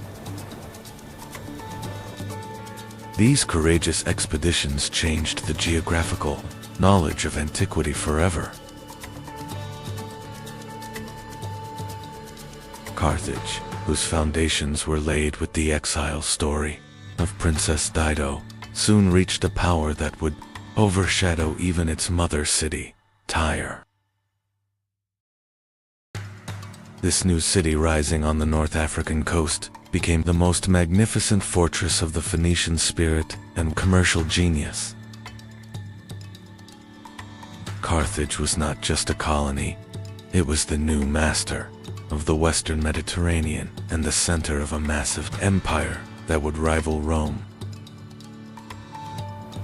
This rise ensured the spread of Phoenician influence throughout the entire Mediterranean basin. One of the greatest strategic battles in history took place before the city of Tyre, which was considered impenetrable.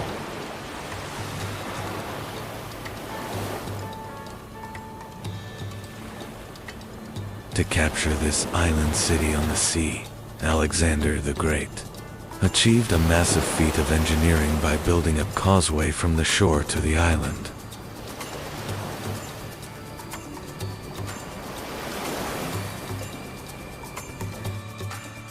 This relentless siege, lasting for months, was not just the fall of a city, but a historical turning point where the Phoenician city-states began their physical decline.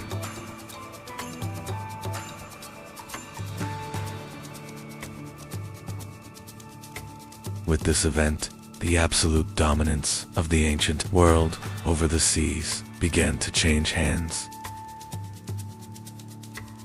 Even though the Phoenicians have withdrawn from the stage of history, their indelible footprints still remain in every letter we write today, in our maritime rules, and in our global trade system.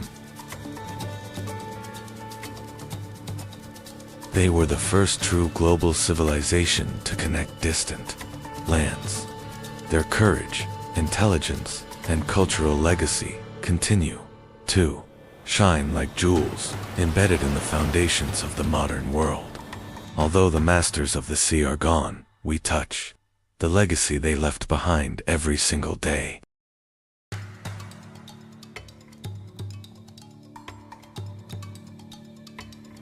The ancient world was far larger than we imagined, bound together by invisible threads. From Phoenicia to America, from China to Africa, humanity built with the same unwavering determination. In the next episode, we'll explore the great turning point where these civilizations met. Don't forget to subscribe and join this vast journey. The jungles of Mexico hid America's greatest secret for thousands of years. This dense green canopy carried the traces of a massive genius isolated from the modern world. In 1862, a peasant found the first colossal head underground, changing American history.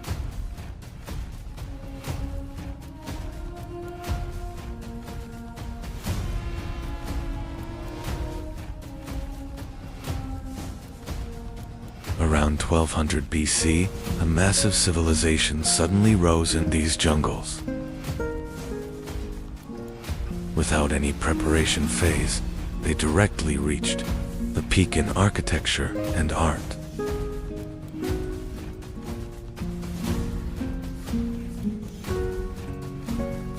Before the Aztecs and Mayans were on the scene, the Olmecs had already discovered the calendar and writing.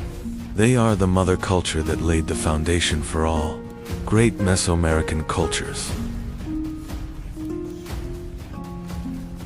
The name Olmec was given to them by the Aztecs thousands of years later, meaning rubber people.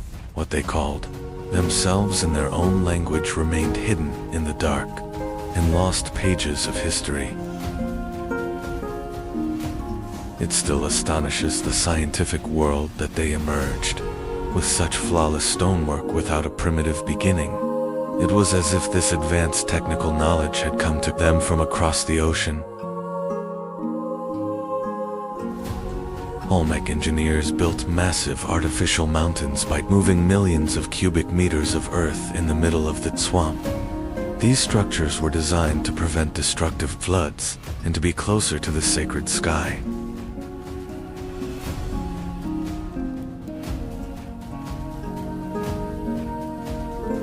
Water channels carefully carved from stone are one of the most advanced hydraulic engineering examples of the ancient world.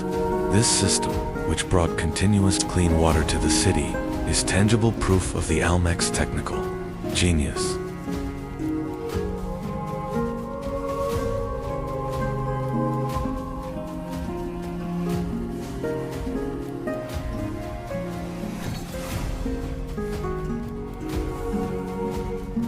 The Olmecs went down in history not only for their giant stone heads, but also for the rubber balls they developed.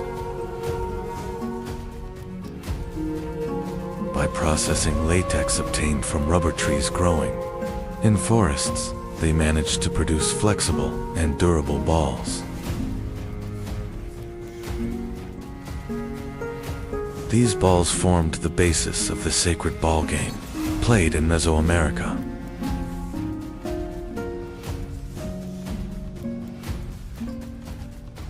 The game was not just entertainment, it also represented cosmic symbolism.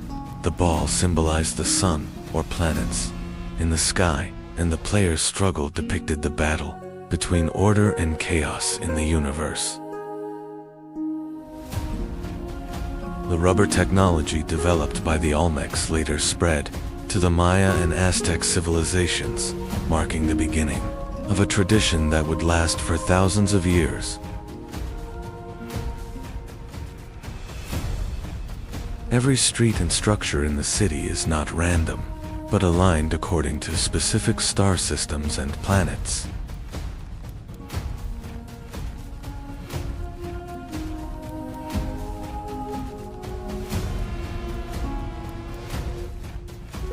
They were the first astrologers to successfully translate the divine order of the sky into a city plan on Earth.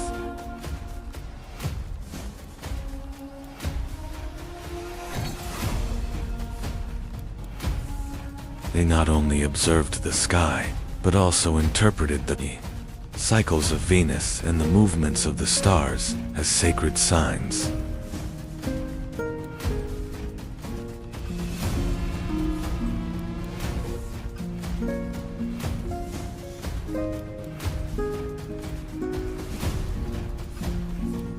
This cosmic understanding would later form the basis of the advanced celestial calendars and astrological traditions of the Mayan civilization.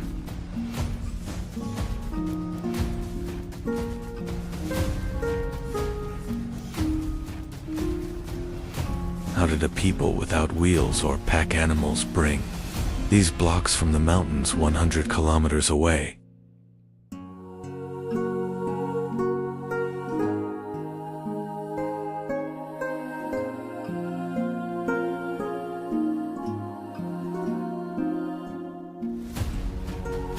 This journey across the turbulent waters of rivers is one of the greatest puzzles in the history of engineering.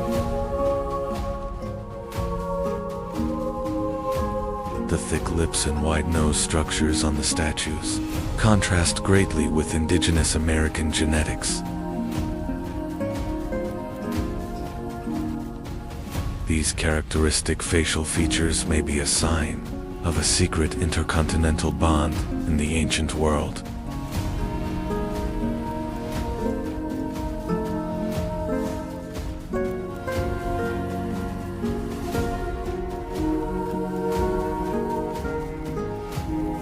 The helmets on the heads bear striking and inexplicable similarities to ancient Middle Eastern and Phoenician warrior helmets. These details show that history is much more complex and connected than what we are told.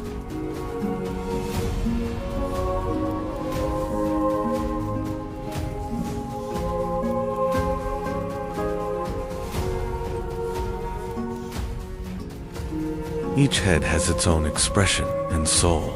These are not just statues, but copies of living kings.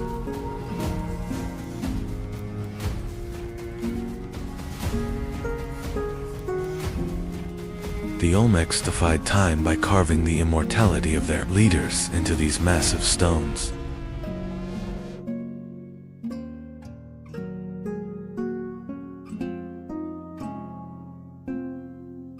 According to Olmec belief, the head is the most important center where the soul, intelligence, and sacred power are gathered. Therefore, by depicting only the head instead of the body, they aim to preserve the essence of the person. Deep hammer marks on some heads are the result of a ceremonial ritual performed when a leader died. These marks were left to release the dead king's power from the stone and send his soul to eternity.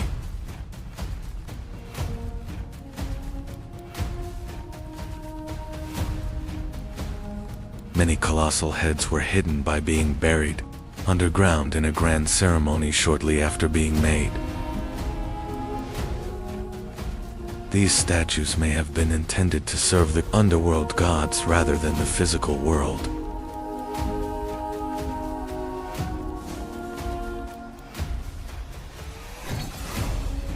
The colossal statues face the precise coordinates where the sun rises and sets during the solstices. These massive stones were also fixed observation points used by the civilization to measure time. Long-bearded strangers with different clothing, never seen among the local people, are depicted in the reliefs. These figures are the memory of mysterious guides who set foot on the American continent thousands of years ago. The La Venta Pyramid is America's first pyramid and symbolizes a sacred volcano. This massive earthen structure was the first spiritual bridge the Olmecs built between heaven and earth.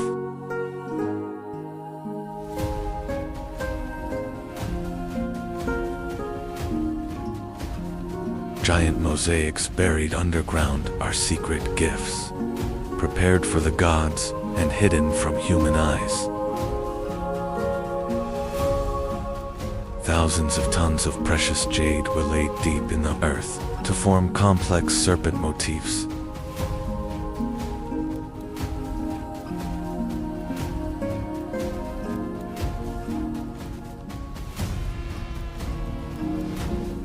The tools they made from hematite may be the first examples of a compass, showing they discovered the Earth's magnetic field. This technology proves they tracked not just the stars, but the invisible forces of the Earth.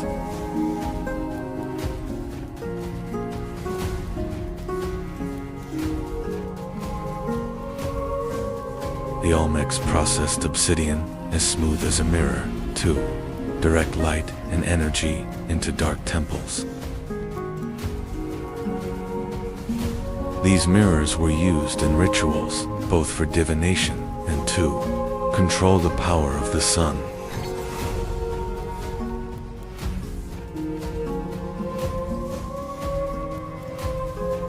They saw jade as the sacred color of life, water, and eternity, valuing it more than gold. The most skilled artisans carved hard stones as fine as silk to create immortal masks. The Cascile block is the oldest and most mysterious, evidence of the first complex writing system in the Americas.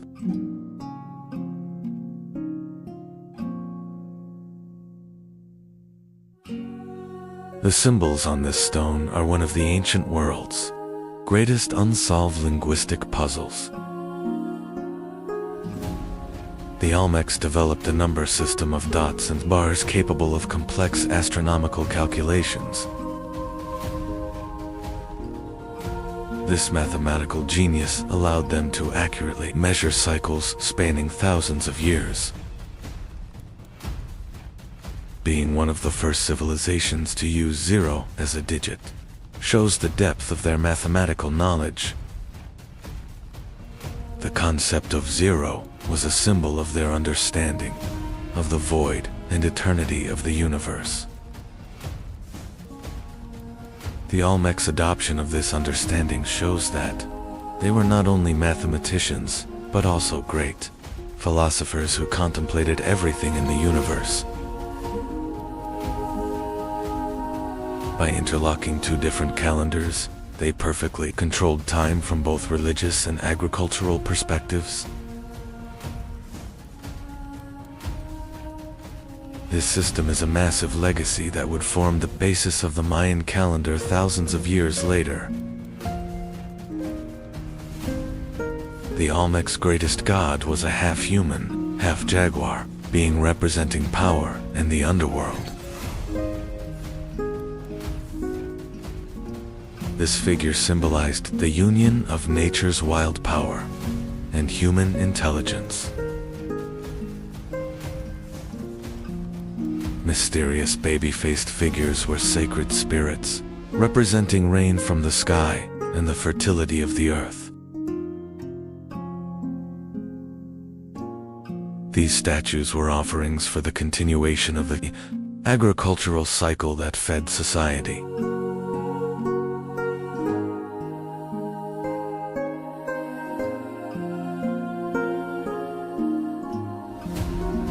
It was believed that priests transformed into jaguars during rituals and communicated with the spirit world. This shamanic transformation was the most feared and respected ritual of Olmec society.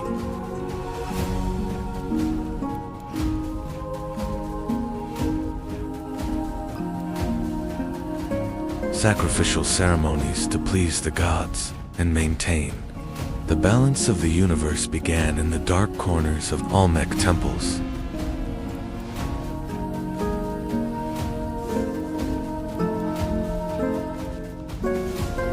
These bloody rituals were seen as a price to be paid for the continuation of life.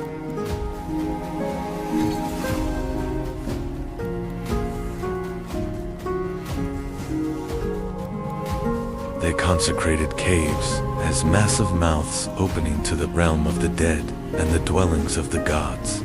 These dark passages were sacred spaces where the fine line between life and death met. The oldest traces of the Mayans' famous feathered serpent god Kukulkan are hidden in these old depictions of winged snakes. This motif represented the eternal connection between earth and sky and wisdom. They saw mountains as the true home of the gods and built massive altars to reach these peaks. Every mountain was a ladder stretching to the sky and a source of divine power. Around 400 BC, these massive cities began to be abandoned, suddenly and mysteriously.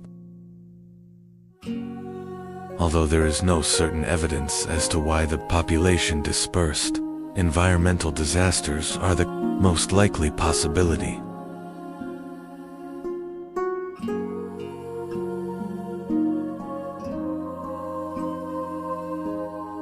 The shifting of riverbeds and volcanic eruptions may have completely collapsed their agricultural systems.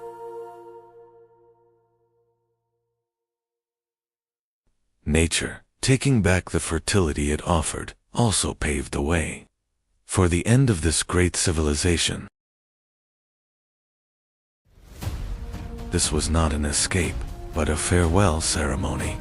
They entrusted those imposing, wise faces to the compassionate embrace of the earth, so that the spirits of their kings, even if their cities were destroyed, would live forever in the heart of the land. This was not a defeat, but an act of preserving memory and honor.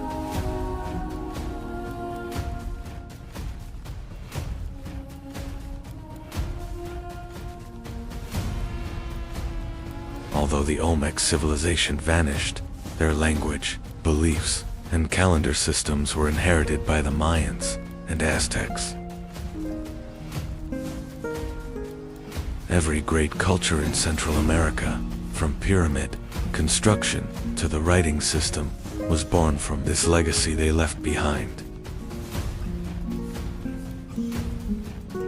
The foreign facial features on the colossal stone heads and underground cities discovered with LiDAR technology still make researchers think about mysterious connections. These statues may be proof that human history united much earlier than we thought. This is perhaps the most intriguing question. What if the Olmecs weren't silent witnesses to the history we know, but rather a missing link in a forgotten global network? What if those stony faces were the memories of visitors or ancestors from across the oceans?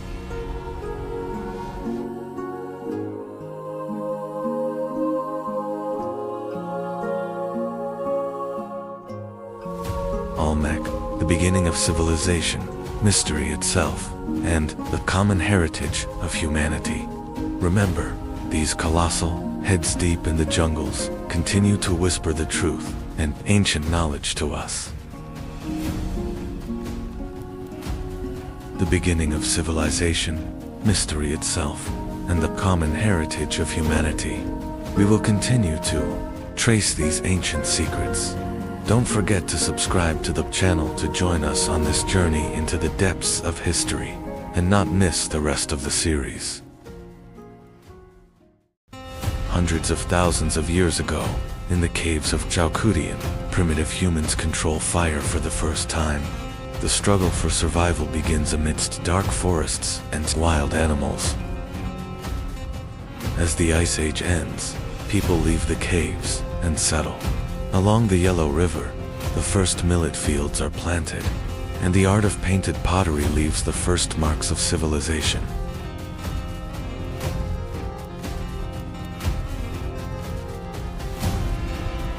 Around 2500 BC, society becomes complex. Longshaned people build high walls and produce technological marvels, pitch black, glossy, eggshell-thin pottery.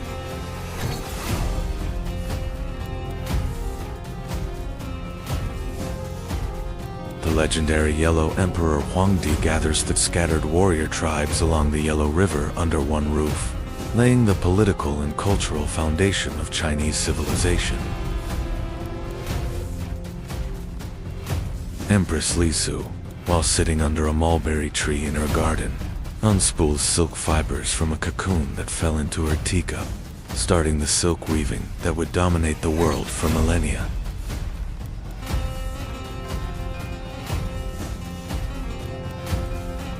Let us witness how the fate of a river, the fate of a people, and the determination of one man intertwined, and how a dynasty was born. Here, we understand how Great Yu transformed into a legend by harnessing the destructive power of nature to serve humanity. Great Yu, working for 13 years to stop the deadly floods of the Yellow River, drains the water to the sea by digging massive canals and establishes China's first official dynasty, Xia, with the people's gratitude. Shang priests crack turtle shells and fire to read the will of the gods. The symbols engraved on these cracks become the earliest ancestors of Chinese writing.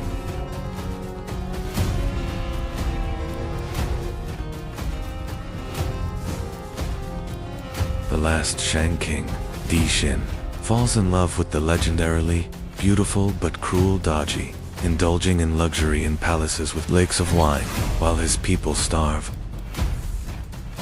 The virtuous Zhou leader Wu unites the tribes and defeats the Shang army at the Battle of Mai. King Di Xin sets himself on fire with his treasures, ending the dynasty.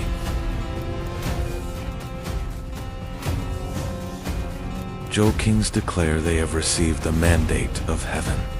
They established China's first major feudal system by distributing land to nobles gathered in the palace square. Amidst political turmoil, the sage Confucius teaches morality and loyalty to his students under a willow tree as philosophies that will forever change China's mindset begin to flourish. As central authority collapses, China divides into 7 great states. Technology shifts from bronze to iron, and massive armies clash to rule all of China.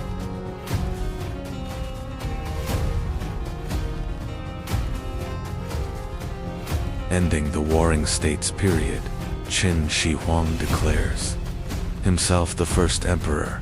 He unifies the 7 kingdoms under one flag while standardizing weights, currency, and writing.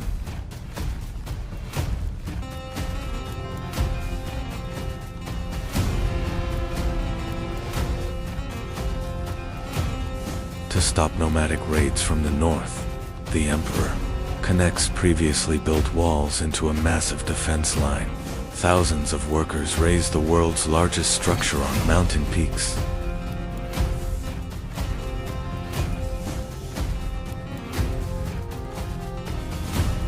Fearing death, the emperor buries thousands of clay soldiers underground, each with a unique face to protect him in the afterlife.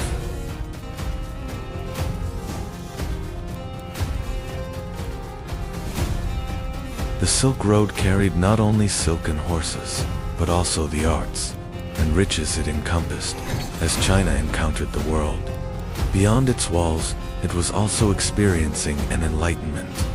Within itself, the stability of the Han Dynasty paved the way for some of history's most brilliant inventions and cultural achievements.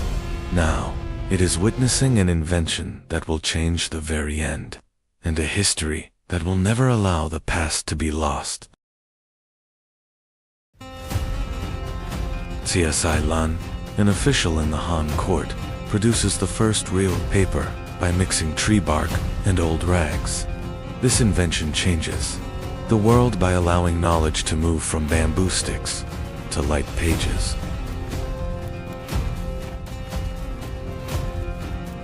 The capital Tianjin becomes the largest and wealthiest city in the world, in palaces with vast gardens, poets, musicians, and scientists produced the most elegant examples of Chinese art.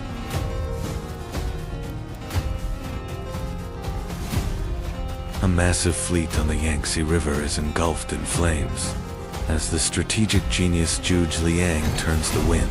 Unified, smaller armies engulf the tyrant Cao's massive force in fire.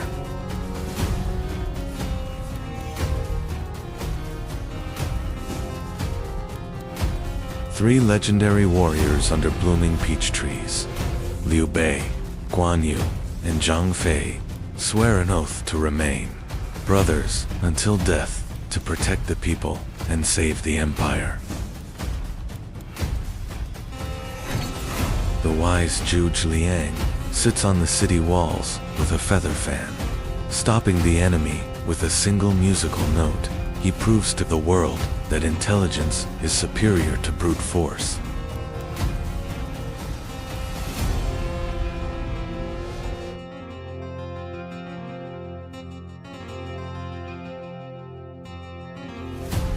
The Tang capital Chang'an becomes the world's largest city, with a population of 1 million.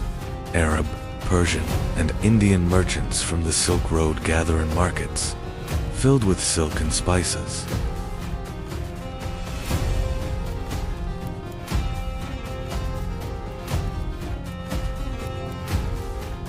Wu Zixin, the first and only woman to sit on the throne in Chinese history, rules the empire with her intelligence and iron fist.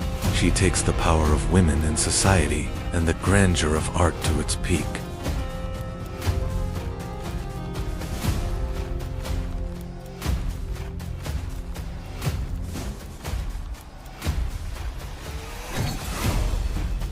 Wise poets Li Bai and Du Fu write their poems by the river, under the moonlight, as Chinese literature and painting produce the most elegant examples that will not be forgotten for millennia.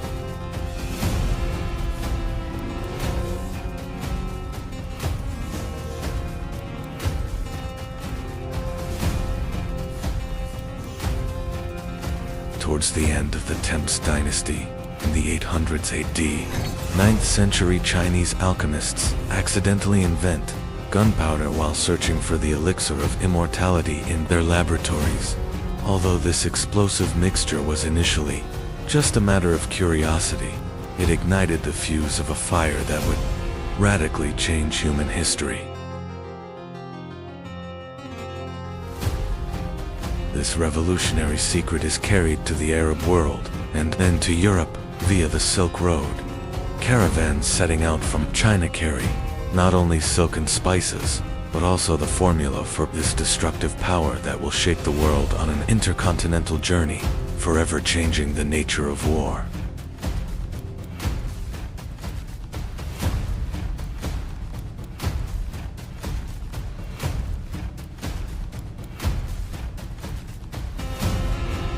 This technology reaches its peak during the Song dynasty. Gunpowder arrows and the first cannons begin to roar on the battlefields. Chinese civilization now guides the world, not only with its philosophy, but also with its engineering.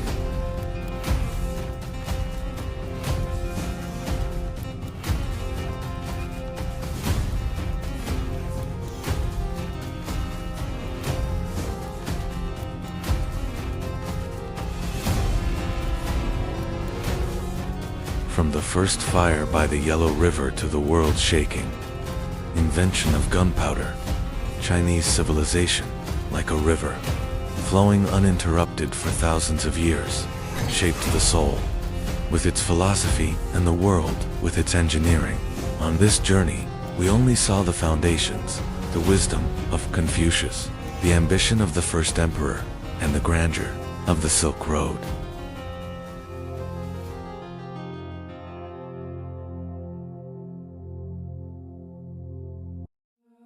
Deep within the jungle, a civilization forgotten by time once rose. In the deep jungles of Central America, a civilization was born.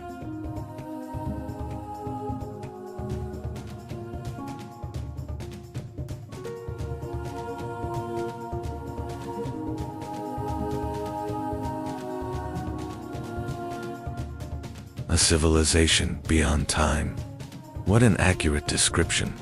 The verdant lands of Mesoamerica, a civilization that was constantly evolving, not just in its calendars.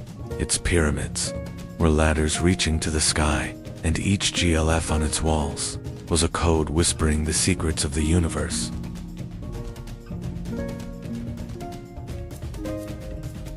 For centuries, it was hidden by nature.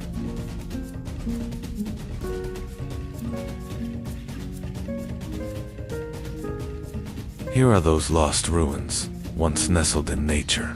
Every stone, every vine tells a story.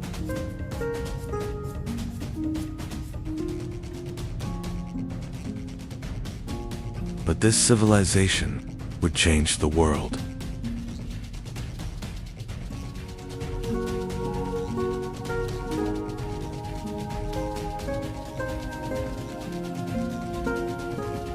The Maya civilization spread across a vast region. It all began with small villages.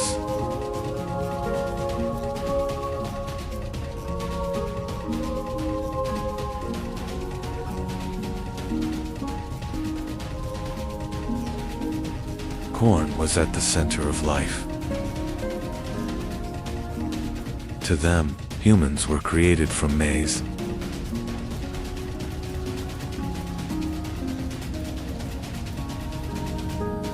Villages slowly transformed into great cities.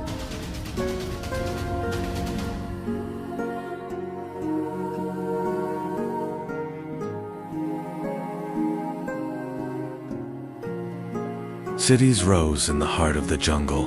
Stone structures reached toward the sky. They built massive pyramids without metal, only with intelligence.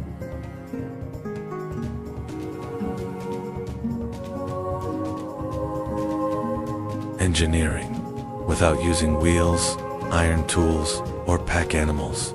They built pyramids overlooking the sky by moving tons of stone deep into the forests.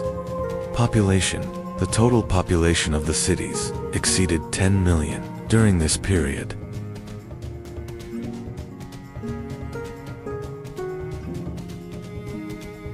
These structures were not just architecture, they were connected to the sky.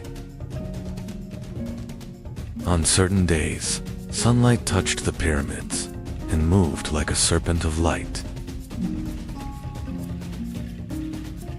Architecture, they developed an acoustic and astronomica. Architecture so precise that during the equinoxes, the sun's rays would cast a serpentine shadow on the pyramid steps.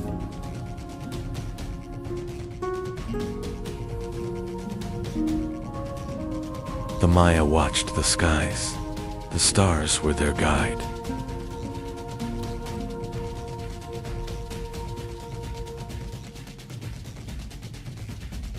Astronomy and calendar. They calculated the movements of Venus with accuracy. The solar calendar they developed differs from our modern calendar by only seconds.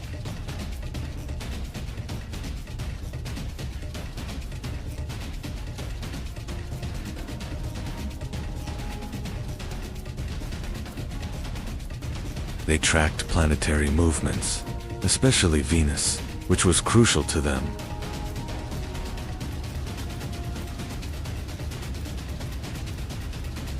They tried to understand time and found ways to measure it.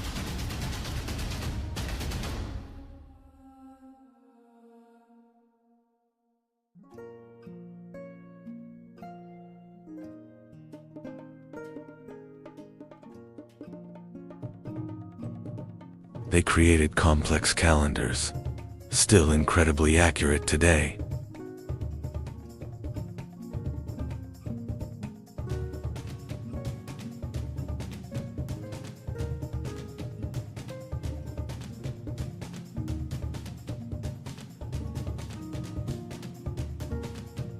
They were one of the first civilizations in the world to use the concept of 00. They developed a base 20 number system.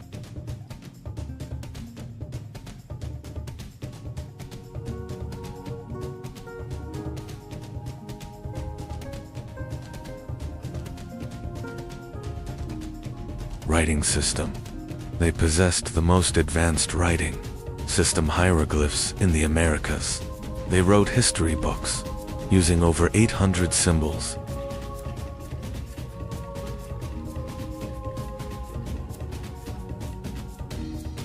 The Maya writing system was advanced, combining symbols and sounds.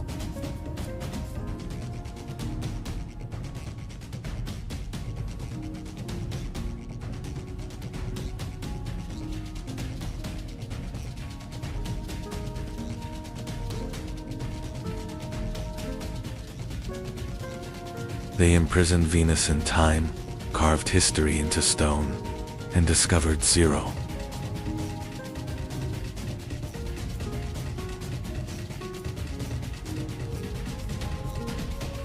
They carved their stories into stone, leaving records of kings and wars.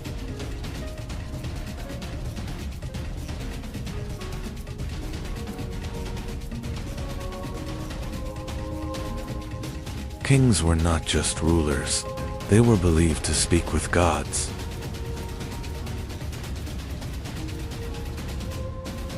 Rituals were part of daily life. Everything had meaning. Sacrifices were made for the gods to maintain balance in the universe.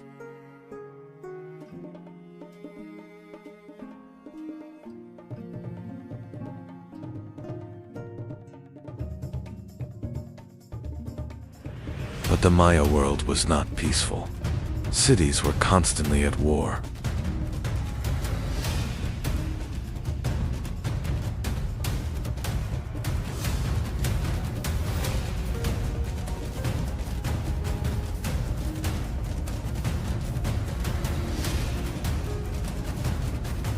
Wars were fought for power. Blood was spilled for control.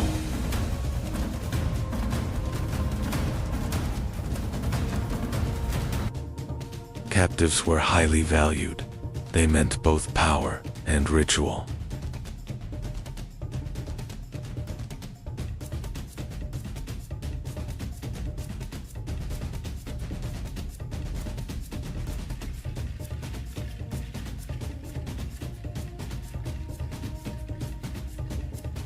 Then nature began to change. Drought made life harder.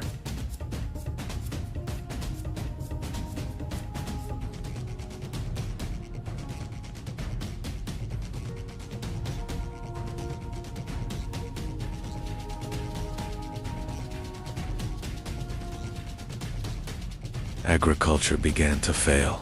The land was no longer as fertile.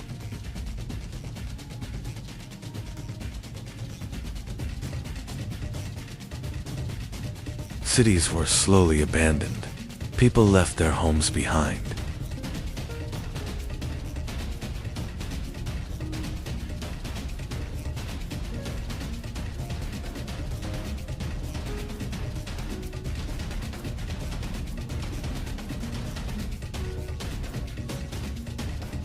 Massive structures stood empty. The jungle reclaimed everything.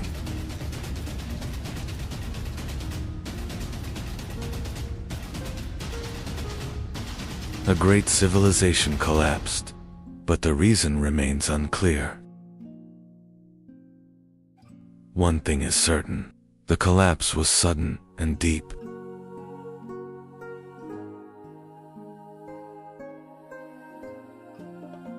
But the Maya people did not disappear. They continued to live on.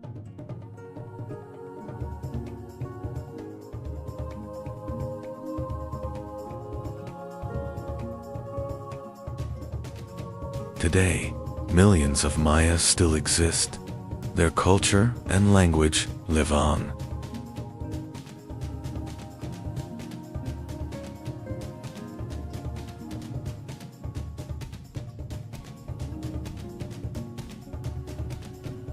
Their past still lives within them, and their story continues.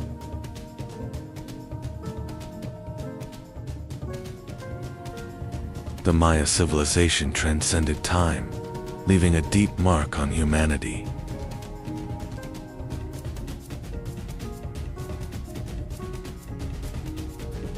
and some mysteries remain unsolved.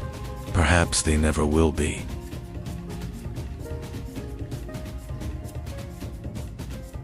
The secrets of ancient civilizations and codes from the past.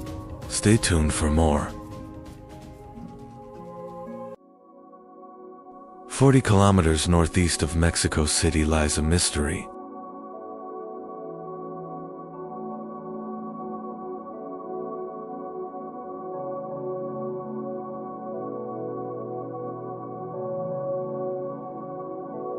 Its name comes from the Aztecs, the birthplace of the gods.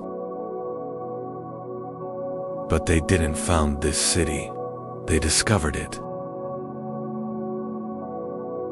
In the 1400s, when they looked at these ruins, they gave them names, but they didn't understand them. Because Teotihuacan doesn't speak. There's writing on it, but it's undecipherable. They have kings, but their names are lost. And today, 2,000 years later, we are still asking the same question: who were they?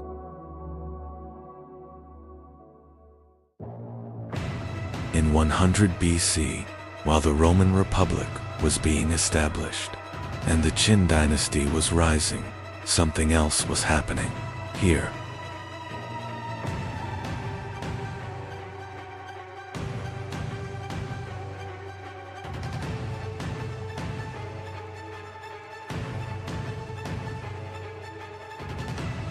In the middle of the valley, there was no river, no harbor, but someone was building one of the world's greatest cities.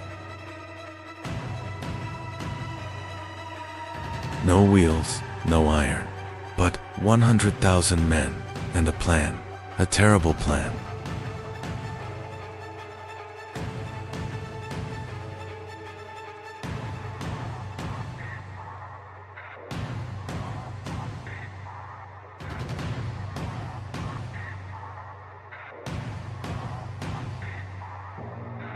The plan for Teotihuacan is a message, a 2-kilometer-long boulevard, the way of the dead. Why the dead? Because along this road, there are small hills, graves, but who is in them? We don't know. The tombs have been plundered, perhaps kings, perhaps priests, perhaps victims, but this path is not just a street, it is an axis between the earth and the sky. In the middle of the road, the Pyramid of the Sun, 65 meters high, 225 meters base. In terms of volume, it is larger than the Great Pyramid of Giza in Egypt.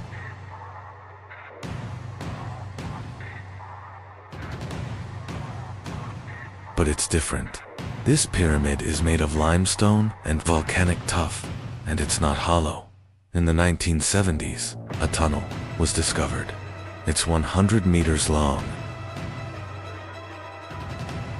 From underground towards the very center of the pyramid. But what's in the center? A tomb? A treasure? No, a room. And in that room, in 2015, mercury was found. Tons of mercury, liquid metal, for the journey of souls, for the passage of the dead.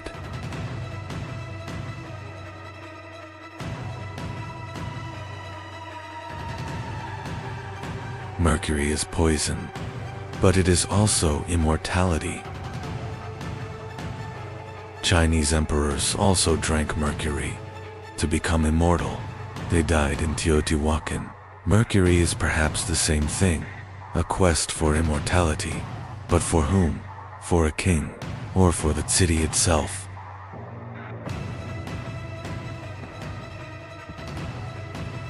At the end of the road, the Pyramid of the Moon, smaller, older, more mysterious. 12 platforms in front of it, 12 a number, 12 moons, 12 planets, 12 gods? We don't know.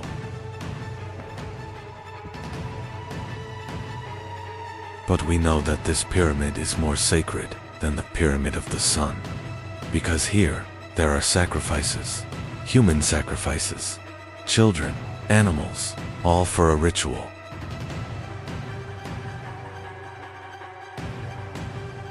Every 12 years, every 52 years, at the 0 point of the sacred calendar, we don't know, but the bones speak, and blood has seeped into the stones.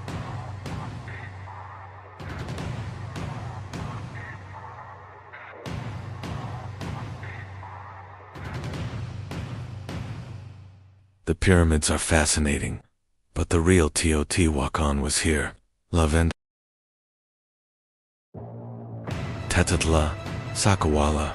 The names are modern, but the buildings are 2,000 years old. Multi-story apartment buildings. The first apartment buildings. Perhaps each one housed 60 to 100 people, families, craftsmen, merchants, and on the wall of every room, paintings. Red, green, yellow. There's no wall without a jaguar, because the jaguar is power, and the feathered serpent, and the feathered snake. Quetzalcoatl, sky and wind, knowledge and death at the same time. Teotihuacan is a manufacturing center, obsidian, volcanic glass, the sharpest blade in the world, 100 times sharper than surgical steel, and this obsidian is everywhere. In Guatemala, in Honduras, all over Mexico. Trade, but how? No wheels, no animals. People carried things on their backs, 100 kilometers, 500 kilometers, and what did they get in return?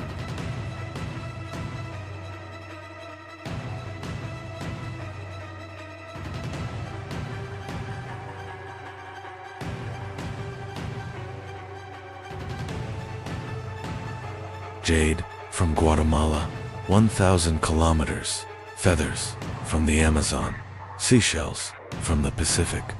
This city is the center of a network, and this network has enveloped the continent.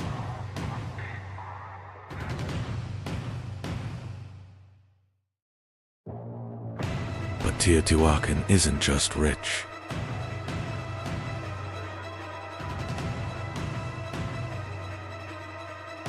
Everything is planned. The streets are like cages. Every block is a square. Water, sewage, perhaps. 2,000 years ago, and there are no portraits of kings, no monuments. How was this city governed? The priestly class? A military aristocracy? Or a system we don't understand? Perhaps the first megacity, the first anonymous power. 1,000 kilometers to the south, another world, the Maya. Tikal city-states, hieroglyphic writing, kings. But in 378 AD, something changes in Tikal. A new dynasty, a new architecture, and this architecture comes from Teotihuacan, Stela 31, stone monument. On it, a figure, Teotihuacan-style clothing, black glasses, the black-eyed squirrel. Its name is the black-eyed squirrel, and from that day on, Tikal grows up. It's fighting, it's expanding. Did Teotihuacan influence the Maya, or did it invade them? In Guatemala, at Caminal, there's the Teotihuacan pyramid, the same style, the same technique. In Honduras, in Copan, there is Teotihuacan obsidian. This is not just trade. This is power, perhaps an embassy. Perhaps a prince ascended the throne through marriage. Perhaps an army came and changed a dynasty, but the result is the same. The influence of Teotihuacan stretches thousands of kilometers. This is not a city, it is an empire. Silent, unwritten, but real. And here's the interesting thing. The Maya wrote. They recorded everything, but about Teotihuacan, they wrote almost nothing. It was simply, that day, people came from faraway lands. Faraway lands, 1,000 kilometers, and then, silence. Why was Teotihuacan so frightening, or so secretive? Around 550 AD, maybe 600 AD, it's not certain, but something is happening. The city center is burning. The temples are being destroyed. The temple of the feathered serpent in particular. Symbols are being broken. Statues are being shattered. Is this an external attack or an internal rebellion?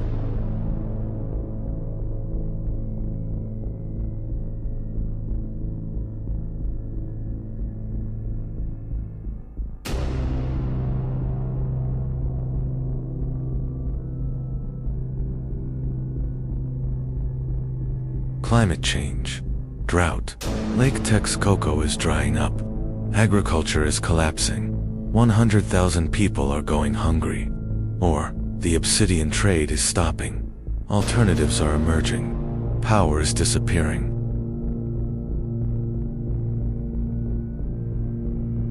But this isn't a sudden end, it's slow. 100 years people are leaving, apartments are being emptied. Some are going to Maya lands. Tutikal.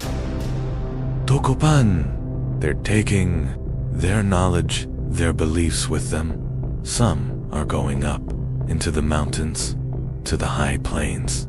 And the city is being forgotten. Right? No.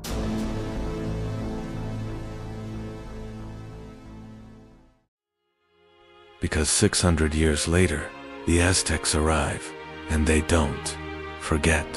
They call it the birthplace of the gods, and they build temples here for their gods, layer upon layer, history upon history.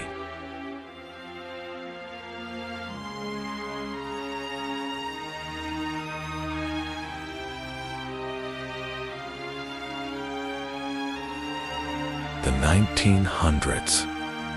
Archaeology begins. De Porfirio Diaz era. Mexico is modernizing, and Teotihuacan becomes a tourist destination. But science progresses slowly.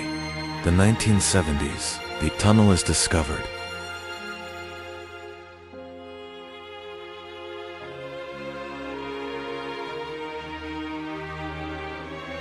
1980s, radar. More structures beneath the city. 2003, a new chamber beneath the Temple of the Feathered Serpent. 2015, Mercury, and still, something new every year. The 2020s, LiDAR, remote sensing, and we still can't decipher the writing. We still don't know the names of the kings.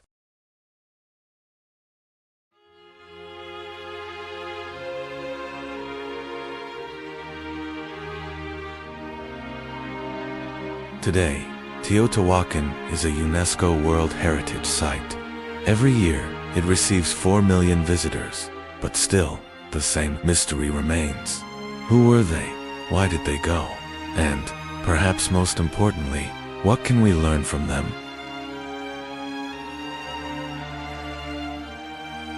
The collapse of megacities, climate change, resource depletion, social inequality.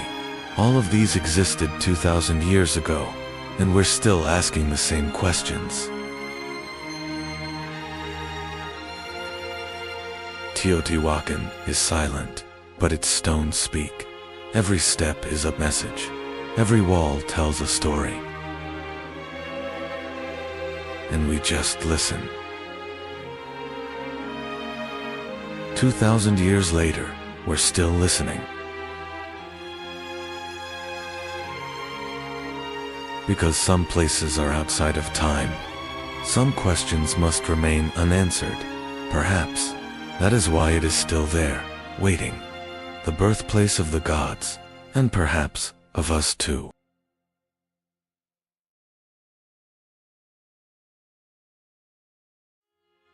Teotihuacan is still being excavated. Every new discovery updates this film. The city was aligned. Mercury discovered in 2015. Everything was deliberately analyzed. This writing system remains a mystery. Everything followed a deliberate plan. And perhaps we could never figure out should remain mysteries why they were built.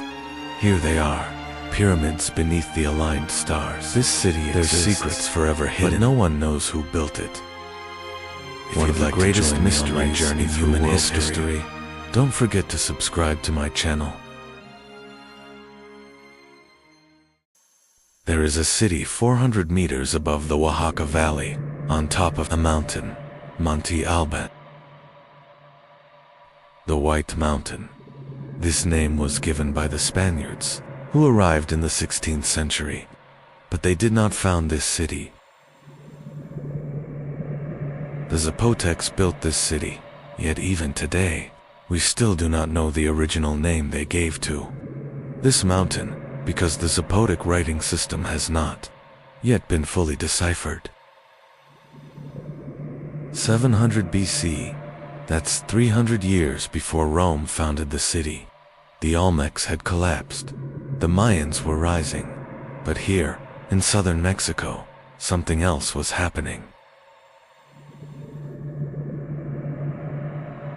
A people leveling the mountaintop, a construction project that lasted 300 years, and the resulting city with a population of 15,000 terraces, temples, observatories, and a message: we are here and we are watching.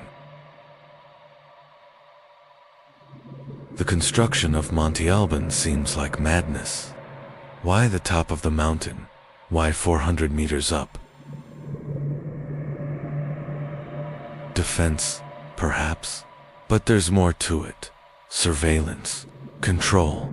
The Oaxaca Valley is one of Mexico's most fertile agricultural areas. And this mountain is right in the middle of the valley. It sees everything. It controls everything. The city center, Grand Plaza, 300 meters long, 200 meters wide, flat, symmetrical, planned. This is the oldest planned city in Mexico, and this plan hasn't changed for 1,000 years. The J platform, the South platform, the Eyes Monument, all remained faithful to the original design from 700 BC. Why? Because that plan was sacred. The J platform, Monte Alban's most mysterious structure, shaped like the letter J, but why J? Astronomical alignment, calendar calculation, or is it a burial complex? In the 1930s, more than 170 tombs were discovered here. Mummies, jade masks, obsidian knives, and one name, the 12 Apostles. Lady 12 Macaw. A female ruler, circa 450 BC, the most powerful period of the Zapotecs. Monte Alban's most famous monument, the dancing figures. Stone reliefs, over 300 figures, men, women, children. Some are dancing, some are in pain, some are dead, and above all, names, glyphs, hieroglyphic writing. The Zapotecs invented writing.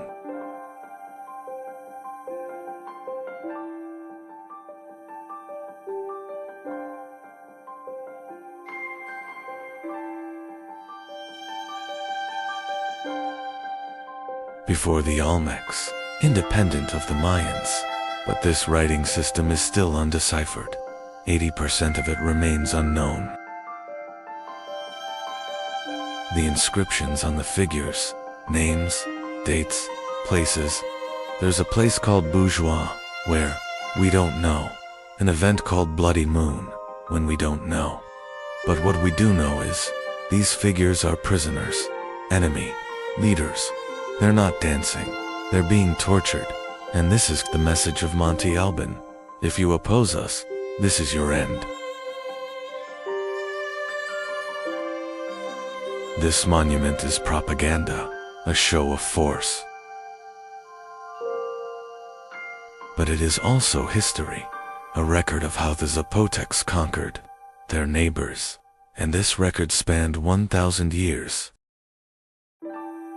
Because Monte Alban stood for 1,000 years, until 708. Rome fell, Teotihuacan fell, but Monte Alban still stood. The place of women in Zapotec society is still debated. Was it male-dominated, or did women also hold power? The tombs of the 12 apostles support the second question. But is this the only example? Or were there more female rulers? We don't know. Because the Zapotec script remains undeciphered. And perhaps, when it is deciphered, we will find even more of the 12 apostles. Outside Monte Alban in the valley, there were villages, agriculture, corn, beans, squash. 3 sisters, Mexico's staple food, and handicrafts, obsidian work, ceramics, weaving. The Zapotecs were experts in textiles, and these textiles were traded to Teotihuacan, to the Mayans, even further afield. Monte Alban and Teotihuacan, 2 mountain cities, 2 power centers, 500 kilometers apart, but connected. Between 200 and 500 AD, there was intense trade, obsidian, ceramics, jade, and perhaps ideas. Was Zapotec writing influenced by Teotihuacan writing? Or was it the other way around? We don't know. But what we do know is, these 2 cities knew each other, and they respected each other. Teotihuacan-style ceramics have been found at Monte Alban. Talak figures, feathered serpent motifs, and Zapotec jade from Teotihuacan. It came from Guatemala, but passed through Zapotec hands. This wasn't just trade, it was diplomacy, perhaps an alliance. 2 superpowers, not enemies, but partners. But there were differences too. Teotihuacan is anonymous. It has no king. The Zapotecs have names like the 12 apostles. Teotihuacan was unwritten. The Zapotecs were written, and perhaps that writing made the difference, because writing is identity, it is history, and the Zapotecs recorded their history. On tombstones, on monuments, and we are still trying to decipher those records. C by AD, Monte Alban is being abandoned. Why? Drought, civil war, depletion of resources, perhaps all of them. The city on the mountaintop was unsustainable. The water was below, the agriculture was below, and the people moved down to Mitla, a new city, smaller, but Zapotec culture lived on. Mitla, the place of the dead, the new center of the Zapotec civilization. And here, a unique form of art emerged. Mosaic walls, geometric patterns in red, white, and black. These designs became the final expression of Zapotec identity. and that identity endured until 1521, until the Spanish arrived. In 1521, the Spanish conquered Oaxaca, but the Zapotecs did not surrender. Their resistance lasted for 50 years in the mountains, in the forests, and in the end, an agreement was reached. Zapotec leaders took positions within the Spanish colonial administration. Their language survived, their traditions survived, and today, even after 2,000 years, more than 400,000 people still speak Zapotec.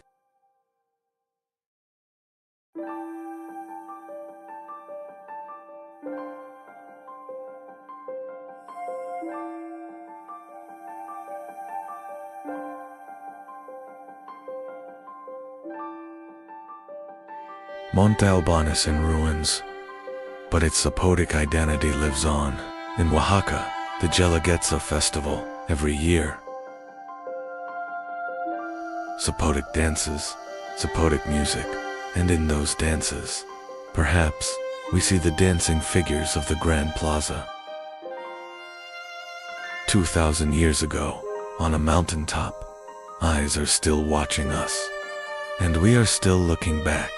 Because Monte Alban is not just stone. It is a people's defiance against the mountain. A nation's struggle to conquer time, and perhaps its success. The Zapotec script remains undeciphered, but one day it will be deciphered, and on that day we will hear the voices of the 12 apostles, and perhaps that voice will say, "We were here, and we have not been forgotten." Monte Alban was added to the UNESCO World Heritage List in 1987. Zapotec is still spoken by 400,000 people in Mexico. Archaeologists have only excavated 10% of Monte Alban. Deep in the mountainous valleys of Mexico's Oaxaca, on ancient peaks peering out from the mists, the shadows of a civilization still live on. They called themselves New Savvy People of Rain. Historians call them the Mic. January 1932, Mexican archaeologist Alfonso Caso, while digging in the hills of Monte Alban, touches one of history's most astonishing treasures. 7 Tomb contains over 500 artifacts made of gold, silver, turquoise, and jade. But this is just the beginning. Because behind these treasures lies the dramatic story of a forgotten civilization. A people who ruled the rugged mountains of southern Mexico from around 1500 AD to 1523 AD. They weren't just warriors, they were the world's finest, masters of gold craftsmanship. They were decorating buried mummies with turquoise mosaics. Using lost wax techniques, they created decorations that are still inimitable today. But the story isn't just about gold and precious stones. This is the story of the 8-deer jaguar paw, the greatest leader in the history of the Rain People. The story of a man who conquered 94 cities, united 3 different regions under a single kingdom, but was ultimately killed by his own family. In this documentary, we will unveil the pages of lost codices. We will break 1,000-year silence and journey into the mysterious world of the Rain People. Welcome to the heart of the Mixtec civilization.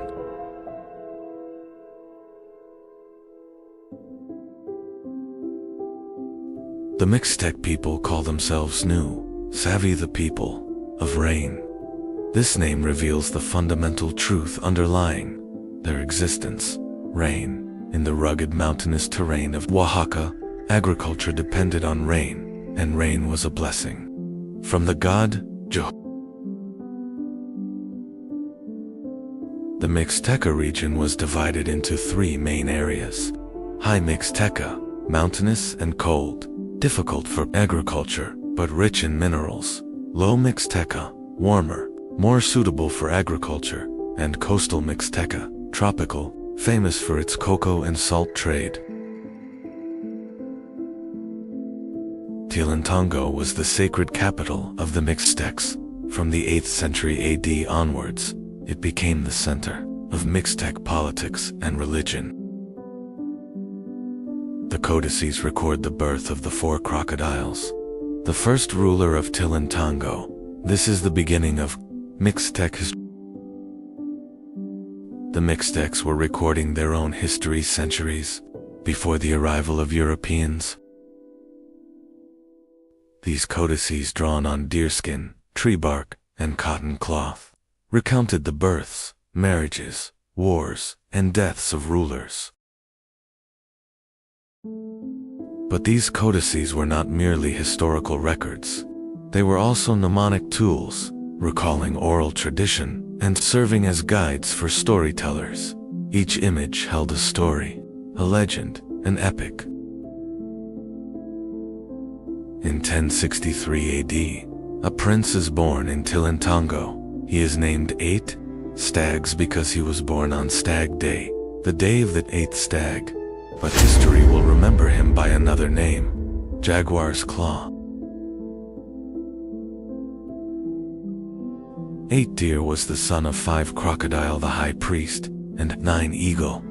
He had 2 siblings, 12 Earthquake, and 9 Flower.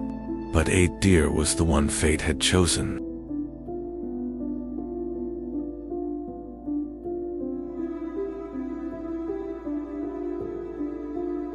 According to the codices, during his reign as King 8, he conquered 94 cities. Each victory was recorded in vivid colors on the pages of the codices. He is always depicted wearing a jaguar helmet, a symbol of his warrior spirit and strength. But 8 Deer ruled not only by the power of the sword, but also by diplomacy.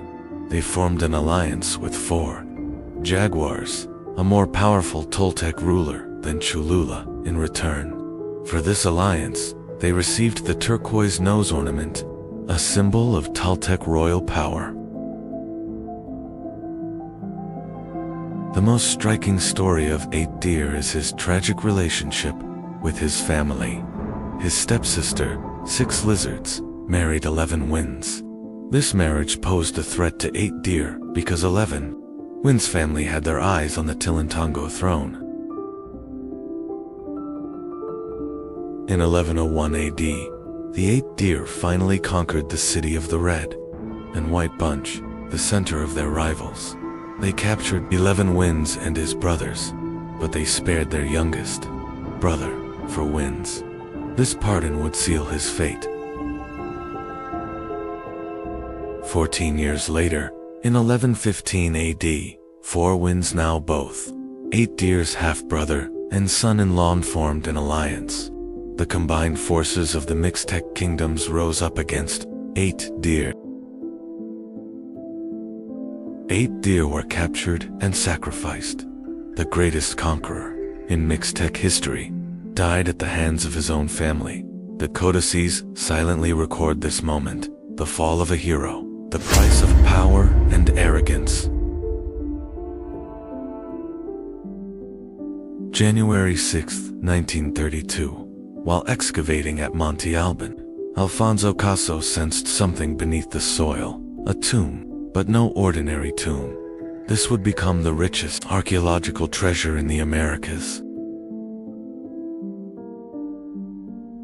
7. The tomb was originally built by the Zapotecs between 300 and 600 AD, but the Mixtecs reused it centuries later. This was a way of embracing the power of the past and paying respect to the spirits of their ancestors. 9 skeletons were found inside the tomb, but the most surprising thing were the artifacts: 121 gold objects, silver ornaments, turquoise necklaces, jade stones, obsidian mirrors, and crystal vessels. All were prime examples of the mastery of Mixtec craftsmen. But the most striking artifact was a human skull covered in turquoise mosaics. It had a hole in it for incense. It was an incense burner, a war trophy, perhaps a sacred object made from the skull of an enemy leader. For years, archaeologists believed the main person in the tomb was a male warrior, but recent research suggests it was actually a woman. The weaving tools found alongside her needle spools of thread, crystal bowls suggest she was a high-status woman, perhaps a priestess or queen. This discovery prompted us to rethink the role of women in Mixtec society. We also see strong female figures in the codices, women who were both warriors and rulers, like the 6 monkeys.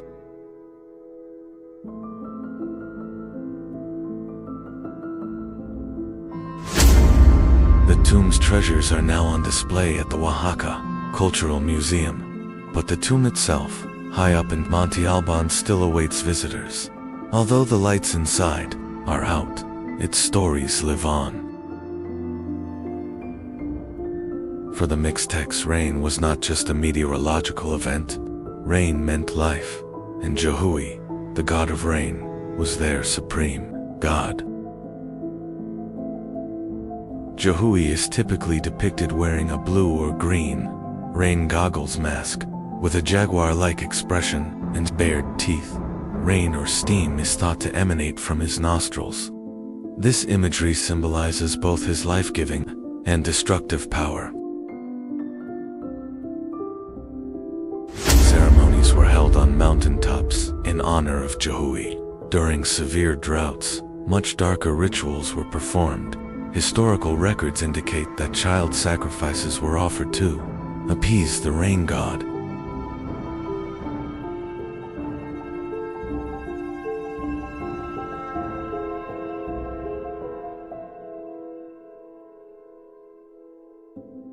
This practice reveals the deep fear and reverence inherent in Mesoamerican religions. Natural forces were things that humans couldn't understand or control, and appeasing these forces was essential for the survival of society. The Mixtec religion was based on an animistic worldview. Mountains, caves, rivers, all were filled with spirits. The world consisted of 3 layers: Earth, Nu, Sky, Yuchi, and Underworld, Nu Nador. The codices recount the earliest creation stories. 1 deer, the jaguar snake, and 1 deer, the puma. Snake created the world's first beings, Noah. When the sun rose, these first beings turned to stone. Some survived by taking refuge in caves and continued to live there. This belief system explains the cave cult of the Mixtecs. Caves were sacred places. The dead went there, and spirits lived there. And some caves are still visited today as sacred pilgrimage sites. In 1521, Hernan Cortés and the Spanish conquerors captured Tenochtitlan. The Aztec Empire collapsed, and the independence of the Mixtecs came to an end.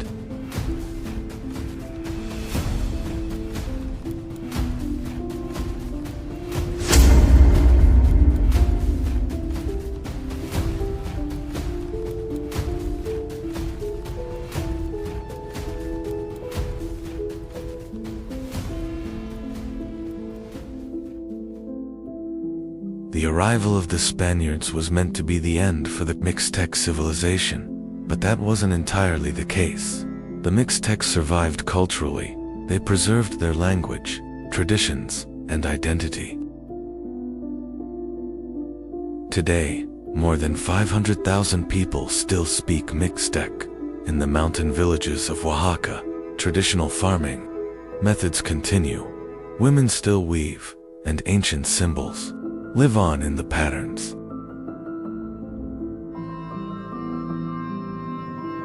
The story of the Mixtecs is a testament to the resilience of indigenous cultures. Despite the devastating effects of European colonialism, they were a people who wrote their own history, created their own art, and worshipped their own gods. Most of the codices were taken to Europe. They are now in libraries in London, Vienna, and Oxford, but their spirit still lives on in the mountains of Oaxaca. The jaguar claws of 8 deer happened in 1115, but its story is still told more than 1,000 years later. Perhaps this is the definition of a true legend. The legacy left to us by the Mixtecs goes beyond gold and precious stones. It reminds us of a part of humanity's shared heritage, the rise and fall of a civilization and a people's struggle for survival.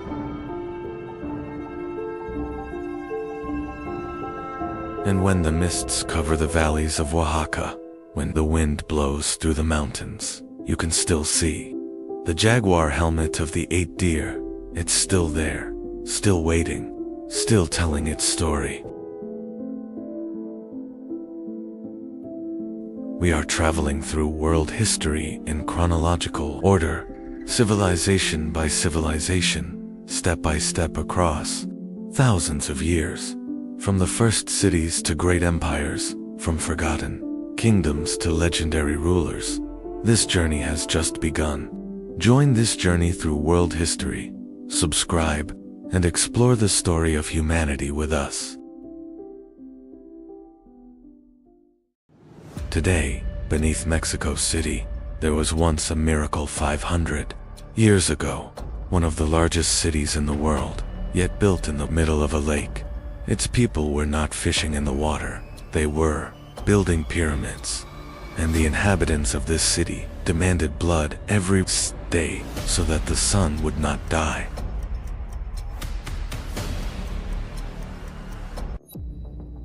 The Aztecs, in just 200 years, they built an empire from nothing, and in only 2 years, it vanished. Are you ready? Because this story begins with a legend, an eagle hunting a serpent. August 1250. In the arid lands of northern Mexico, a tribe emerges from a mysterious place called Aztlán.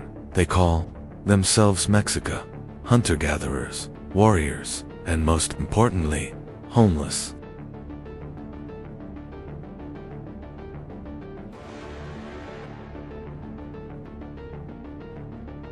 For centuries they migrated. Everywhere doors were slammed in their faces. Why? Because these men simply did not want peace. The war god Huitzilopochtli had told them, "You are the chosen people, but there is no paradise without bloodshed."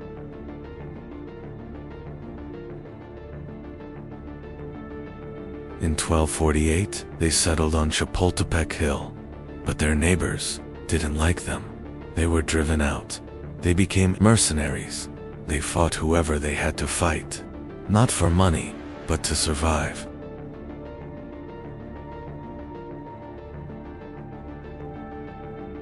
In 1325, a miracle happened. On a swampy island in the middle of Lake Texcoco, they saw an eagle with a snake in its beak, right on top of a cactus. They had been waiting for this sign. This would be Tenochtitlan, the heart of present-day Mexico City.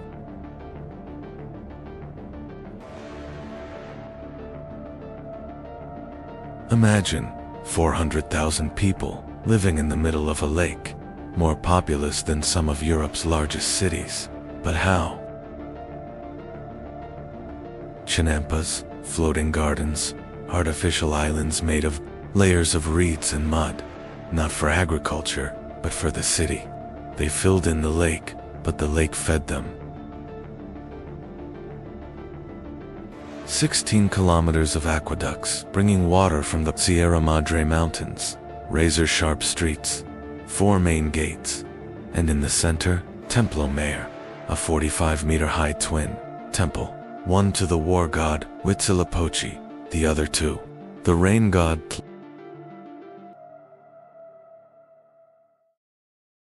But the craziest part, when the Spaniards first arrived, they said, "It's more beautiful than Venice Hernan courts." And a letter to King Charles wrote, "This city doesn't seem real." Now we come to the really interesting part. Why did the Aztecs sacrifice so many people? Answer: cosmology. According to them, the sun died every day. Its rising was a battle, and to win this battle, blood was necessary. Human hearts, food for the gods.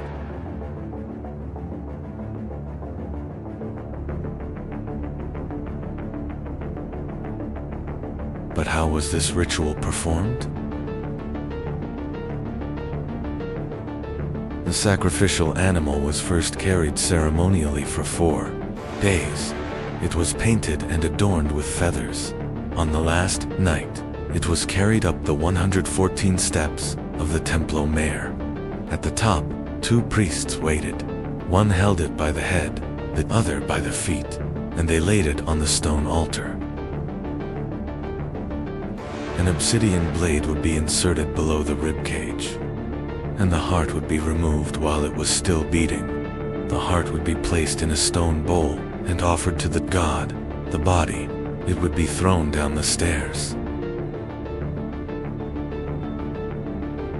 Sometimes their heads were cooked and served to the nobility. It was an honor.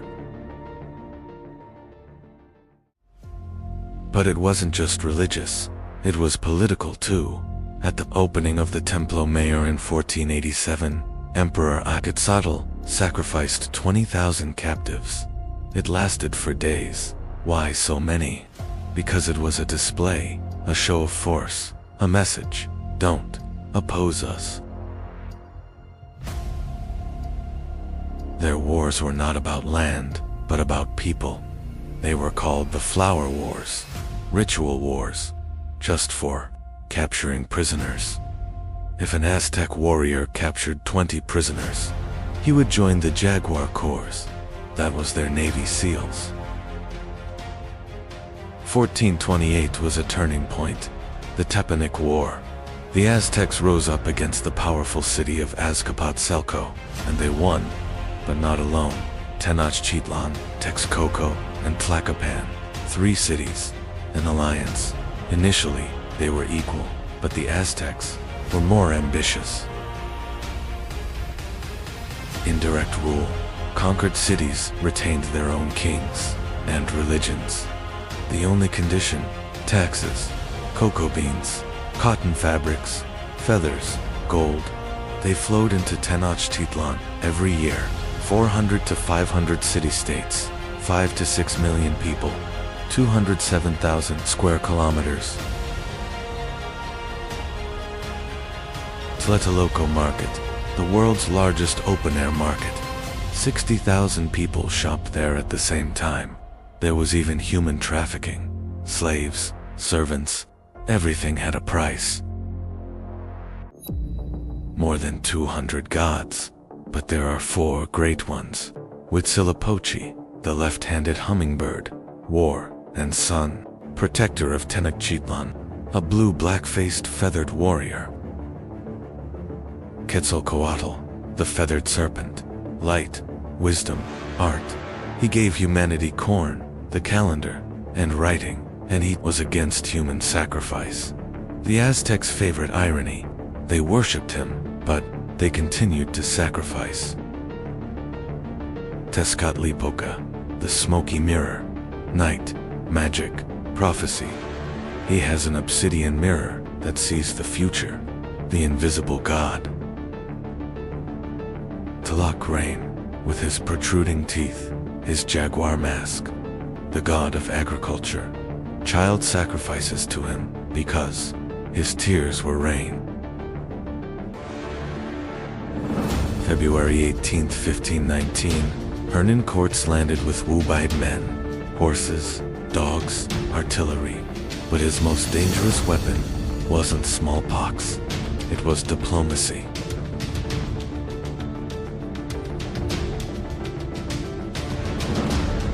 The Aztecs had many enemies. The people of Tlaxcala had never submitted. Courts formed an alliance with them, thousands of native warriors. Now this is not just a Spanish invasion, but a civil war.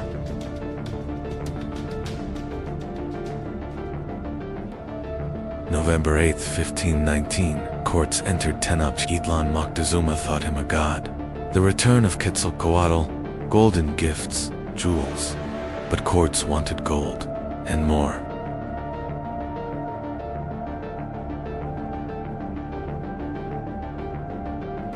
June 1520, Moctezuma died. Who killed him? It's still debated, but the city revolted.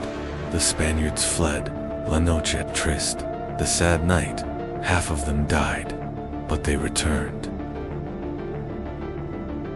August 13th, 1521. 75 days of siege, famine, smallpox. 25% to 50% of the population died. The last emperor, Cuauhtémoc, was captured. Tenochtitlan fell. Tenochtitlan lies beneath Mexico City today. The Templo Mayor was rediscovered in 1978. Something new emerges with every excavation. But weren't the Aztecs real? Mexico's name comes from Mexica, the eagle and snake on their flag. Chocolate, corn, tomatoes, avocados, they all come from them. They built an empire in 200 years.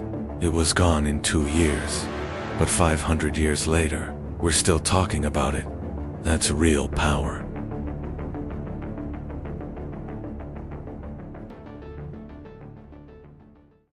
Today, there is a city in Italy.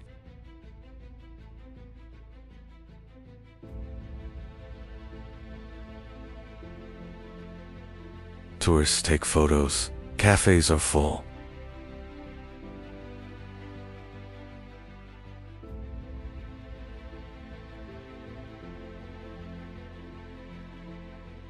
But 2,000 years ago,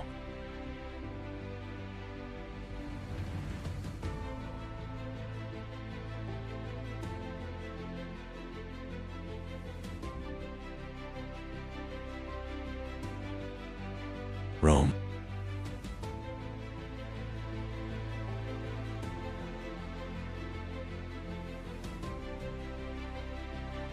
Paved roads, apartments, sewer systems. We still use them. They built them 2,000 years ago.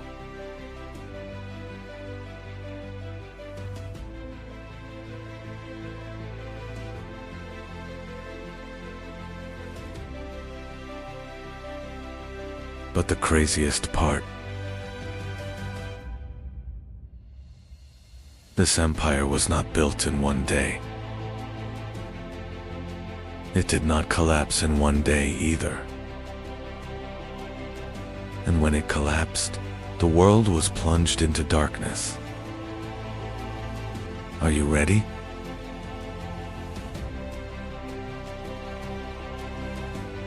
Because this story begins with a legend of two brothers by a wolf.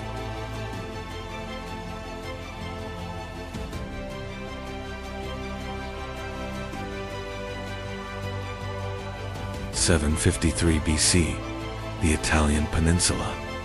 7 hills on the banks of the Tiber River, Palatine Hill. Here is a shepherd's tent. Inside are 2 infants, Romulus and Remus. According to legend, a king named Amulius wanted to kill his nephew. The babies were thrown into the river, but a wolf found them and nursed them. Then, a shepherd adopted them.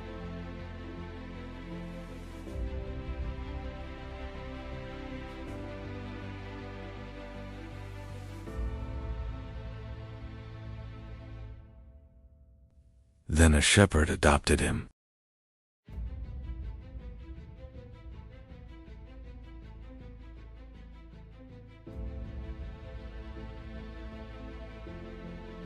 Years later, the brothers wanted to settle on these hills, but where?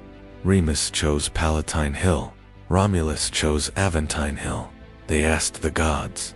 They counted the distances as the crow flies. Romulus saw 12. Remus saw 6. Romulus won.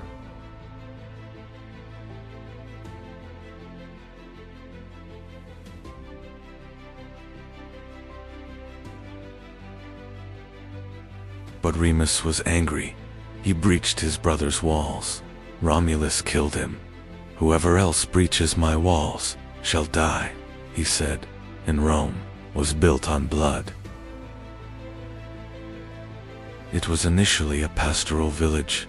300 houses, 3,000 inhabitants. They stole from the Etruscans, abducted women from the Sabines, small but warlike, and most importantly, they were stubborn. 509 BC, the last king, Tarquinius Superbus, was exiled.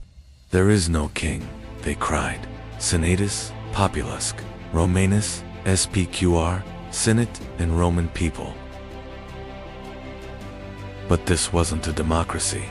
Patricians, the nobility; plebeians, the common people. If the plebeians were in debt, they would become slaves. In 494 BC, they revolted. "If you don't give us our rights, we will leave the city." Result: tribunus, plebis, popular tribunes, right of veto.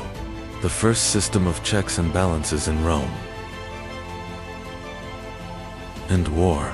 It took 150 years to conquer the Italian peninsula. The Samnite Wars. Victory against Pyrrhus, Pyrrhic victory. If a victory is won with losses, it is actually a defeat.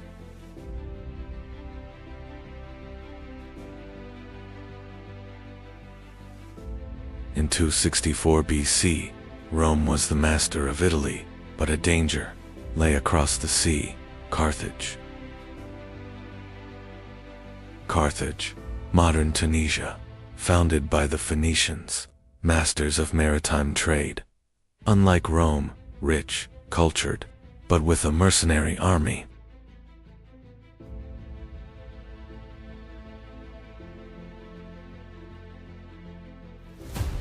The First Punic War, 264 to 241 BC. 23 years. Naval battles. Rome formed its first fleet. Corvus Crow. They lowered bridges from the ships, turning the naval battle into a land battle. Victory. Sicily and Sardinia became Roman territories. But the greatest danger was yet to come: Hannibal.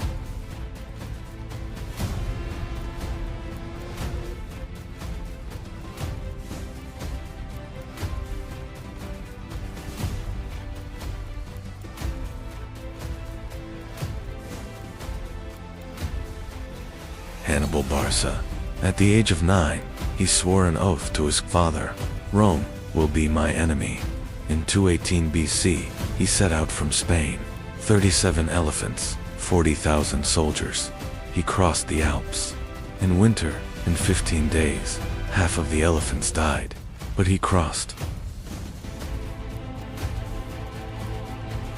Lake Trasimene, Roman consul Gaius Flaminius, ambushed. 15,000 dead. To 16 BC, Cannae.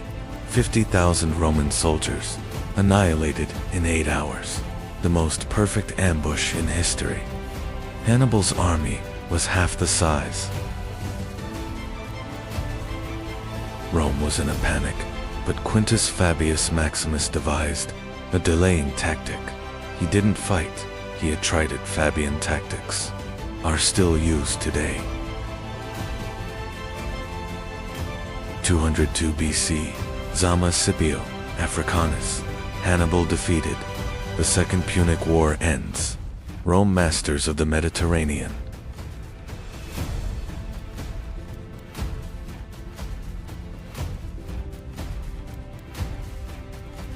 146 BC, the Third Punic War. Cato the Elder said in every speech, Carthage must be destroyed. Finally, they destroyed it. The city burned for 17 days. The ground turned to salt. Carthage no more. That same year, Corinth was also destroyed. Greece became a Roman province. The Mediterranean, Mare Nostrum, RC. The price of victory, 133 BC. The Gracchus brothers, Tiberius and Gaius. They said, the soldiers are returning. Landless, the rich are seizing everything, they demanded. Reform, the nobles killed them. The first bloody political assassinations. Marius and Sulla, 88 BC. Generals gained power. Army loyalty shifted to the general. Sulla became a dictator. Prescription lists, lists of those to be killed. 5,000 names. And Spartacus, 73 BC, a gladiator slave. He escaped with 70 people.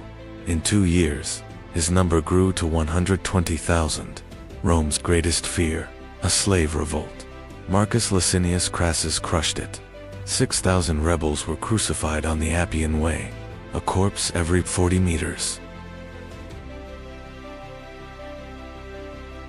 60 BC, the first triumvirate. Pompeius, Crassus, Julius Caesar. Power sharing. Caesar went to Gaul, 8 years, 300 battles. Veni, Vidi, Vici. I came, I saw, I conquered. 49 BC, Rubicon River, Aelia, Iacta, EST. The dice have been cast. Caesar started a civil war. Pompey fled to Egypt and was killed. Caesar became dictator, but it didn't last long. March 15th, 44 BC, Itus Marcia, 23 members of the royal family, including Brutus. You too, Brutus. Caesar was killed with 23 stab wounds. His last words are controversial, but the result is clear. Rome descended into chaos once again. The second triumvirate, Octavian, Antony, Lepidus. Lepidus was eliminated. Octavian versus Antony, 31 BC. Battle of Actium. Cleopatra's ship escaped. Antony pursued her. They were defeated. 30 BC, Cleopatra and Antony committed suicide. Egypt became Roman. Octavian was the sole ruler, but he didn't say king. He said Augustus, the Great, the first Roman emperor. The Republic ended. Pax Romana began. Pax Romana, 200 yield-bearers, 5 million kilometrik, 50 sampai 70 million insan. Britania dan Mesopotamia, Kuzi, Afrikadan. Augustus, emperor, but he called us first citizens. Tax reform, road system. All roads lead to Rome. 80,000 kilometers of roads. Some are still in use. Tiberius, Caligula, Claudius, Nero, the Julio-Claudian dynasty. Caligula was mad. He wanted to make his horse a senator. Nero, he burned Rome, played music, and committed suicide. The Colosseum, with a capacity of 80,000 people. Gladiator, fights, lion hunts, naval battles. Nomakia, built by Vespasian, opened by his son Titus, a 100-day festival. 5,000 animals were slaughtered. Trajan, 98 to 117 AD. The empire at its greatest extent. Dacia, Romania conquered. Gold mines, Trajan's Forum. Remember me like this. Hadrian 117 sampai 138 AD. Hadrian's Wall, defended. Britain, admirer of Greece, restored the temple in Ephesus and temples in Athens. Marcus Aurelius, 16 180. Age, Philosopher Empire, author of On Myself, Stoic. Life is a battle, long and varied. Only patience and courage save. But the golden age was coming to an end. Commodus, Marcus's son, he wanted to be a gladiator. He dressed like Hercules. He was strangled to death in 192. The empire began to crumble. The crisis of the 3rd century, 50 emperors in 50 years. Most were killed. Persians in the east, Germanic tribes in the north. The empire was divided in two. Diocletian 284 AD, the system of 4 empires tetrarchy. Constantine, 312 AD, Milvian Bridge. Win with this sign. Christianity, 330 AD, Constantinople, New Rome. The east is victorious, the west is weakened. 410, Alaric, Visigoth king. Rome was sacked, for the first time in 800 years. 455, Genseric, Vandals, 14 days of looting. The word vandalism comes from this. The last emperor, Romulus Augustulus, an ironic name, from Romulus to Augustulus. 476 AD, Odoacer, Germanic, general. He said, "You don't need to rule." The Western Roman Empire ended. The East, it lasted another 1,000 years as Byzantium, but that's another story. 2,200 years ago, it was a shepherd's village. 2,000 years ago, it was the master of the world. 1,500 years ago, it collapsed, but its legacy lives on. Law, innocent until proven guilty. Roads. All roads lead to Rome. Language, words of Latin origin. Government, Senate, veto, republic. Rome fell, but Rome never died. In the next video, the Byzantine Empire, the 1,000-year resistance of the Eastern Roman Empire. Don't forget to subscribe. See you soon. Constantine III, Roman Emperor, Christian, and a visionary. He chooses the ancient city of Byzantium, the mouth of the Bosphorus, between Asia and Europe. And here, he builds the new Rome. 6 years, 100,000 workers, forums, palaces, a hippodrome, and this city will stand for 1,000 years. The walls, 5th century Theodosius, 6 kilometers, 20 meters high, 3 layers of defense, for 1,000 years. These walls stopped the greatest armies of Europe, Huns, Avars, Bulgars, Russians. They were all broken at these walls. Until 1453. When the Roman Empire collapsed, the world changed. But Rome did not disappear. Its heart kept beating. And that heart was Constantinople. Today we call this Empire Byzantium. But its people never called themselves Byzantines. They used only one name, Romans. While Western Rome collapsed into darkness, another world was rising in the east. Rome's shift to the east was not an accident. Emperor Constantine understood the empire's future now lay in the east. So in the year 330, the capital moved away from Rome. The new capital would be Constantinople. This was not just a change of cities. This decision changed the destiny of Rome. Constantinople was not only a capital, it was one of the world's greatest trade gateways. And this city was not only wealthy, it was protected by one of the strongest defensive systems in the world.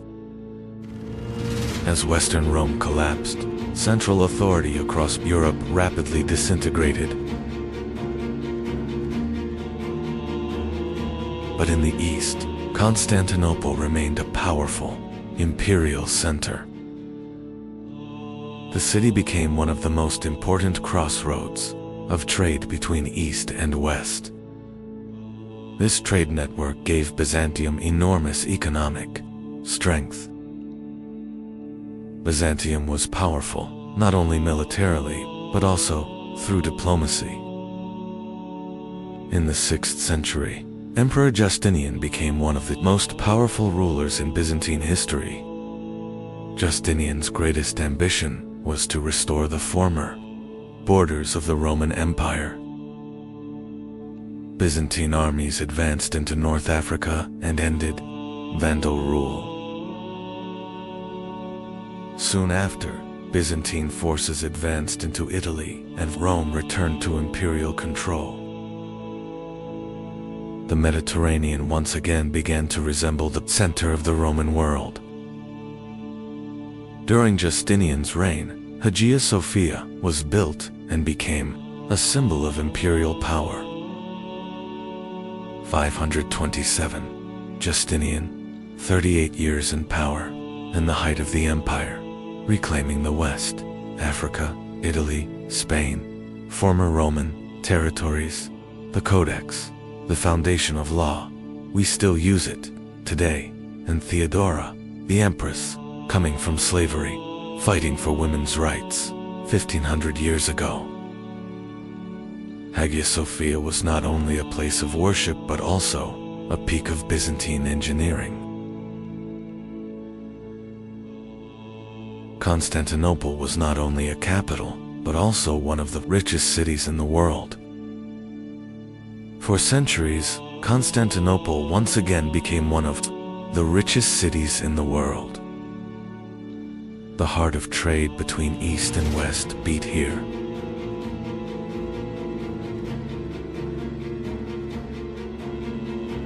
Eighth century, iconoclasm, icons banned, war within Christianity, and this war weakens the empire.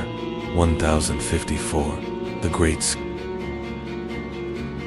Rome and Constantinople, Catholic and Orthodox. They never united. In 1204, the Fourth Crusade, the Crusaders plunder the Christian city. Byzantium falls to its own brethren. 50 years of occupation, and then a resurgence, but weaker, always weaker.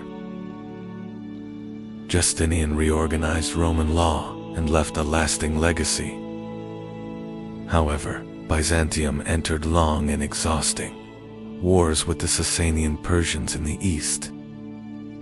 After these wars, the Arab conquests began, and Byzantium lost important territories. Yet Constantinople survived thanks to its powerful defensive walls. Byzantium survived not only through war but also through diplomacy. The empire developed new military systems to defend its borders. But in 1071, the Battle of Manzikert became a major turning point for Byzantium. After the defeat at Manzikert, the gates of Anatolia began to close for Byzantium. Byzantine control in Anatolia rapidly weakened. During this period, Byzantium was forced to seek military support from the West. But the Crusader armies unexpectedly turned toward Constantinople. In 1204, Constantinople was captured by the Crusaders. The city was looted, and Byzantium suffered a devastating blow.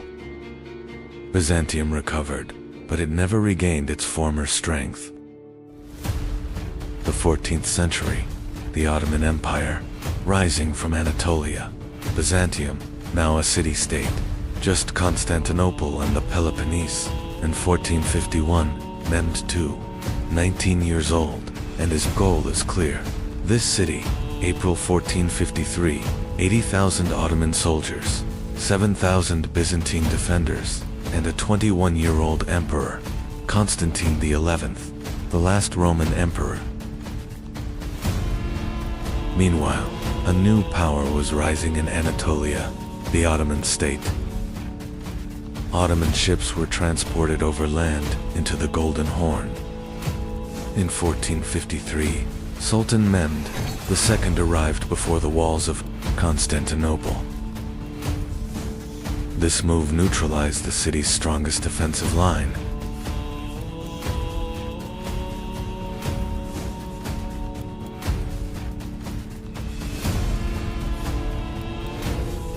With the final assault, the defenses of Constantinople collapsed.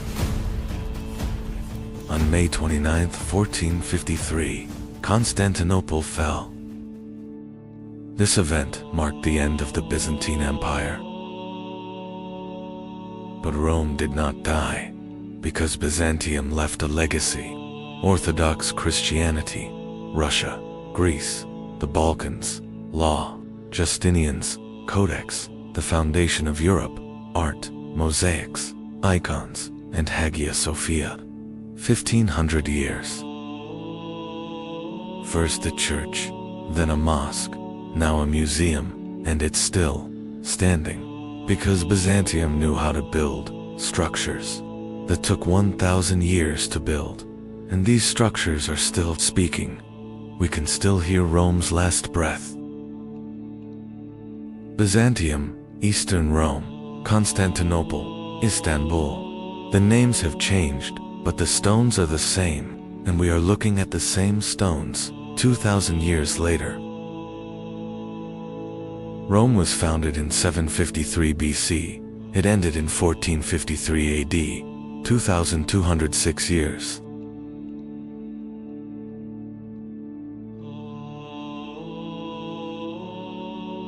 Byzantium protected Hagia Sophia for 1,000 years.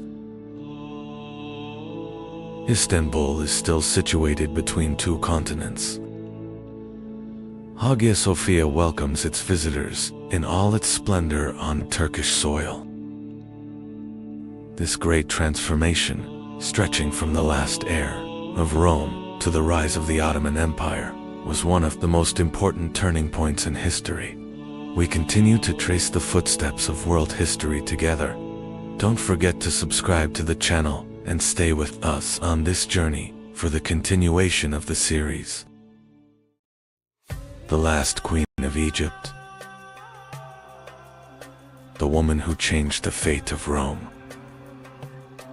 And a ruler who influenced the two most powerful men of the ancient world. She was the last hope of a collapsing civilization. Cleopatra is often remembered for her beauty, but her true power was not her beauty.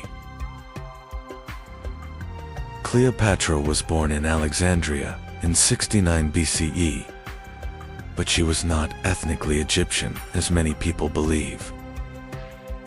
Cleopatra was a member of the Ptolemaic dynasty, established after the death of Alexander the Great. This dynasty ruled Egypt for nearly 300 years. Rome was rising, while Egypt struggled to survive. Cleopatra was only 18 when her father died. According to tradition, she ascended the throne, together with her younger brother. Sibling marriage was common in the Ptolemaic dynasty. This situation quickly turned into a civil war. Cleopatra was removed from the throne. At that moment, Julius Caesar arrived in Egypt. Cleopatra made one of the boldest political moves in history. Legend says she entered the palace hidden inside a carpet. This was not just a dramatic entrance. Cleopatra gained Caesar's support. With his help, she returned to the throne. This event changed not only the fate of Egypt, but also the future of Rome. From this union, a child was born, Caesar. But in 44 BCE, Caesar was assassinated in the Senate by a group of senators, including Brutus and Cassius. Cleopatra was once again alone. A new leader emerged in Rome, Mark Antony. Cleopatra formed an alliance with him. This alliance soon became a powerful partnership. Together they formed a major power in the Eastern Mediterranean. 10 years, 2 children, and a plan. Donations of Alexandria. 34 BC, Antony gives the East to Cleopatra's children: Egypt, Syria, Cilicia, Cyprus. This is Roman territory. And Rome is going mad. Octavian is spreading propaganda. Antony is a prisoner of a woman. The East is surrendering to a woman. Cleopatra was Rome's enemy, but the truth is, it was an alliance of 2 powerful people, and this alliance was a threat. But another leader was rising in Rome, Octavian. Rome was now divided.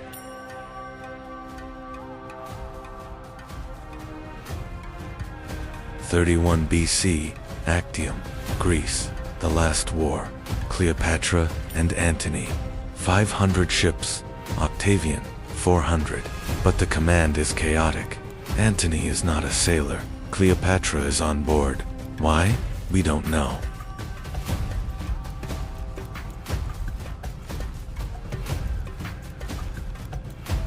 A complete mess.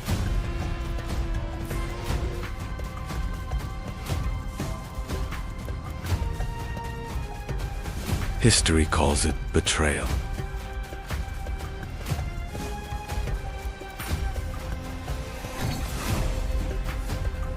This conflict led to one of the most important naval battles in history, the Battle of Actium.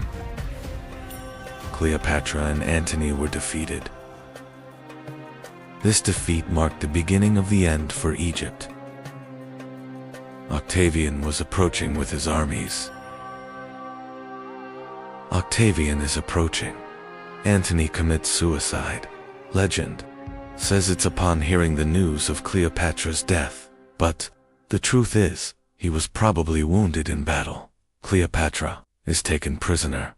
Octavian wants to take her to Rome for victory parade, but Cleopatra refuses, because she is a queen, and queens are not chained.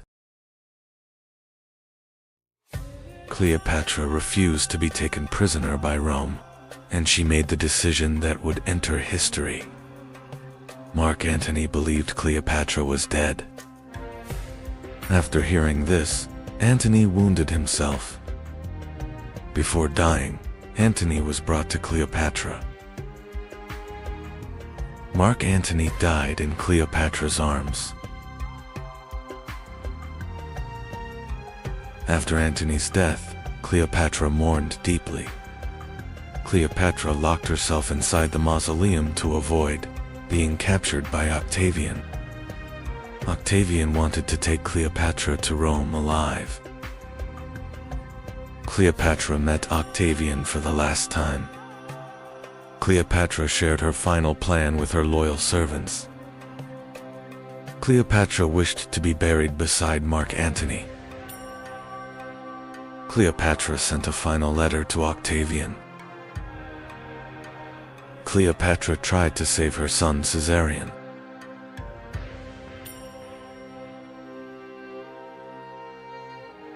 Cleopatra remained with only her 2 loyal attendants. A basket of figs was brought to Cleopatra. Inside the basket was a cobra. Cleopatra took her own life. 30 BC, August 12th. Cleopatra, 39 years old. She is poisoned. The snake, legend, real, perhaps opium, perhaps a poisoned needle, but the result is the same. The last pharaoh dies, and Undi Caesarion, 17 years old, ascends the throne, but only for 11 days. Octavian kills him, because Caesar's son is a threat. Egypt becomes a Roman province. 3,000 years of pharaohs come to an end. Charmian adjusted Cleopatra's crown and said, "This was a death worthy of a queen." Caesarion was captured and executed. When Roman soldiers entered the chamber, they found Cleopatra dead. Octavian received the news of Cleopatra's death. Cleopatra and Mark Antony were buried together. Egypt was no longer an independent kingdom.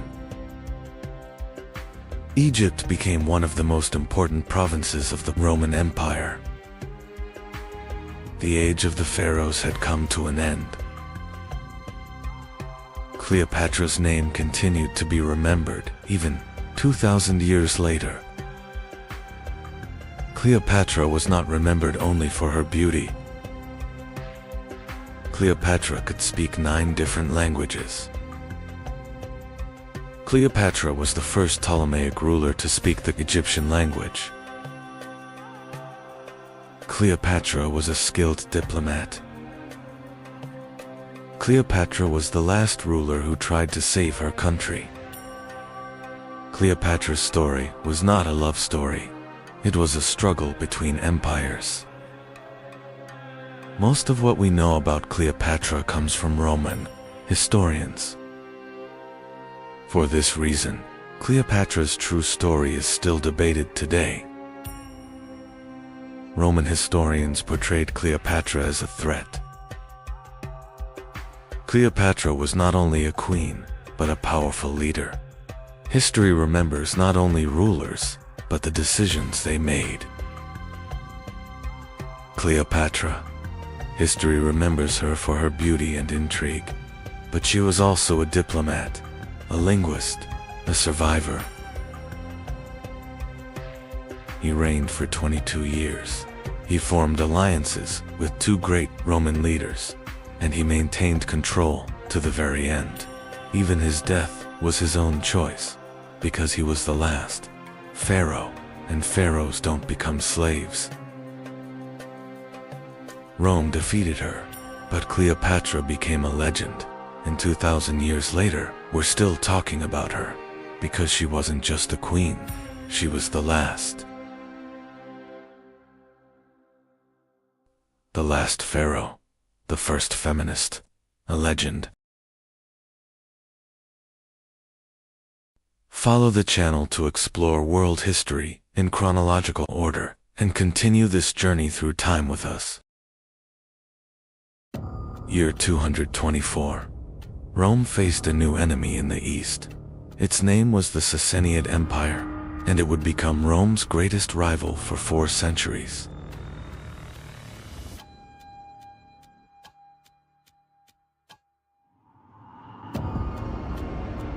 On the Iranian plateau, a rebellion began. A local ruler named Ardashir challenged the 400-year-old Parthian Empire, and at the Battle of Hormozgan, he defeated the Parthian king and began a new era. Ctesiphon fell. Ardashir declared himself Shahanshah, the King of Kings. This was not just a victory. The Persian Empire was being reborn. 7 centuries earlier, Alexander the Great had destroyed the Persian Empire. Now, the new empire, founded by Ardashir, was reviving the power of ancient Persia. In the west stood Rome, in the east stood China, and between these 2 great worlds, at the heart of the Silk Road, a new superpower was rising, the Safavid Empire. The Sasanians did not only build an empire, they placed a religion at its foundation. Zoroastrianism became the official faith of the empire. A kingdom protected by Ahura Mazda had emerged. Sasanian kings were not only political rulers, they were seen as the earthly representatives of Ahura Mazda, and the Mobids were the guardians of this sacred order. As the Safavid Empire rose in the east, another superpower stood in the west, Rome. Along the frontiers of Mesopotamia, the 2 empires prepared for a struggle that would last for centuries. In 260, at the Battle of Edessa, Sasanian King Shapur I captured the Roman Emperor Valerian. It was the first time in Roman history that an emperor had been taken prisoner by an enemy. Shapur did not only win, he carved his victory into history. At Nakshi Rustam, the Roman Emperor Valerian was shown. Kneeling before him, it was a clear message to Rome. The conflict between Rome and the Sasanians was not a single war. Along the frontiers of Mesopotamia, a rivalry lasting centuries had begun.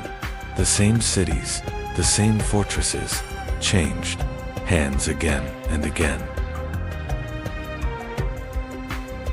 At the center of the struggle between Rome and the Sasanians stood Armenia. For centuries, this region became a frontier zone, changing hands between the two empires. In 363, the Roman Emperor Julian launched a massive campaign. His objective was clear: capture the Sasanian capital, Ctesiphon, and change the balance of power in the east. Ctesiphon was never captured. During the retreat, Emperor Julian was killed. This campaign ended Rome's hopes of dominating the eastern frontier. In 531, Khosrow I came to the throne and became one of the greatest rulers of the Sasanian Empire. During his reign, the empire did not only expand, it was reorganized. Khosrow I was not only a warrior, he reorganized the tax system, strengthened the army, and transformed the empire into a more centralized state. These reforms made the Sasanians one of the strongest powers in the region. In 529, the Byzantine Emperor Justinian closed the Academy of Athens. Some philosophers fled east to the Sasanian court. There, Greek thought continued to survive in Persian lands. The Great Arch of Tak Kasra at Ctesiphon symbolized the power of the Sasanian Empire. For centuries, it stood as one of the largest single-span vaults in the world. The Sasanian Empire was not only a military power, situated at the center of the Silk Road. It controlled trade between China and Rome and gained immense wealth. During the reign of Khosrow II, the Sasanian Empire reached its greatest extent.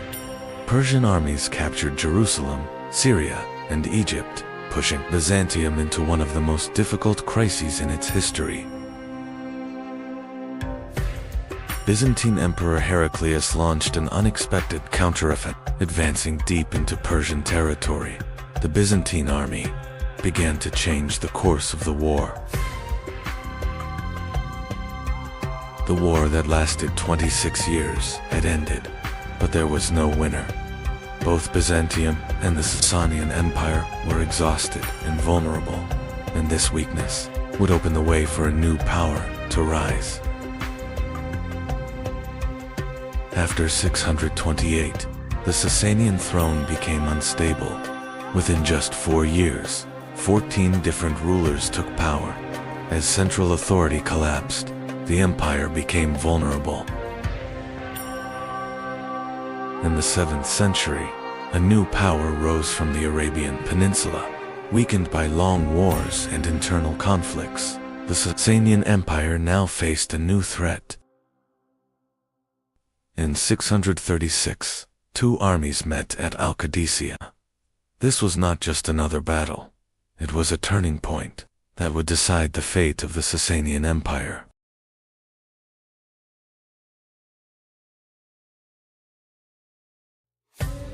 After Al-Qadisiyah, the Sasanian capital Ctesiphon fell. The heart of the empire was lost. This marked a turning point, from which Sasanian resistance could no longer recover. In 642, at Nahavand, the Sasanian army made its final, major stand.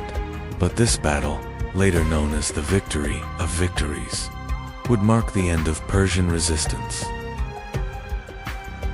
In 651, the last Sasanian king, Yazdegerd III, was killed.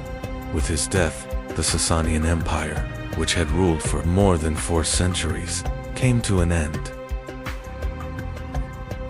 The Sasanian Empire fell, but its legacy lived on. In Iranian identity, in the court culture of the Islamic world, and across medieval civilizations, the influence of the Sasanians endured for centuries. The Sasanian Empire had fallen, but history did not stop. In the same century, a new civilization was rising in Arabia, and this rise would change the balance of the world forever. The rise and fall of the Sasanian Empire was part of one of the greatest turning points in world history, and this story was only just beginning.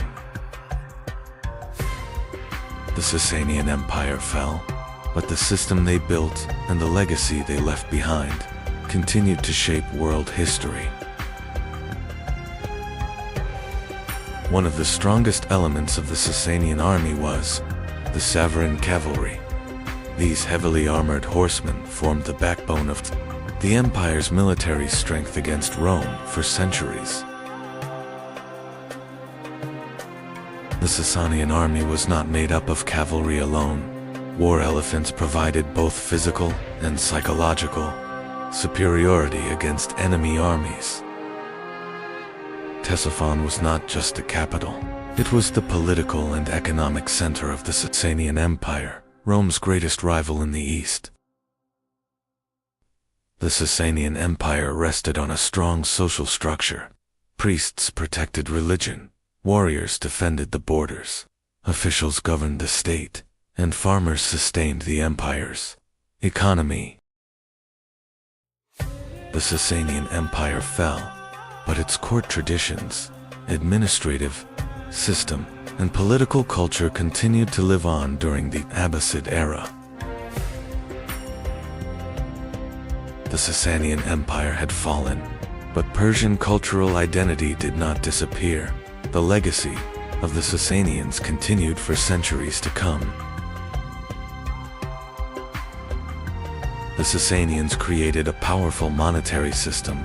The silver dram became an important currency used not only inside the empire, but across the Middle East and Central Asia.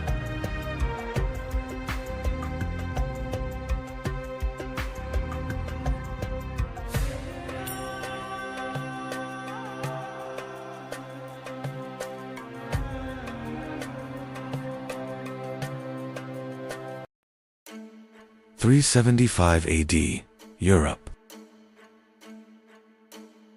The Roman Empire has ruled for 400 years. The borders are secure. The forests are silent. And suddenly, a sound in the distance. The sound of horseshoes. So much, so fast. Uns.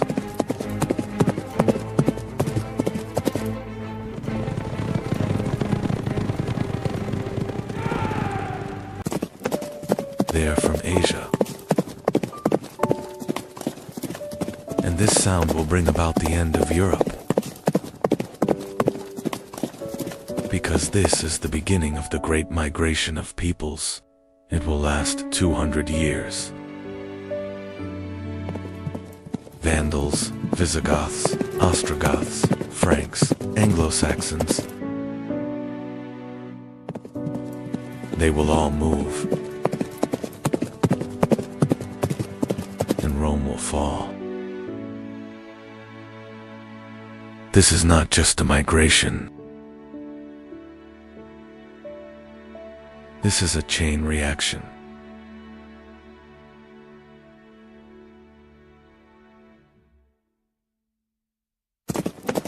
The Huns are pushing back the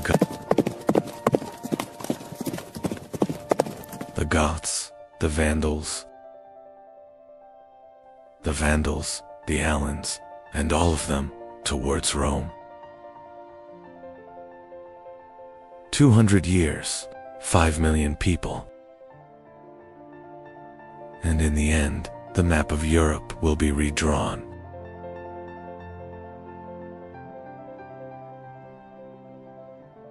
Today's Europe is the result of this migration.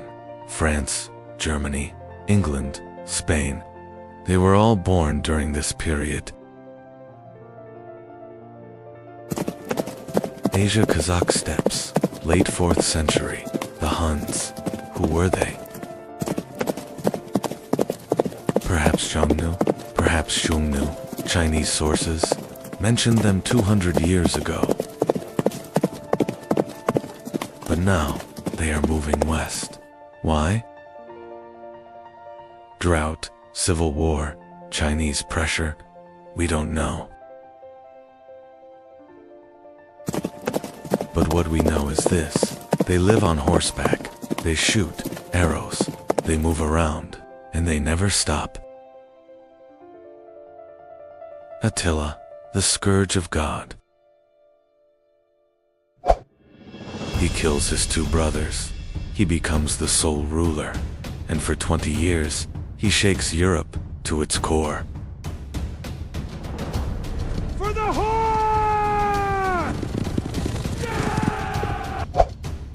Byzantium pays tribute, 700 kilograms of gold.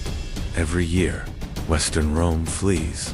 Gaul, Italy, 452, at the gates of Rome. Pope Leo I is coming. Attila is returning. Why? The plague? The Pope's speech? We don't know, but it's coming back. And in 453, he dies, on his wedding night, from a nosebleed, or poison. There are legends. But the Huns are dispersing. The migration isn't ending, but it's accelerating. The Goths, they're coming from Scandinavia, 200 years ago, South Vistula River, Nis. In 238, the First Roman War.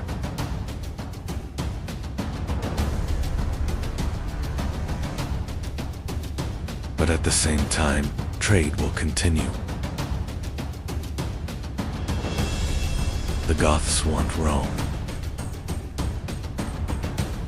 And Rome wants the Goths. Soldier, refugee, buffer zone. This relationship will last 200 years, but in 376, it changes. The Huns are coming.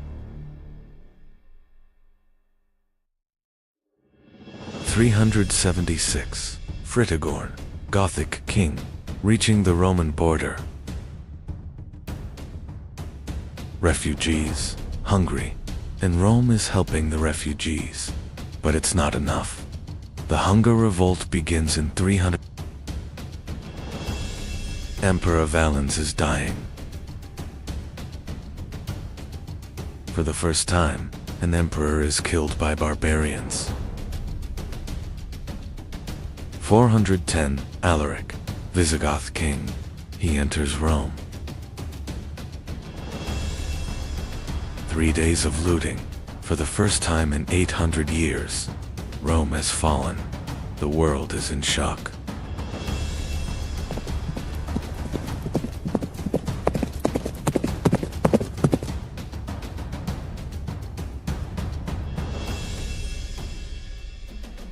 (418) The Visigoths settle in Spain.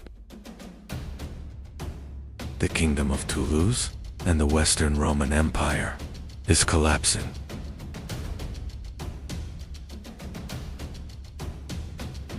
476, the last emperor, Romulus Augustulus, young puppet. The Ostrogoth general Odoacer dethrones him.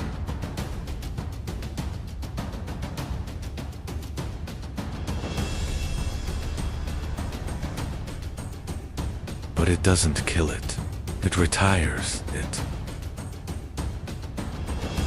The Goths are now in Italy, and the Western Roman Empire is coming to an end.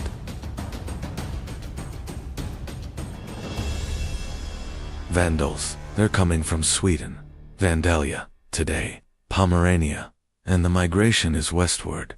406, the Rhine River. Winter, frozen, they're passing through, to Gaul, to Spain, and Gazric. 429, 80,000 men, to North Africa, by ship. The Vandals become seafarers, and in 439, Carthage, Rome's granary, it falls. The Vandals control the Mediterranean. Year 455. The Vandals arrive in Rome by sea. The city falls. Rome is looted for 14 days, but this was not uncontrolled destruction. Churches were protected. Pope Leo I intervenes once again. However, this time, he cannot save Rome. The Vandals were no longer just a migrating people. They had become a powerful naval force in the Mediterranean. Carthage was their capital. Rome's former grain supply was now under their control.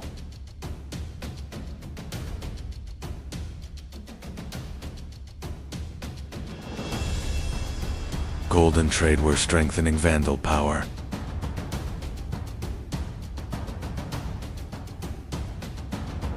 The Mediterranean was now under Vandal naval control. The Franks were a Germanic people, living along the Rhine River, but they were influenced by Rome. In 481, Clovis became the sole king of the Franks at just 15 years old. And Clovis fought continuously for nearly 30 years. The victory at Soissons broke the last major Roman resistance in Gaul.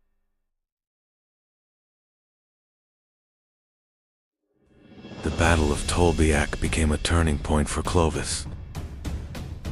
In 496, Clovis converted to Christianity. It was not only faith, it was strategy. The Roman Church and the Gallo-Roman population now supported Clovis. Clovis died, but the Franks continued to grow, and from this legacy emerged France, Germany, the Netherlands, and Belgium. In just 200 years, between 375 and 575, Europe became unrecognizable. Western Rome collapsed. The Eastern Roman Empire survived, but reduced in power. New kingdoms emerged: Visigothic Spain, Ostrogothic Italy, Frankish Gaul. The Vandals, Burgundians, Alans, Herulian Gepids. Some disappeared, others faded into history. This transformation was not only political. Language, culture, and religion changed. Christianity spread. The Pope grew. Stronger, Rome returned. Not as an empire, but as a church. Today, France, Germany, England, Spain, and Italy. All of them were born in this period.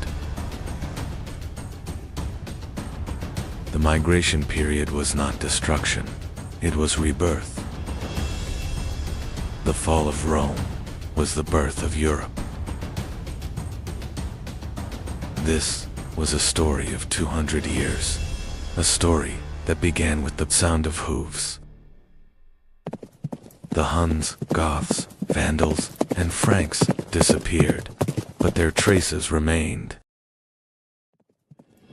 The migration period lasted from 375 to 568, 200 years. 5 million people moved. Europe was reborn. Rome fell, but Europe began. In the silence of the Arabian desert, on a mountain above the city of Mecca, a message that would change human history was about to begin. At the heart of this land stood a city, Mecca. And at the center of Mecca stood a structure revered for centuries, the Kaaba. In the early 7th century, the Arabian Peninsula, a land of vast deserts, tribal rivalries, and intersecting trade routes. In this land, a message would emerge that would change the course of world history. At the time Islam emerged, the Arabian Peninsula was politically fragmented. There was no central state. Society was organized around tribes, and each tribe governed itself. Rivalries and conflicts between tribes were part of everyday life. The strong held decisive power over the weak within society.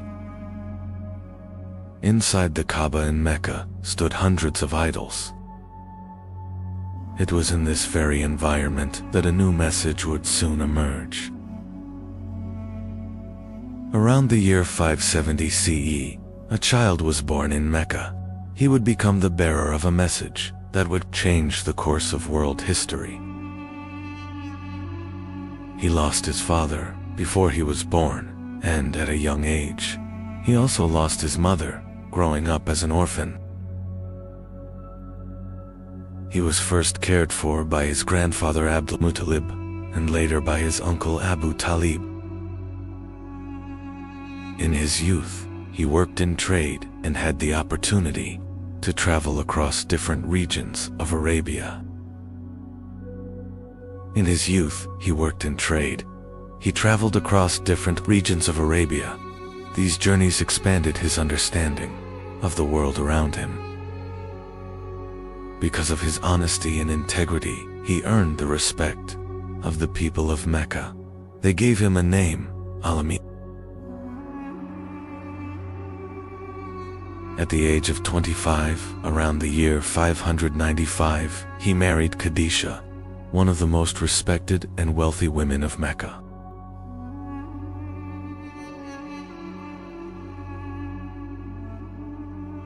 The year was 610. He had withdrawn to the cave of Hira, near Mecca. There an event was about to unfold that would change the course of human history. One night, inside the cave of Hira, the first revelation began that would change the course of human history. And that night, the first word was revealed. Read. After that night, as he descended from the mountain, nothing would ever be the same again. He returned home that night. He was deeply shaken and trembling. He asked his wife Khadijah to cover him. His wife Khadijah comforted him. She reassured him and stayed by his side. She told him this was not something to fear. He went with his wife Khadijah to Waraka ibn Nawfal. Waraka said that what had happened was a divine revelation. The first to believe in his message were his wife, Khadijah, Ali, Abu Bakr, and Zayd. Thus the first small community of believers began to form. In the early years, Islam was taught in secret. A small community quietly began to grow in Mecca. He later gathered the people on Mount Safa. There, he openly called them to Islam. However, the leaders of Quraysh opposed this message. The open call was met with strong resistance in Mecca. As Islam began to spread, persecution started in Mecca. The early believers were subjected to severe torture because of their faith.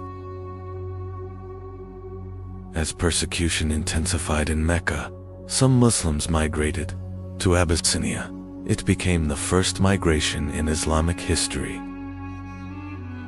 A harsh boycott was imposed on the Muslims and the Banu Hashem in Mecca.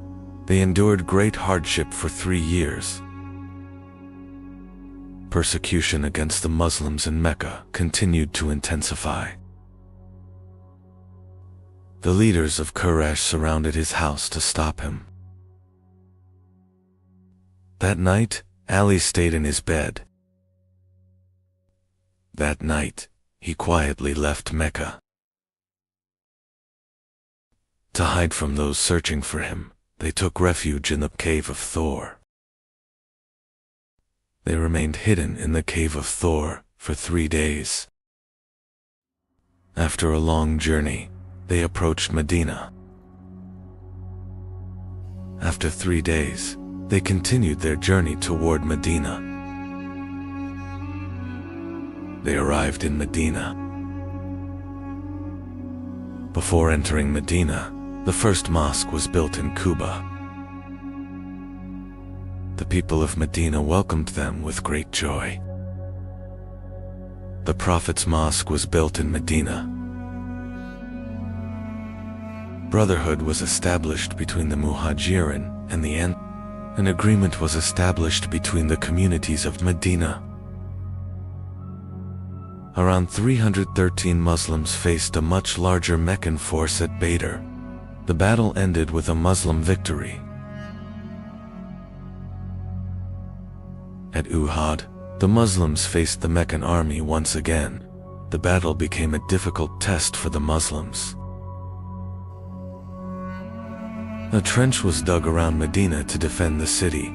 The siege failed. An agreement was made with the Meccans at Hudaybiyah. This agreement became an important turning point for the spread of Islam. In 630, Mecca was conquered. The city came under Muslim control with little fighting. The idols around the Kaaba were removed. In the valley of Hunain, they faced a sudden attack. However, the battle ended in a Muslim victory. A large army was prepared for the expedition of Tabuk. However, no battle took place. In 632, the farewell pilgrimage was performed. During the farewell pilgrimage, he delivered the farewell sermon to the people. He passed away in Medina in 632. The legacy he left spread rapidly across a vast region. In 632, Abu Bakr was chosen as the first caliph. The Ridda Wars were fought to preserve unity. The verses of the Quran began to be compiled. In 634, Umar became the second caliph. Between 634 and 644, during Umar's rule, Islamic lands expanded rapidly. In 637, Jerusalem was peacefully surrendered. In 644, Uthman became the third caliph. During Uthman's rule, copies of the Quran were prepared and sent to different regions. In 656, Uthman was martyred. In 656, Ali became the fourth caliph. In 656, the Battle of the Camel took place. In 657, the Battle of Siffin took place between the forces of Ali and Muawiyah, the governor of Syria. This battle was a continuation of the political crisis that began after the martyrdom of Uthman. It became one of the major turning points of the Rashidun period. It was followed by the arbitration event and the emergence of the After the Battle of Siffin, an arbitration took place between the two sides. This development led to new divisions in the Islamic world. After the arbitration that followed the Battle of Siffin, a group separated from Ali's army and became known as the Kharijites. This development led to new divisions in the Islamic world. In 658, the Battle of Nahrawan took place between Ali and the Kharijites. In 661, Ali was martyred. Thus, the Rashidun period came to an end. Abu Bakr was known for his honesty and loyalty. He became the first caliph and preserved unity during one of the most difficult periods of Islam. Umar was known for his justice and strong leadership. During his rule, the Islamic State became a major. Uthman was known for his kindness and generosity. During his rule, copies of the Quran were distributed to different regions. Ali was known for his courage, wisdom, and justice. He became one of the most important leaders in Islamic history. The Quran was revealed gradually over about 23 years. This process guided the community step by step and strengthened the believers. Islam is built upon 5 core practices: declaration of faith, prayer, fasting, charity, and pilgrimage. Islam encourages reading, cleanliness, goodness, and justice. It emphasizes protecting the weak and carrying responsibility. Within society, to be a Muslim, one must declare with the tongue and believe with the heart. The Quran clearly declares that there is no God but Allah and that Muhammad is his messenger. This belief forms the foundation of Islam. Islam is a faith built upon justice, compassion, knowledge, and good character. For centuries, it has continued to guide the lives of millions of people. In 661, after the death of Ali, a new era began in the Islamic world.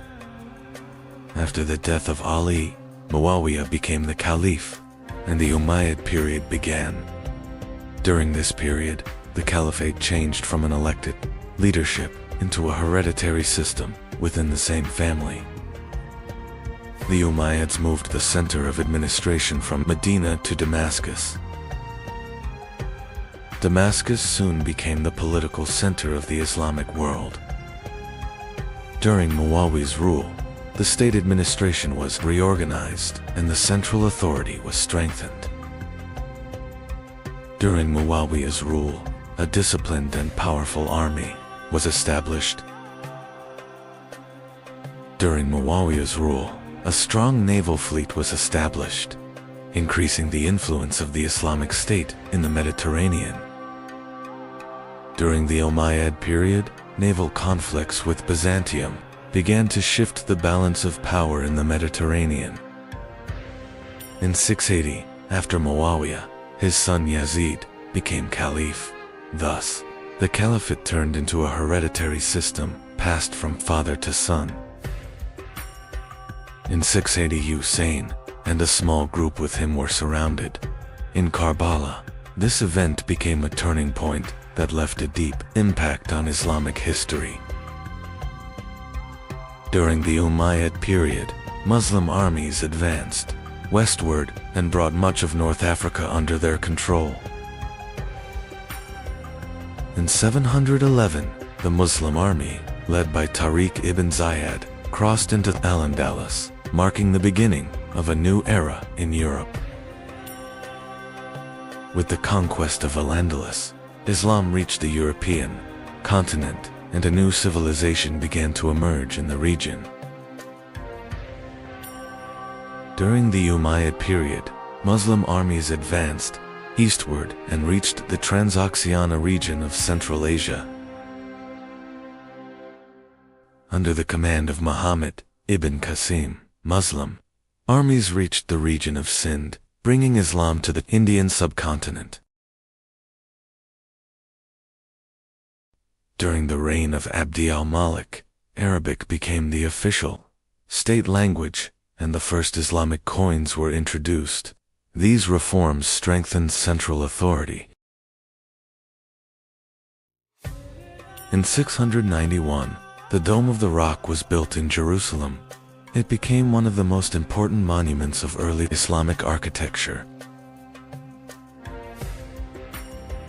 During the reign of Al-Walid I, the Umayyad Mosque of Damascus was built.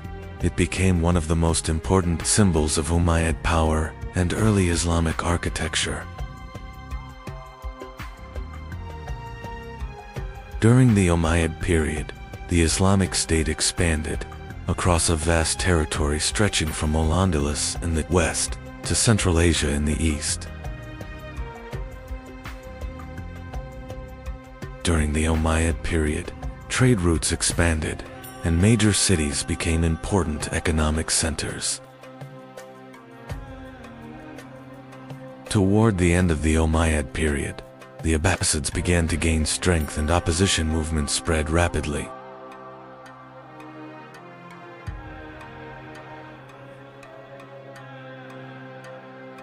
In 698, with the fall of Carthage, Byzantine control in North Africa ended, and the region came under Umayyad rule. After the capture of Carthage, the Umayyads established permanent administration in North Africa, making the region an important center of the Islamic world. The new administration established in Al-Andalus quickly turned the region into one of the important cultural and commercial centers of the Islamic world. During the reign of Abd al-Malik, the central administration was reorganized and the state structure became stronger. During the reign of Abd al-Malik, Arabic became the official state language. This reform strengthened unity within the AD administration. During the reign of Abd al-Malik, the first Islamic coins were introduced. This reform strengthened the economic independence of the state. During the Umayyad period, a postal system was developed to improve communication between cities. During the Umayyad period, several campaigns were launched into Anatolia. The Umayyads laid siege to Constantinople and fought major battles against Byzantium. During the Umayyad period, cities expanded rapidly and trade flourished. During the Umayyad period, scholarly activity began to grow. New trade routes connected different regions of the empire. During the Umayyad period, the Islamic State expanded across 3 continents. During the reign of Al-Wal, major construction projects were carried out in cities.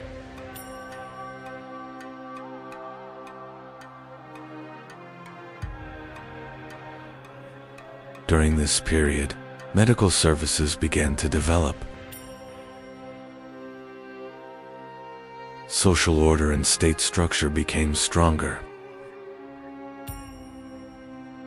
The taxation system was reorganized, increasing state revenues. Over time, the Abbasids began to gain strength. In the region of Khorasan, the Abbasids gathered strong support. In the region of Khorasan, the Abbasid movement quickly began to gain strength. The Abbasids rapidly expanded their influence by gathering support across different regions. Over time, Uprisings began in many regions against Umayyad rule.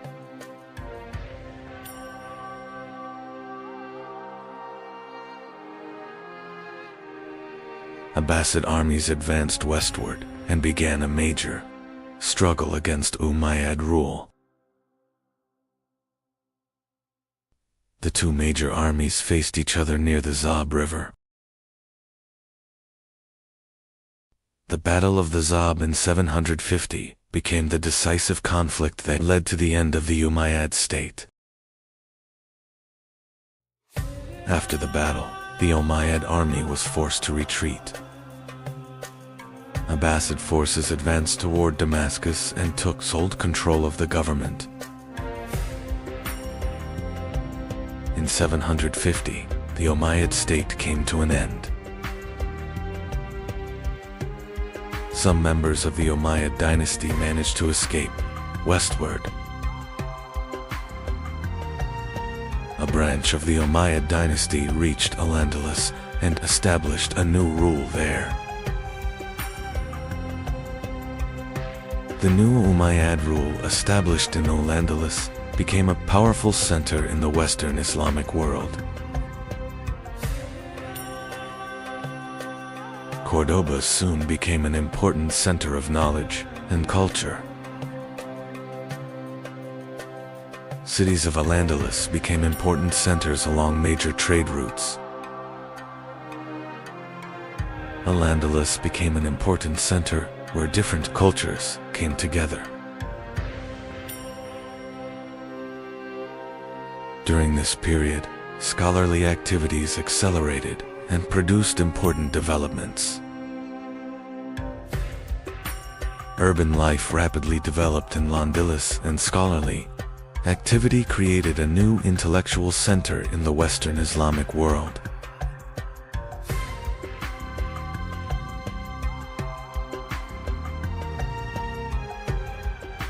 The Umayyads left lasting architectural achievements that became an important part of Islamic civilization.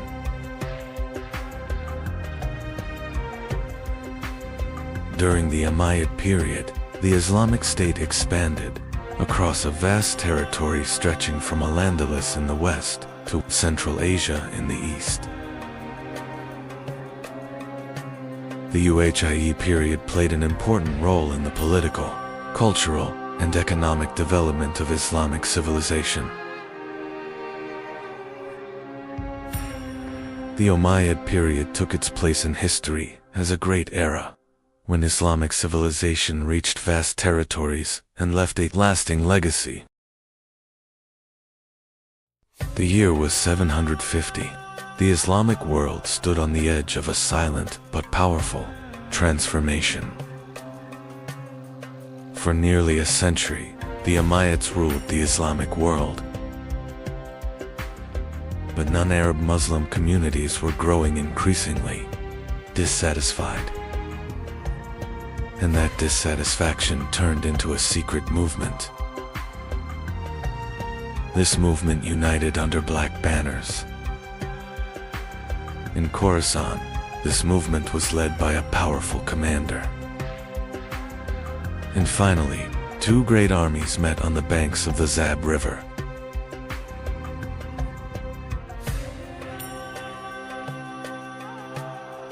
This battle was not just a defeat. It was the end of an era.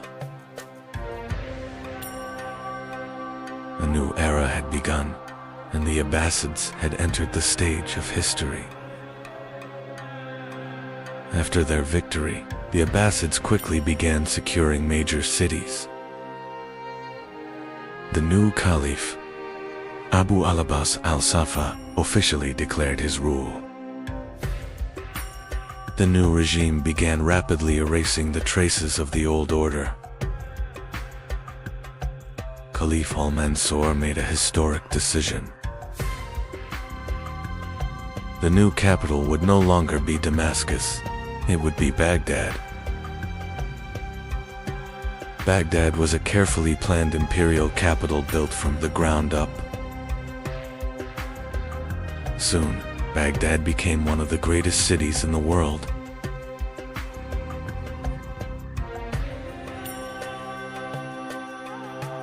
During the reign of Harun al-Rashid, Baghdad became one of the most powerful cities in the world. Baghdad was no longer just a capital city. Baghdad had become the center where the world's trade routes met. At the House of Wisdom, texts from across the world were being translated. The knowledge of ancient Greece was being rediscovered. Al-Khwarizmi was transforming the foundations of mathematics. Astronomers studied the skies to understand the universe. Ibn Sina was writing one of the most important medical works in history. Early forms of modern hospitals were emerging in Baghdad. Baghdad had become one of the greatest centers of knowledge in the world. Under the Abbasids, Baghdad had become one of the brightest cities in human history. But the central authority of the Abbasids slowly began to weaken. In distant provinces, governors began making their own decisions. In North Africa, central authority was gradually fading. In the West, Al-Andalus had become a completely independent power. In Baghdad, the balance inside the palace was beginning to change. The caliphs relied on Turkic soldiers to secure their safety. But over time, these soldiers began influencing palace politics. The caliphs were gradually becoming symbolic leaders. In the 10th century, the Ubayyids entered Baghdad and took control. The caliphate continued, but real power was now in their hands. In the 11th century, a new power began rising from the east. This power was the Seljuk ruler Tughril Beg was advancing rapidly westward. The Seljuks quickly took control of Persian lands. Meanwhile, Baghdad had become politically weakened. The city was under Ubayyid control. In 1055, the Seljuk army entered Baghdad. Tughril Beg placed the caliph under his protection. And thus, the Seljuk sultans became the political leaders of the Islamic world. During the Seljuk period, the caliphs continued as religious leaders. But political power now belonged to the Seljuk sultans. The Seljuks restored order by building a strong administrative system. One of the architects of this system was Nizam al-Mulk. The Nizamiya madrasas he founded transformed the education system. These madrasas created a new educational network, the Islamic world. Under the Seljuks, the Islamic world regained strong political stability. But a new threat was emerging from the West. The Crusades pushed the Islamic world into a new struggle. During this time, the Abbasids continued as the spiritual authority of the Islamic world. In the 13th century, a new and powerful threat rose from the east. This threat was the Mongol army. At the head of the Mongol army stood Hulagu Khan. The Mongol army was advancing toward Baghdad.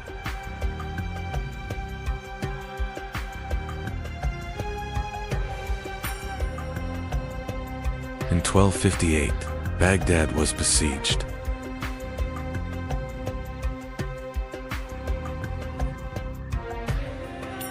The city fell quickly.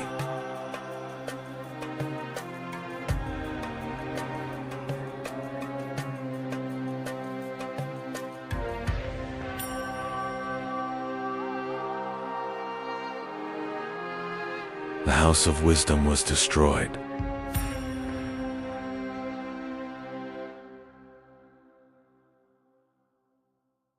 The Tigris River flowed dark with ink for days.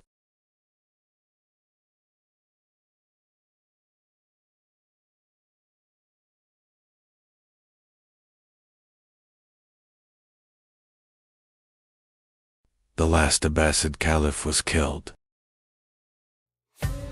And thus, Abbasid rule in Baghdad came to an end.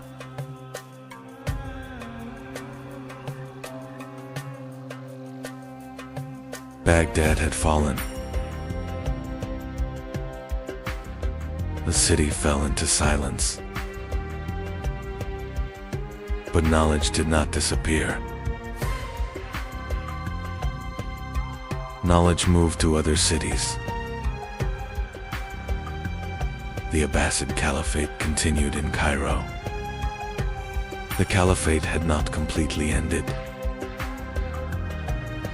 Abbasid knowledge reached Europe. This knowledge influenced Europe's awakening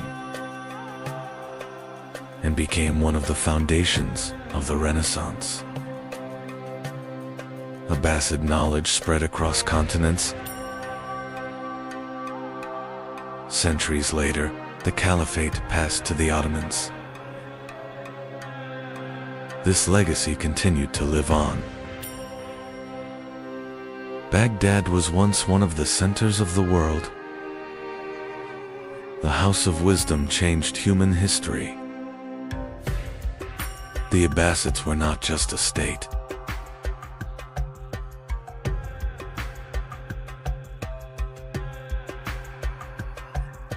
They were a bridge of civilization.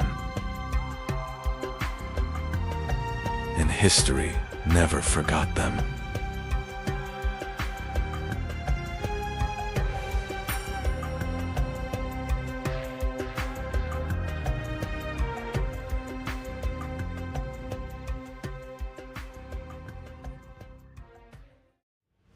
The year is 793. The ships on the horizon were not ordinary. Long, narrow, and crowned with dragon heads. The warriors of the north were coming. The longships reached the shore. Warriors carrying shields and axes stepped onto this silent coast. Lindisfarne was no longer safe.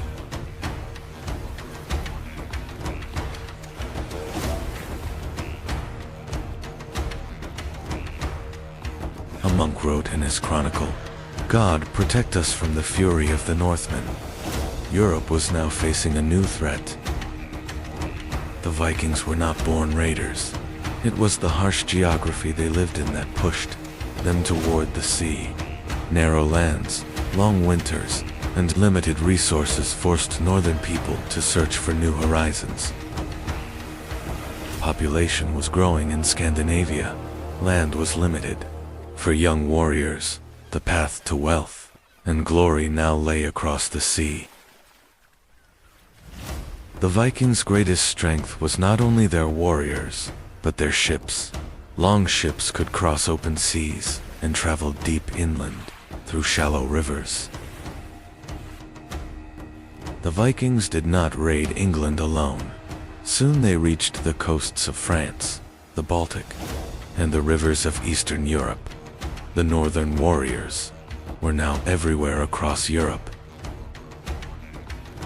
In 845, Viking ships sailed along the Seine River. The northern warriors had reached the heart of Europe. Their target was Paris. King Charles the Bald was forced to pay a large tribute to save Paris. European kingdoms were now negotiating with the Vikings, instead of stopping them. The Vikings were no longer only raiders. They settled across large parts of eastern England. These lands became known as the But England did not completely fall. King Alfred the Great of Wessex managed to stop the Viking advance. His resistance changed the future of England.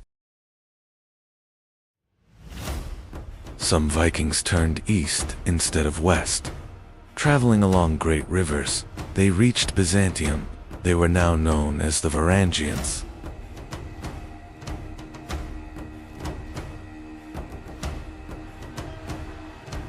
Some Viking warriors entered the service of the Byzantine Empire.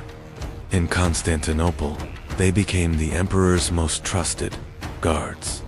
This elite unit was known as the Varangian Guard. The Vikings were not only raiders, they explored new lands and settled there. Iceland became one of the most important colonies founded by the northern people. Viking explorer Eric the Red sailed even farther west. He named the newly discovered land Greenland and established a new colony there. Leif Erikson sailed farther west and reached a new continent. The Vikings had set foot in North America nearly 100 years before Christopher Columbus.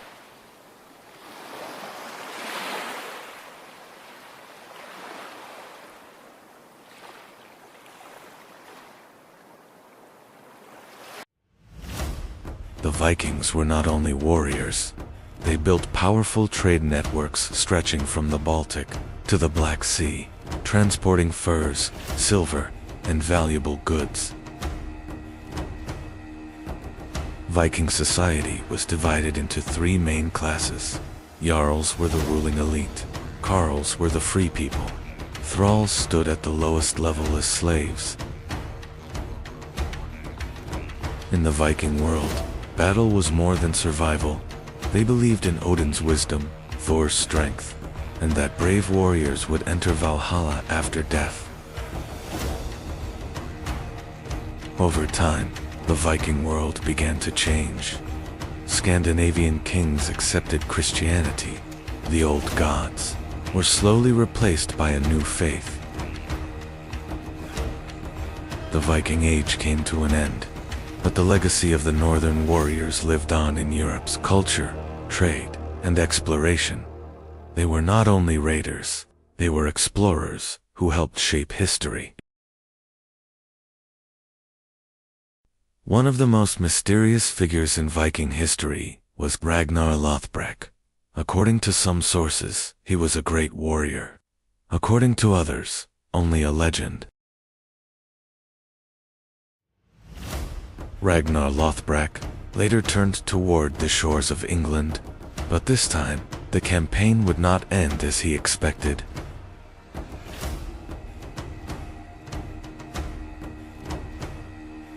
Ragnar Lothbrok quickly gained fame in the Viking world.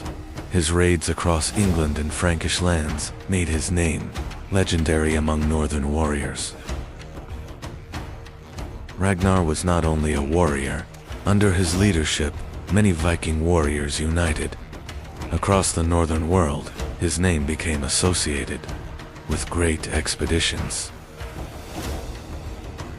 Ragnar Lothbrok sailed toward England one last time, but this time he did not command a great army. This journey would change his fate. Ragnar Lothbrok was captured in England. By order of King Alella, he was thrown into a pit of snakes. But his death did not end the Viking raids. It marked the beginning of a much greater army.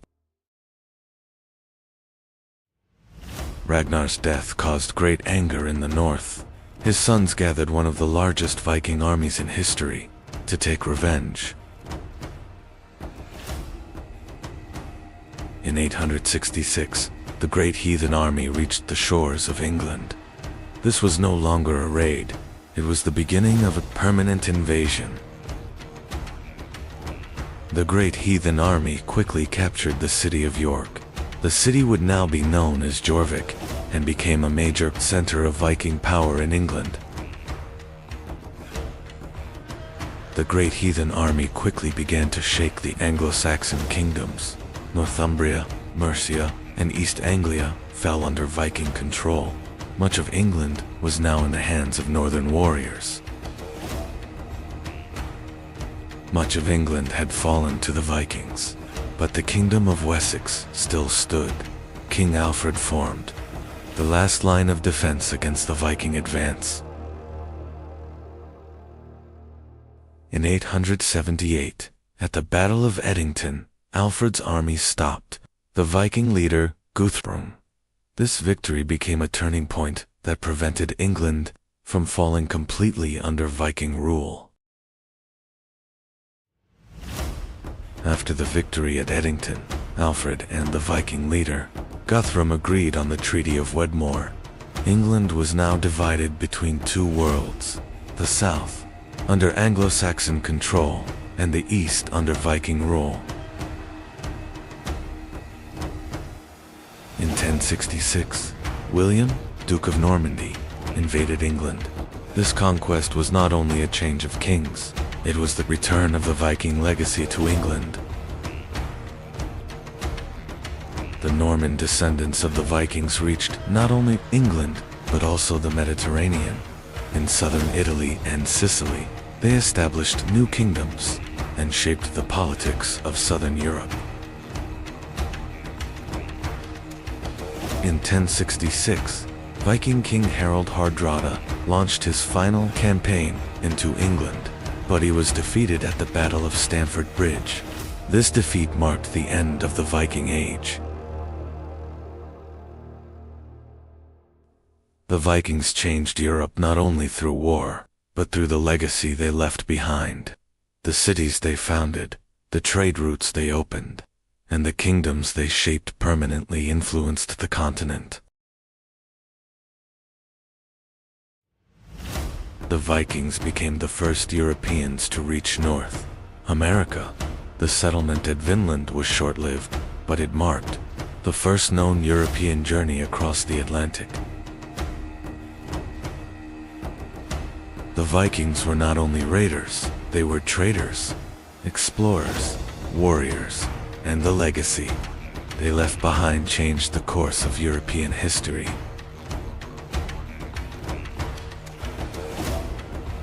The greatest strength behind Viking success was their ships.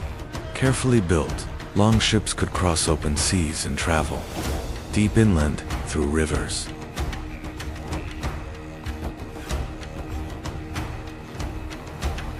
The Vikings were not only brave, they were skilled navigators. Using the sun, the stars, and signs from the sea, they were able to travel across the open ocean.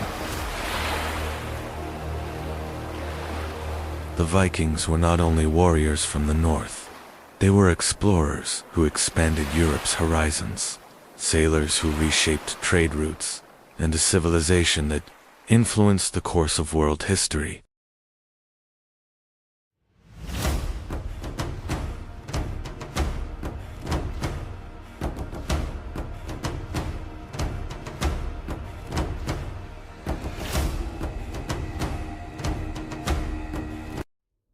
In the 11th century, the Great Seljuk Empire was the most powerful state in the Middle East. In Baghdad, the Abbasid Caliph remained in place, while real political power was held by the Yet, in the rugged mountains of northern Persia, a different movement was beginning to emerge. Soon, the center of this movement would become the fortress of Alamut. Hasan Seba was born around the year 1050 in the city of Qam in Persia. From a young age, he showed a strong interest in knowledge and learning. He studied theology, mathematics, and philosophy.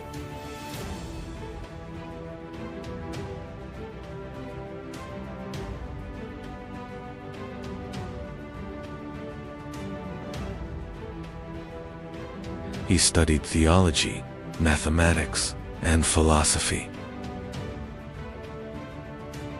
During his early years, Hasan Subba encountered the teachings of the Islam. To understand this teaching better, he set out on a journey to Cairo. At that time, Cairo was one of the most important centers of learning under the Fatimid Caliphate. There, Hasan Subba met important figures of the Ismaili movement. However, political struggles within the Fatimid court made Hasan Subba's position increasingly difficult. As a result, he was forced to leave Cairo. Hasan Subba began his journey back toward Persia.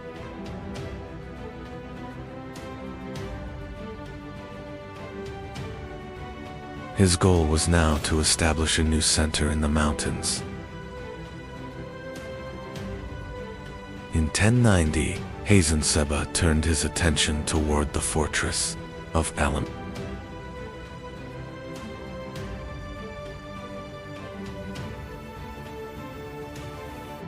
The fortress was captured not through battle, but through careful strategy.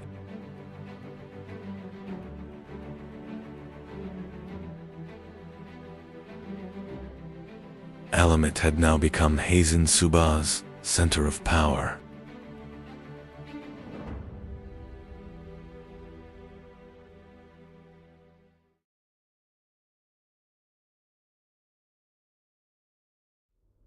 Soon, this fortress would become the center of a new state. After capturing the fortress of Alamut, Hasan Subba began establishing a new order there. This was not merely the control of a fortress, but the beginning of a new political structure. Soon, other mountain fortresses around Alamut joined this growing network. Thus, a new state connected across the mountains began to emerge. Instead of building large armies, Hasan Subba formed a small but disciplined force. These men were the Fedayeen, trained with absolute loyalty. The Fedayeen were prepared for precise missions rather than open warfare.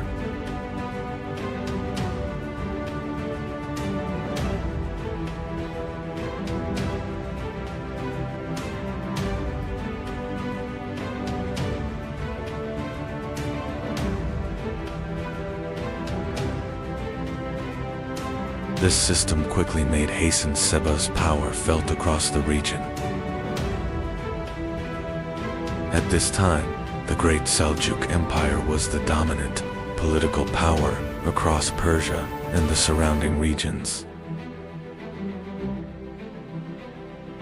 One of the most powerful figures of the Seljuk state was the vizier Nizam al-Mulk. The Seljuk administration viewed Hasan Subba's movement as a serious threat.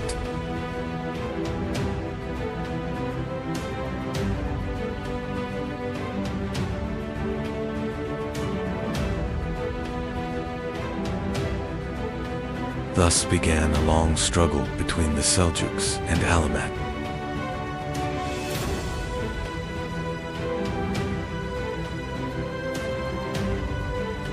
In 1092, the Seljuk vizier Nizam al-Mulk was attacked during a journey.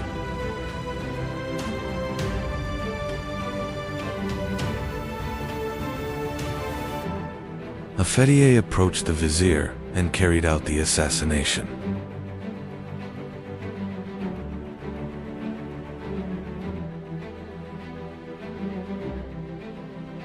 This event caused a major shock across the Islamic world.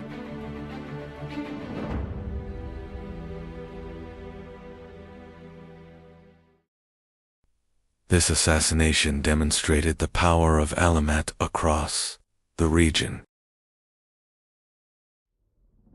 After the assassination of Nizam al-Mulk, the influence of Alamat rapidly expanded. Regional rulers now had to take the power of Alamat seriously. Instead of open warfare, the Fedayeen changed the balance through targeted missions. This method allowed Hazen Seba to survive against powerful states with a relatively small force. The fortress of Alamat did not remain alone for long. Soon, important fortresses such as Lamisar joined this network. These fortresses formed a powerful defensive system, connected through communication. Thus, a connected defensive network was established across the mountains. During this period, Crusader states had emerged in the eastern Mediterranean. These new powers began to reshape the political balance of the region. The Nizari Ismailis sometimes fought these states, and sometimes established diplomatic relations with them. The fortresses in Syria became important centers of these interactions. Hazen Seba continued his rule from the fortress of Alamat for many years. He maintained a highly disciplined system of governance. He spent most of his life without leaving Alamat. As his life neared its end, the state he had built continued to survive. Hazen Seba died in 1124 in the fortress of Alamat. However, his death did not mark the end of the state he created. The Nizri Ismaili state, centered in Alamat, continued to survive. The system established by Hazen Seba continued to remain influential for many years. In the 13th century, a new power began advancing into Persia from the east. This power was the Mongol army.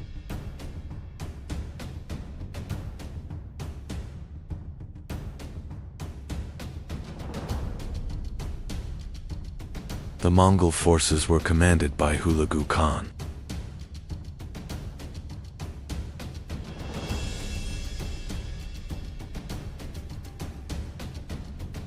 And one of their targets would be the fortress of Alamat.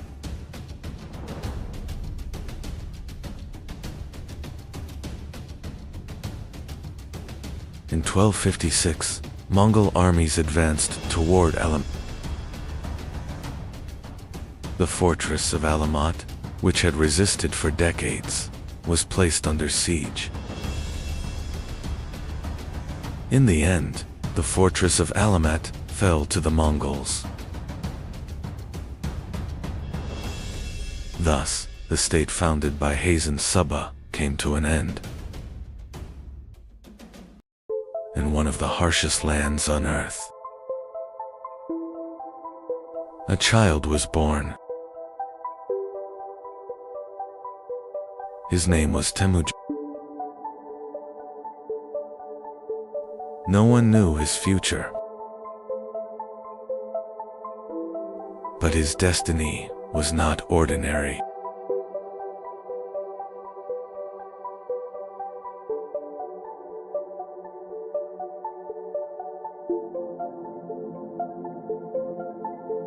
His father was a tribal leader, but his enemies killed him.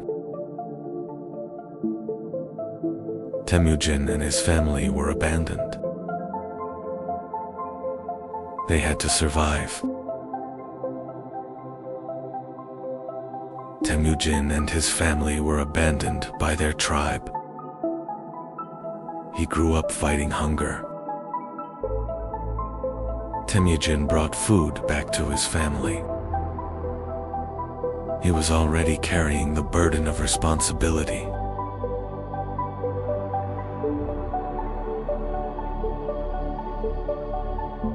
But being alone on the steppe was dangerous. He did not yet know the threat approaching him. One day, he was captured. But he managed to escape.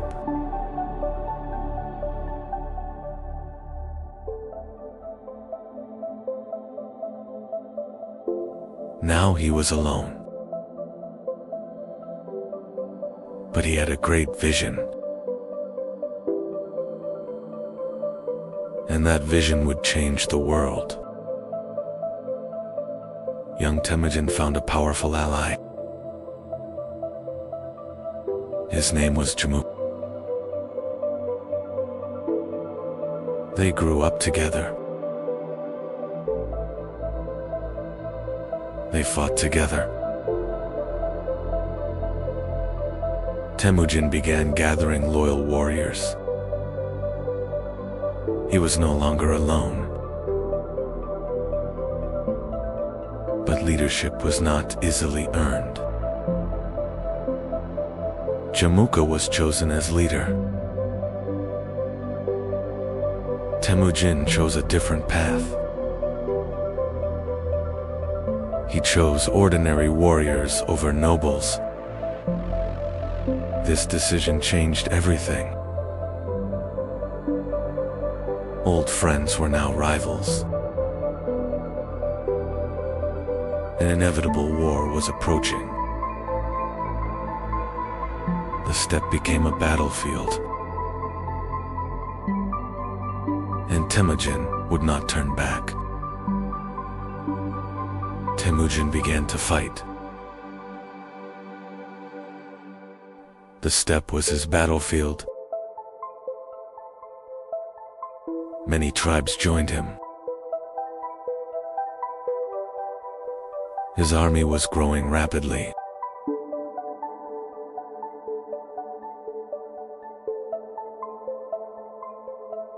But Jamuka still stood against him. A great battle began. Temujin did not retreat. Jamuka was defeated. His old friend was captured. And their destinies changed. Now the tribes were uniting. A great Kurultai was called. A new leader would be chosen. All eyes turned to Temujin. The tribes supported him. And a decision was made. A new era was beginning. Temujin was now Genghis Khan. The Mongols were now one army. And the world had not yet met them. Genghis Khan built a powerful army. The strength of the army was speed and mobility. They could shoot arrows while riding. Their bows were deadly. They used the feigned retreat tactic. They lured their enemies into traps and surrounded them.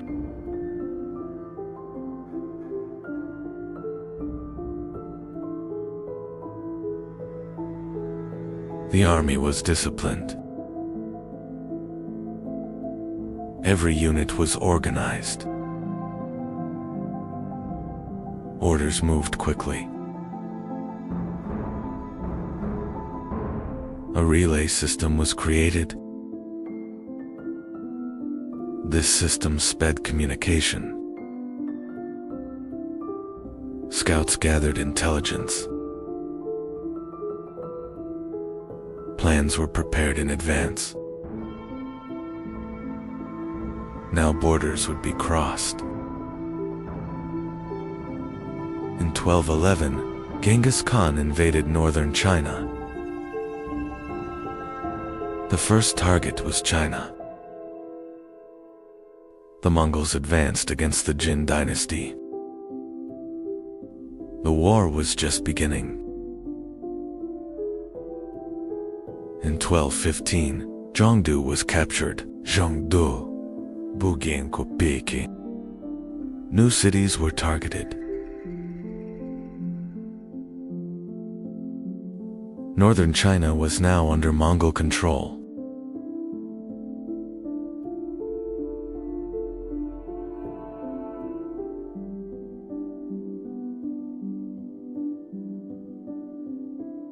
In 1218, the Mongols turned west. A Mongol trade caravan arrived in Ot.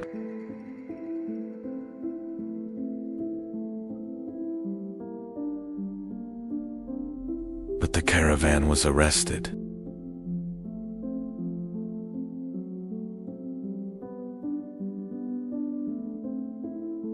The envoys were executed. Genghis Khan answered with war. In 1219, the Great Campaign began. Otra was besieged. The city was captured. The next target was Bukhara. In 1220, Bukhara fell. Genghis Khan entered the city. The next target was Samarkand was besieged. The city fell quickly. The Khwarezm Shah fled. The Mongols pursued him. The Khwarezm Shah died in the Caspian Sea. The Mongols advanced into Persia. Many cities fell. The Mongols continued westward. Now the world knew them. The Mongol army crossed the Caucasus Mountains.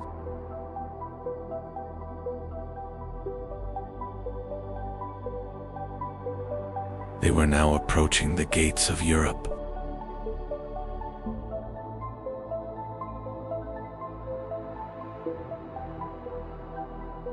Mongol scouts were watching the Rus principalities.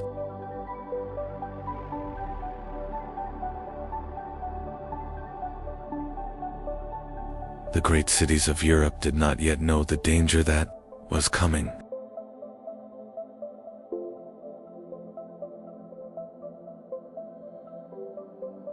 Mongol reconnaissance forces moved across the Russian steppe.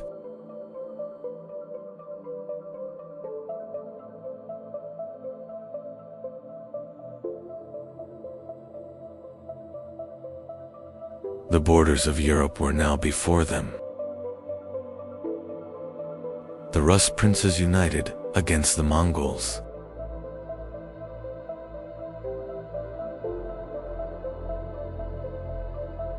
Europe was preparing a common defense for the first time.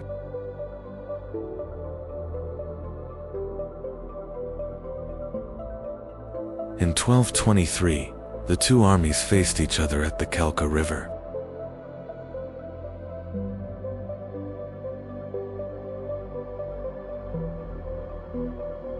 This confrontation marked the beginning of a new era for Europe.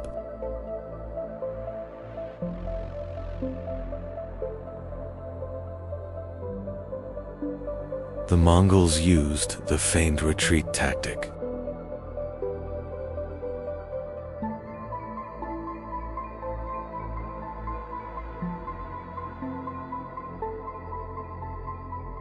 They were drawing the Rus army into a planned trap.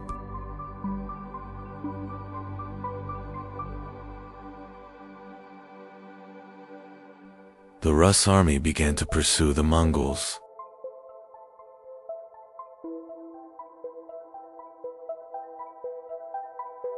But this advance was leading them into a trap.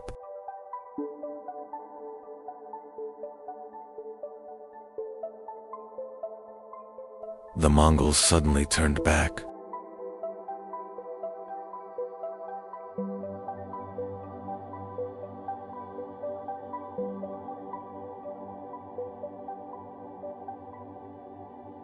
The Rus army was now surrounded.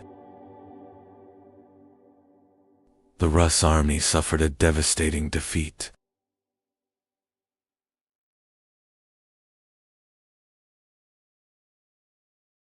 Europe witnessed the true power of the Mongols for the first time.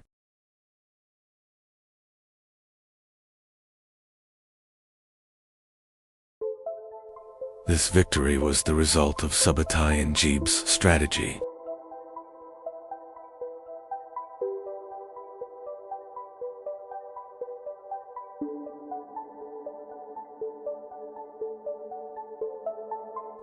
The Mongols had now tested the strength of Europe. The Mongols could have advanced deeper into Europe.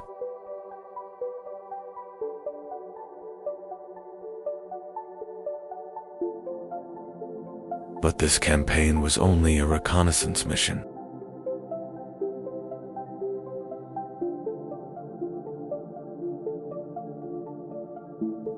Europe was no longer unknown to the Mongols.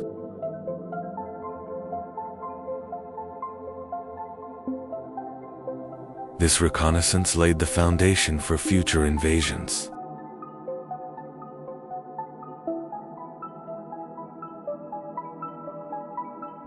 The Mongol reconnaissance army turned back east.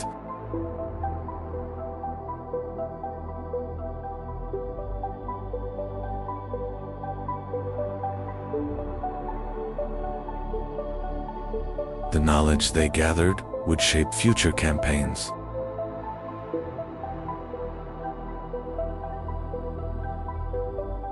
In 1226, Genghis Khan launched his final campaign.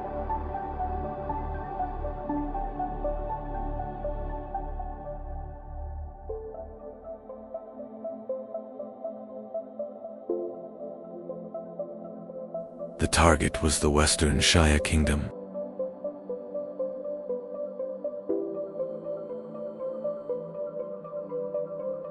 The Mongol army entered Western Xia territory.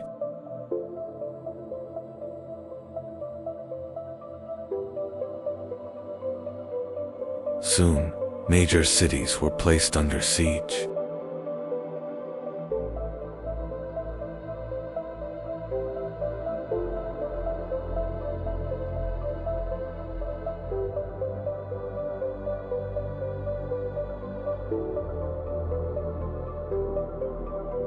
Western Xia cities were under heavy assault.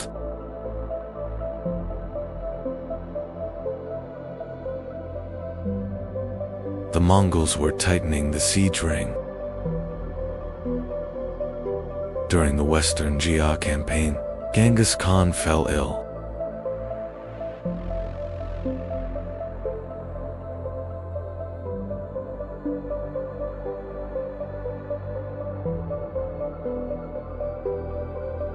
Yet the army continued its advance. In 1227, Genghis Khan died.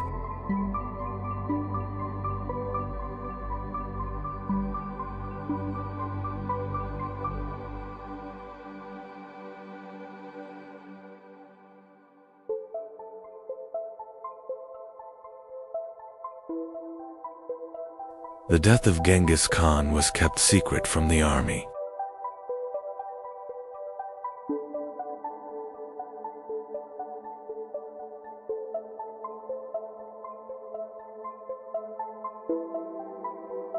The campaign continued until the mission was complete.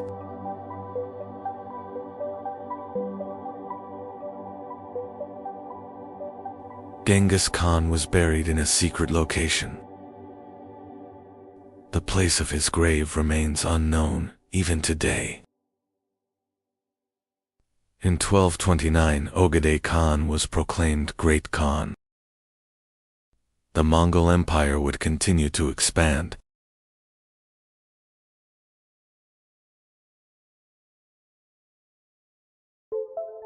Ogedei Khan made Karakorum the capital of the empire.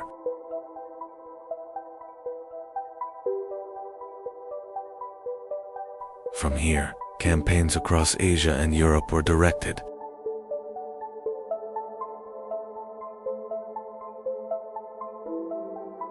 In 1236, Beta Khan launched a great campaign toward the west.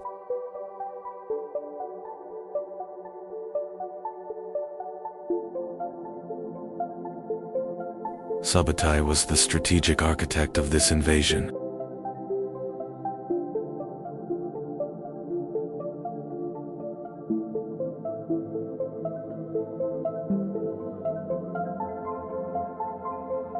The Mongols defeated the Volga Bulk.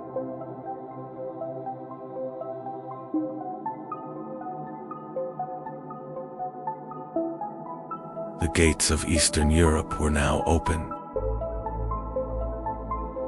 In 1237, Ryazan was besieged by the Mongols.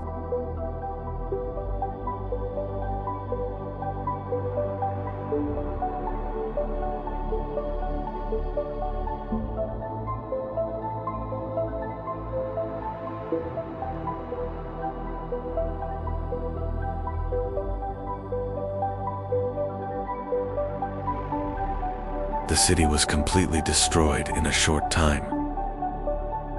In 1238, Vladimir fell to the Mongols.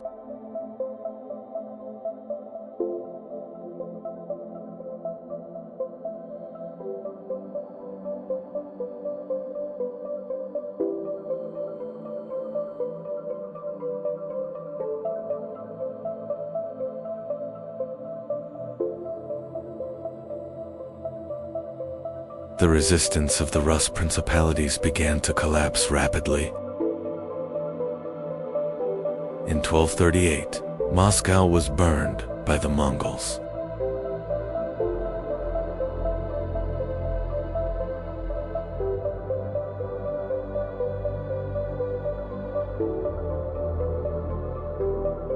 Though still a small settlement, it was completely destroyed. In 1240, Kiev was captured by the Mongols.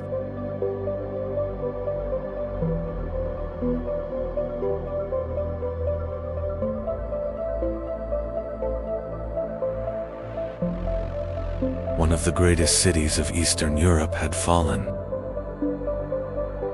The Mongol armies were now advancing towards Central Europe.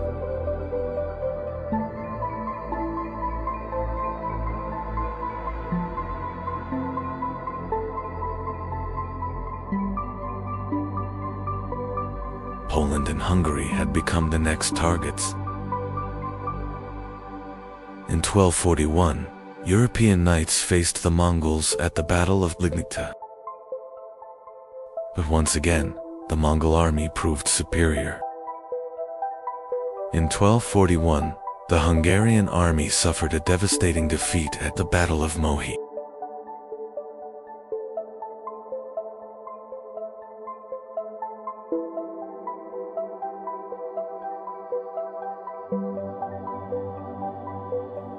The Mongols had now reached the gates of Central Europe. The Mongol armies continued advancing across Central Europe.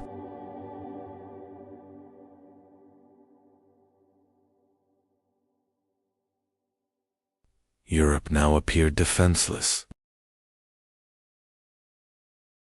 In 1241, Ogedei Khan died.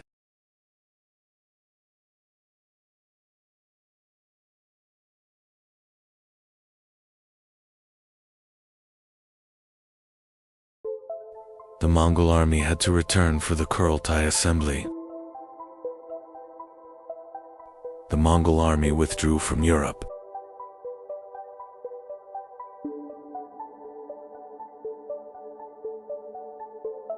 But this was not a defeat. Beta Khan established the Golden Horde in the Western Territories.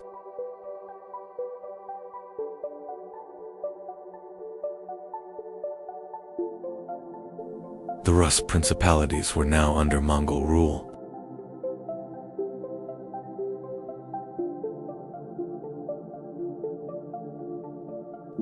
The Mongol Empire became the largest land empire in history.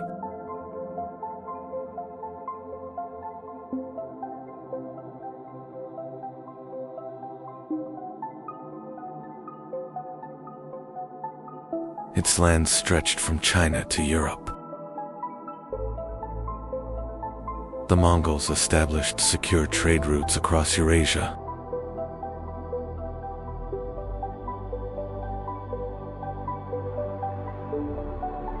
This period became known as the Pax Mongolica.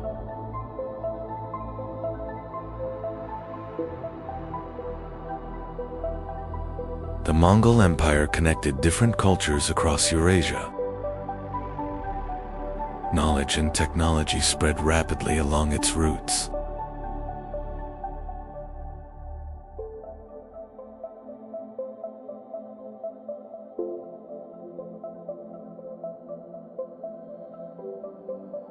Thanks to Mongol roads, travelers like Marco Polo reached Asia. The world was becoming more connected. The Mongols did not just build an empire. They changed the course of the world. Across the Eurasian steppe, a new power was rising. This power was not just a state. It was the legacy of the greatest land empire the world had ever seen.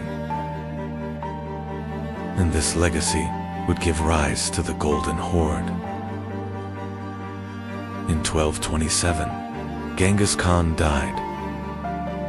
After his death, the Mongol Empire was divided among his sons. The western lands were entrusted to the lineage of Jochi. And this legacy would soon give rise to the Golden Horde. Under Bata Khan's leadership, Mongol armies began advancing westward.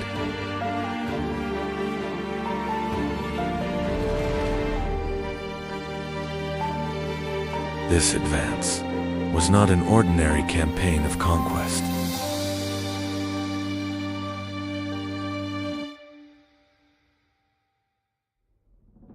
This advance was the beginning of a wave that would change Europe forever.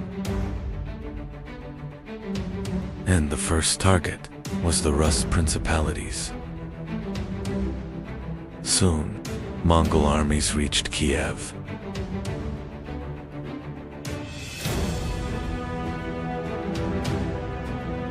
The city was placed under siege.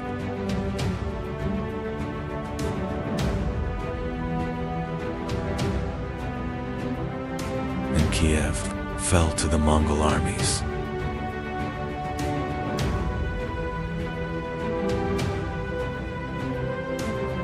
The balance of power in Eastern Europe had now changed forever. Mongol armies continued advancing westward. Poland and Hungary had become the next targets. European armies suffered defeat after defeat. A great fear spread across Europe. Mongol armies were preparing to advance deeper into Europe. But unexpected news arrived.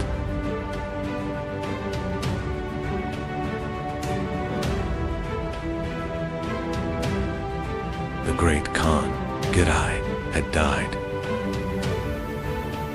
And Batu Khan was forced to withdraw his armies. Batu Khan established a new center along the Volga River.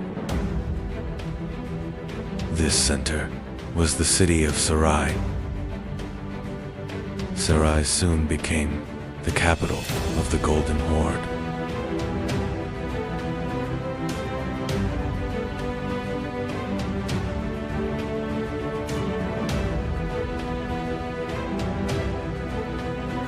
And Sarai quickly became a major center of trade.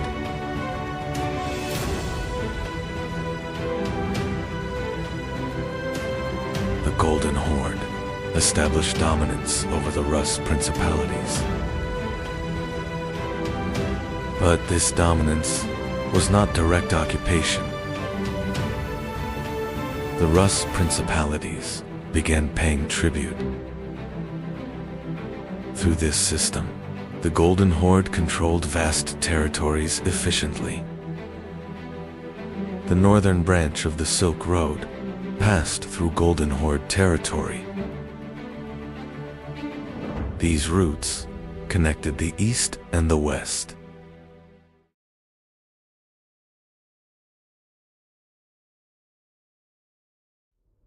The city of Sarai became an international trade center.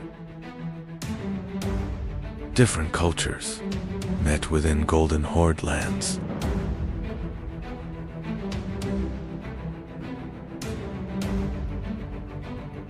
Over time, the structure of the Golden Horde began to change. Turkic steppe communities became increasingly influential within the state.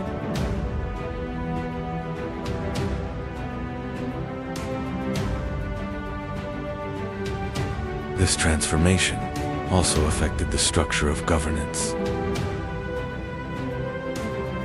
The Golden Horde became a Turkic steppe empire. The most important turning point came during the reign of Berk Khan. Berk Khan encountered Islam, and Berk Khan accepted Islam. The Golden Horde had become part of the Islamic world. The destruction of Baghdad caused great anger within the Golden Horde. Berk Khan moved against Hulagu Khan.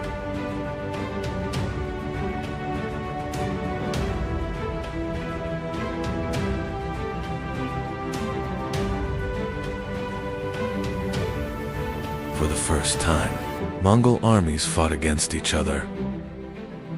This war created a major fracture within the Mongol world. The Golden Horde became a powerful center north of the Black Sea. Crimean ports became major centers of international trade.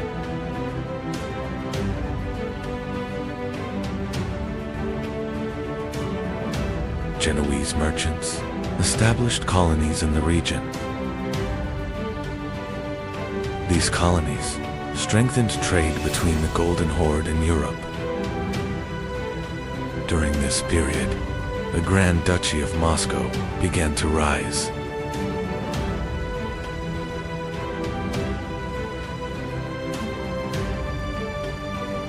At first, Moscow was a principality under Golden Horde authority. But over time, Moscow grew stronger. And this rise laid the foundation for the future Russian state. The Golden Horde reached one of its most powerful eras. Especially under Uzbek Khan, the state reached its peak. During this time, Islam became the official state religion. The Golden Horde had become a great empire. Over time, the Golden Horde began to weaken due to internal conflicts. Struggles for the throne shook the central authority.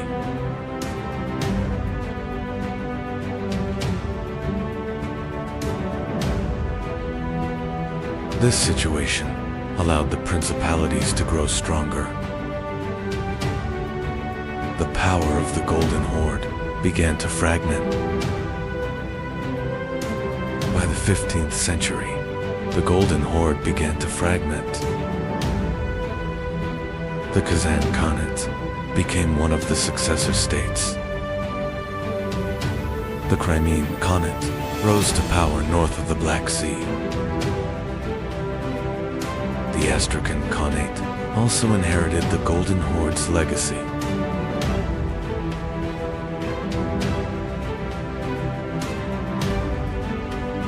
During this period, Moscow gradually became independent. The Golden Horde lost its former strength. The political balance of Eastern Europe was changing once again. Yet the legacy of the Golden Horde continued for centuries.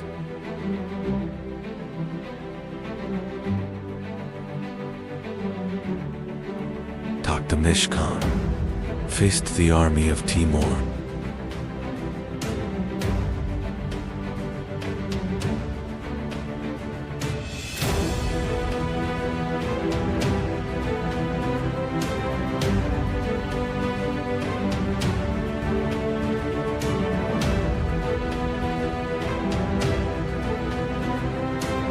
This battle became a disaster for the Golden Horde.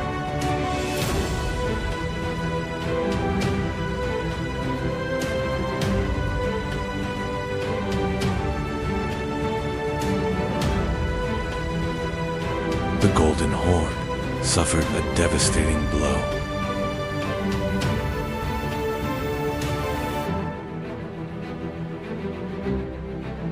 And Timur advanced into Golden Horde territory. The legacy of the Golden Horde continued across the steppe, but in the east, a new power was rising, to be continued. By the mid-13th century, the Mongol armies were advancing toward the west. This advance was more than a conquest. It was the beginning of a new empire. In 1256, Hulagu Khan launched a massive campaign toward the west.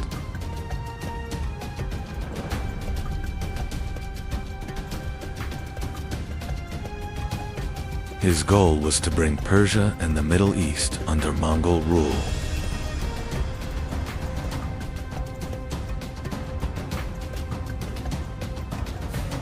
One of the first major targets was the fortress of Alamet. The Mongols laid siege to the fortress high in the mountains. The fortress of Alamet could not hold for long.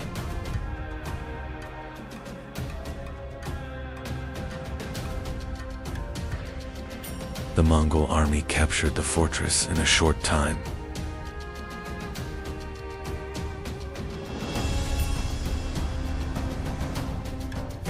The fortress, once thought unreachable, had fallen.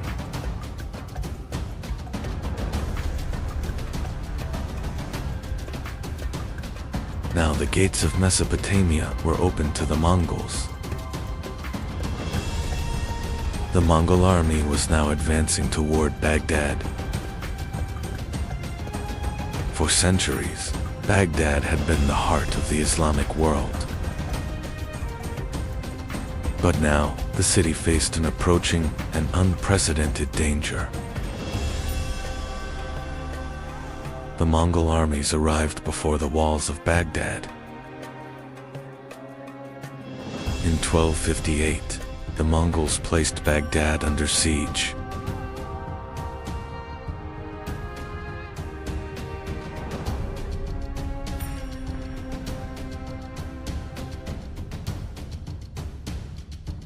The siege quickly began to overwhelm the city's defenses.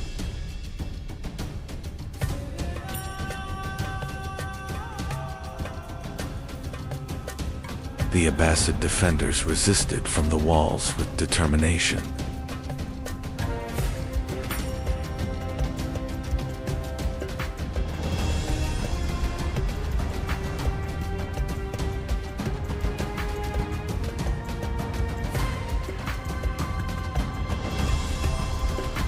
But the city would not be able to hold much longer.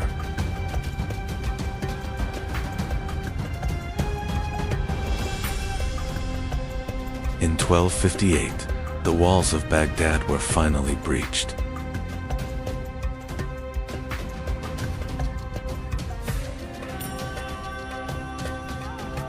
The Mongol army entered the city.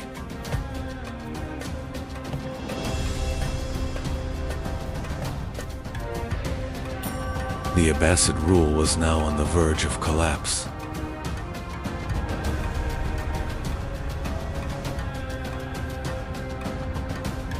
With the fall of Baghdad, the Abbasid Caliphate came to an end.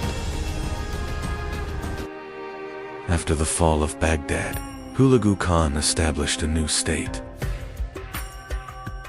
This state would become known as the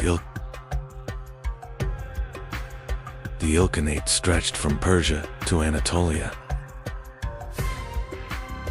The new state controlled the trade routes between East and West. After the fall of Baghdad, the Ilkhanate army continued, advancing westward. One by one, the cities of Syria began to fall under Ilkhanate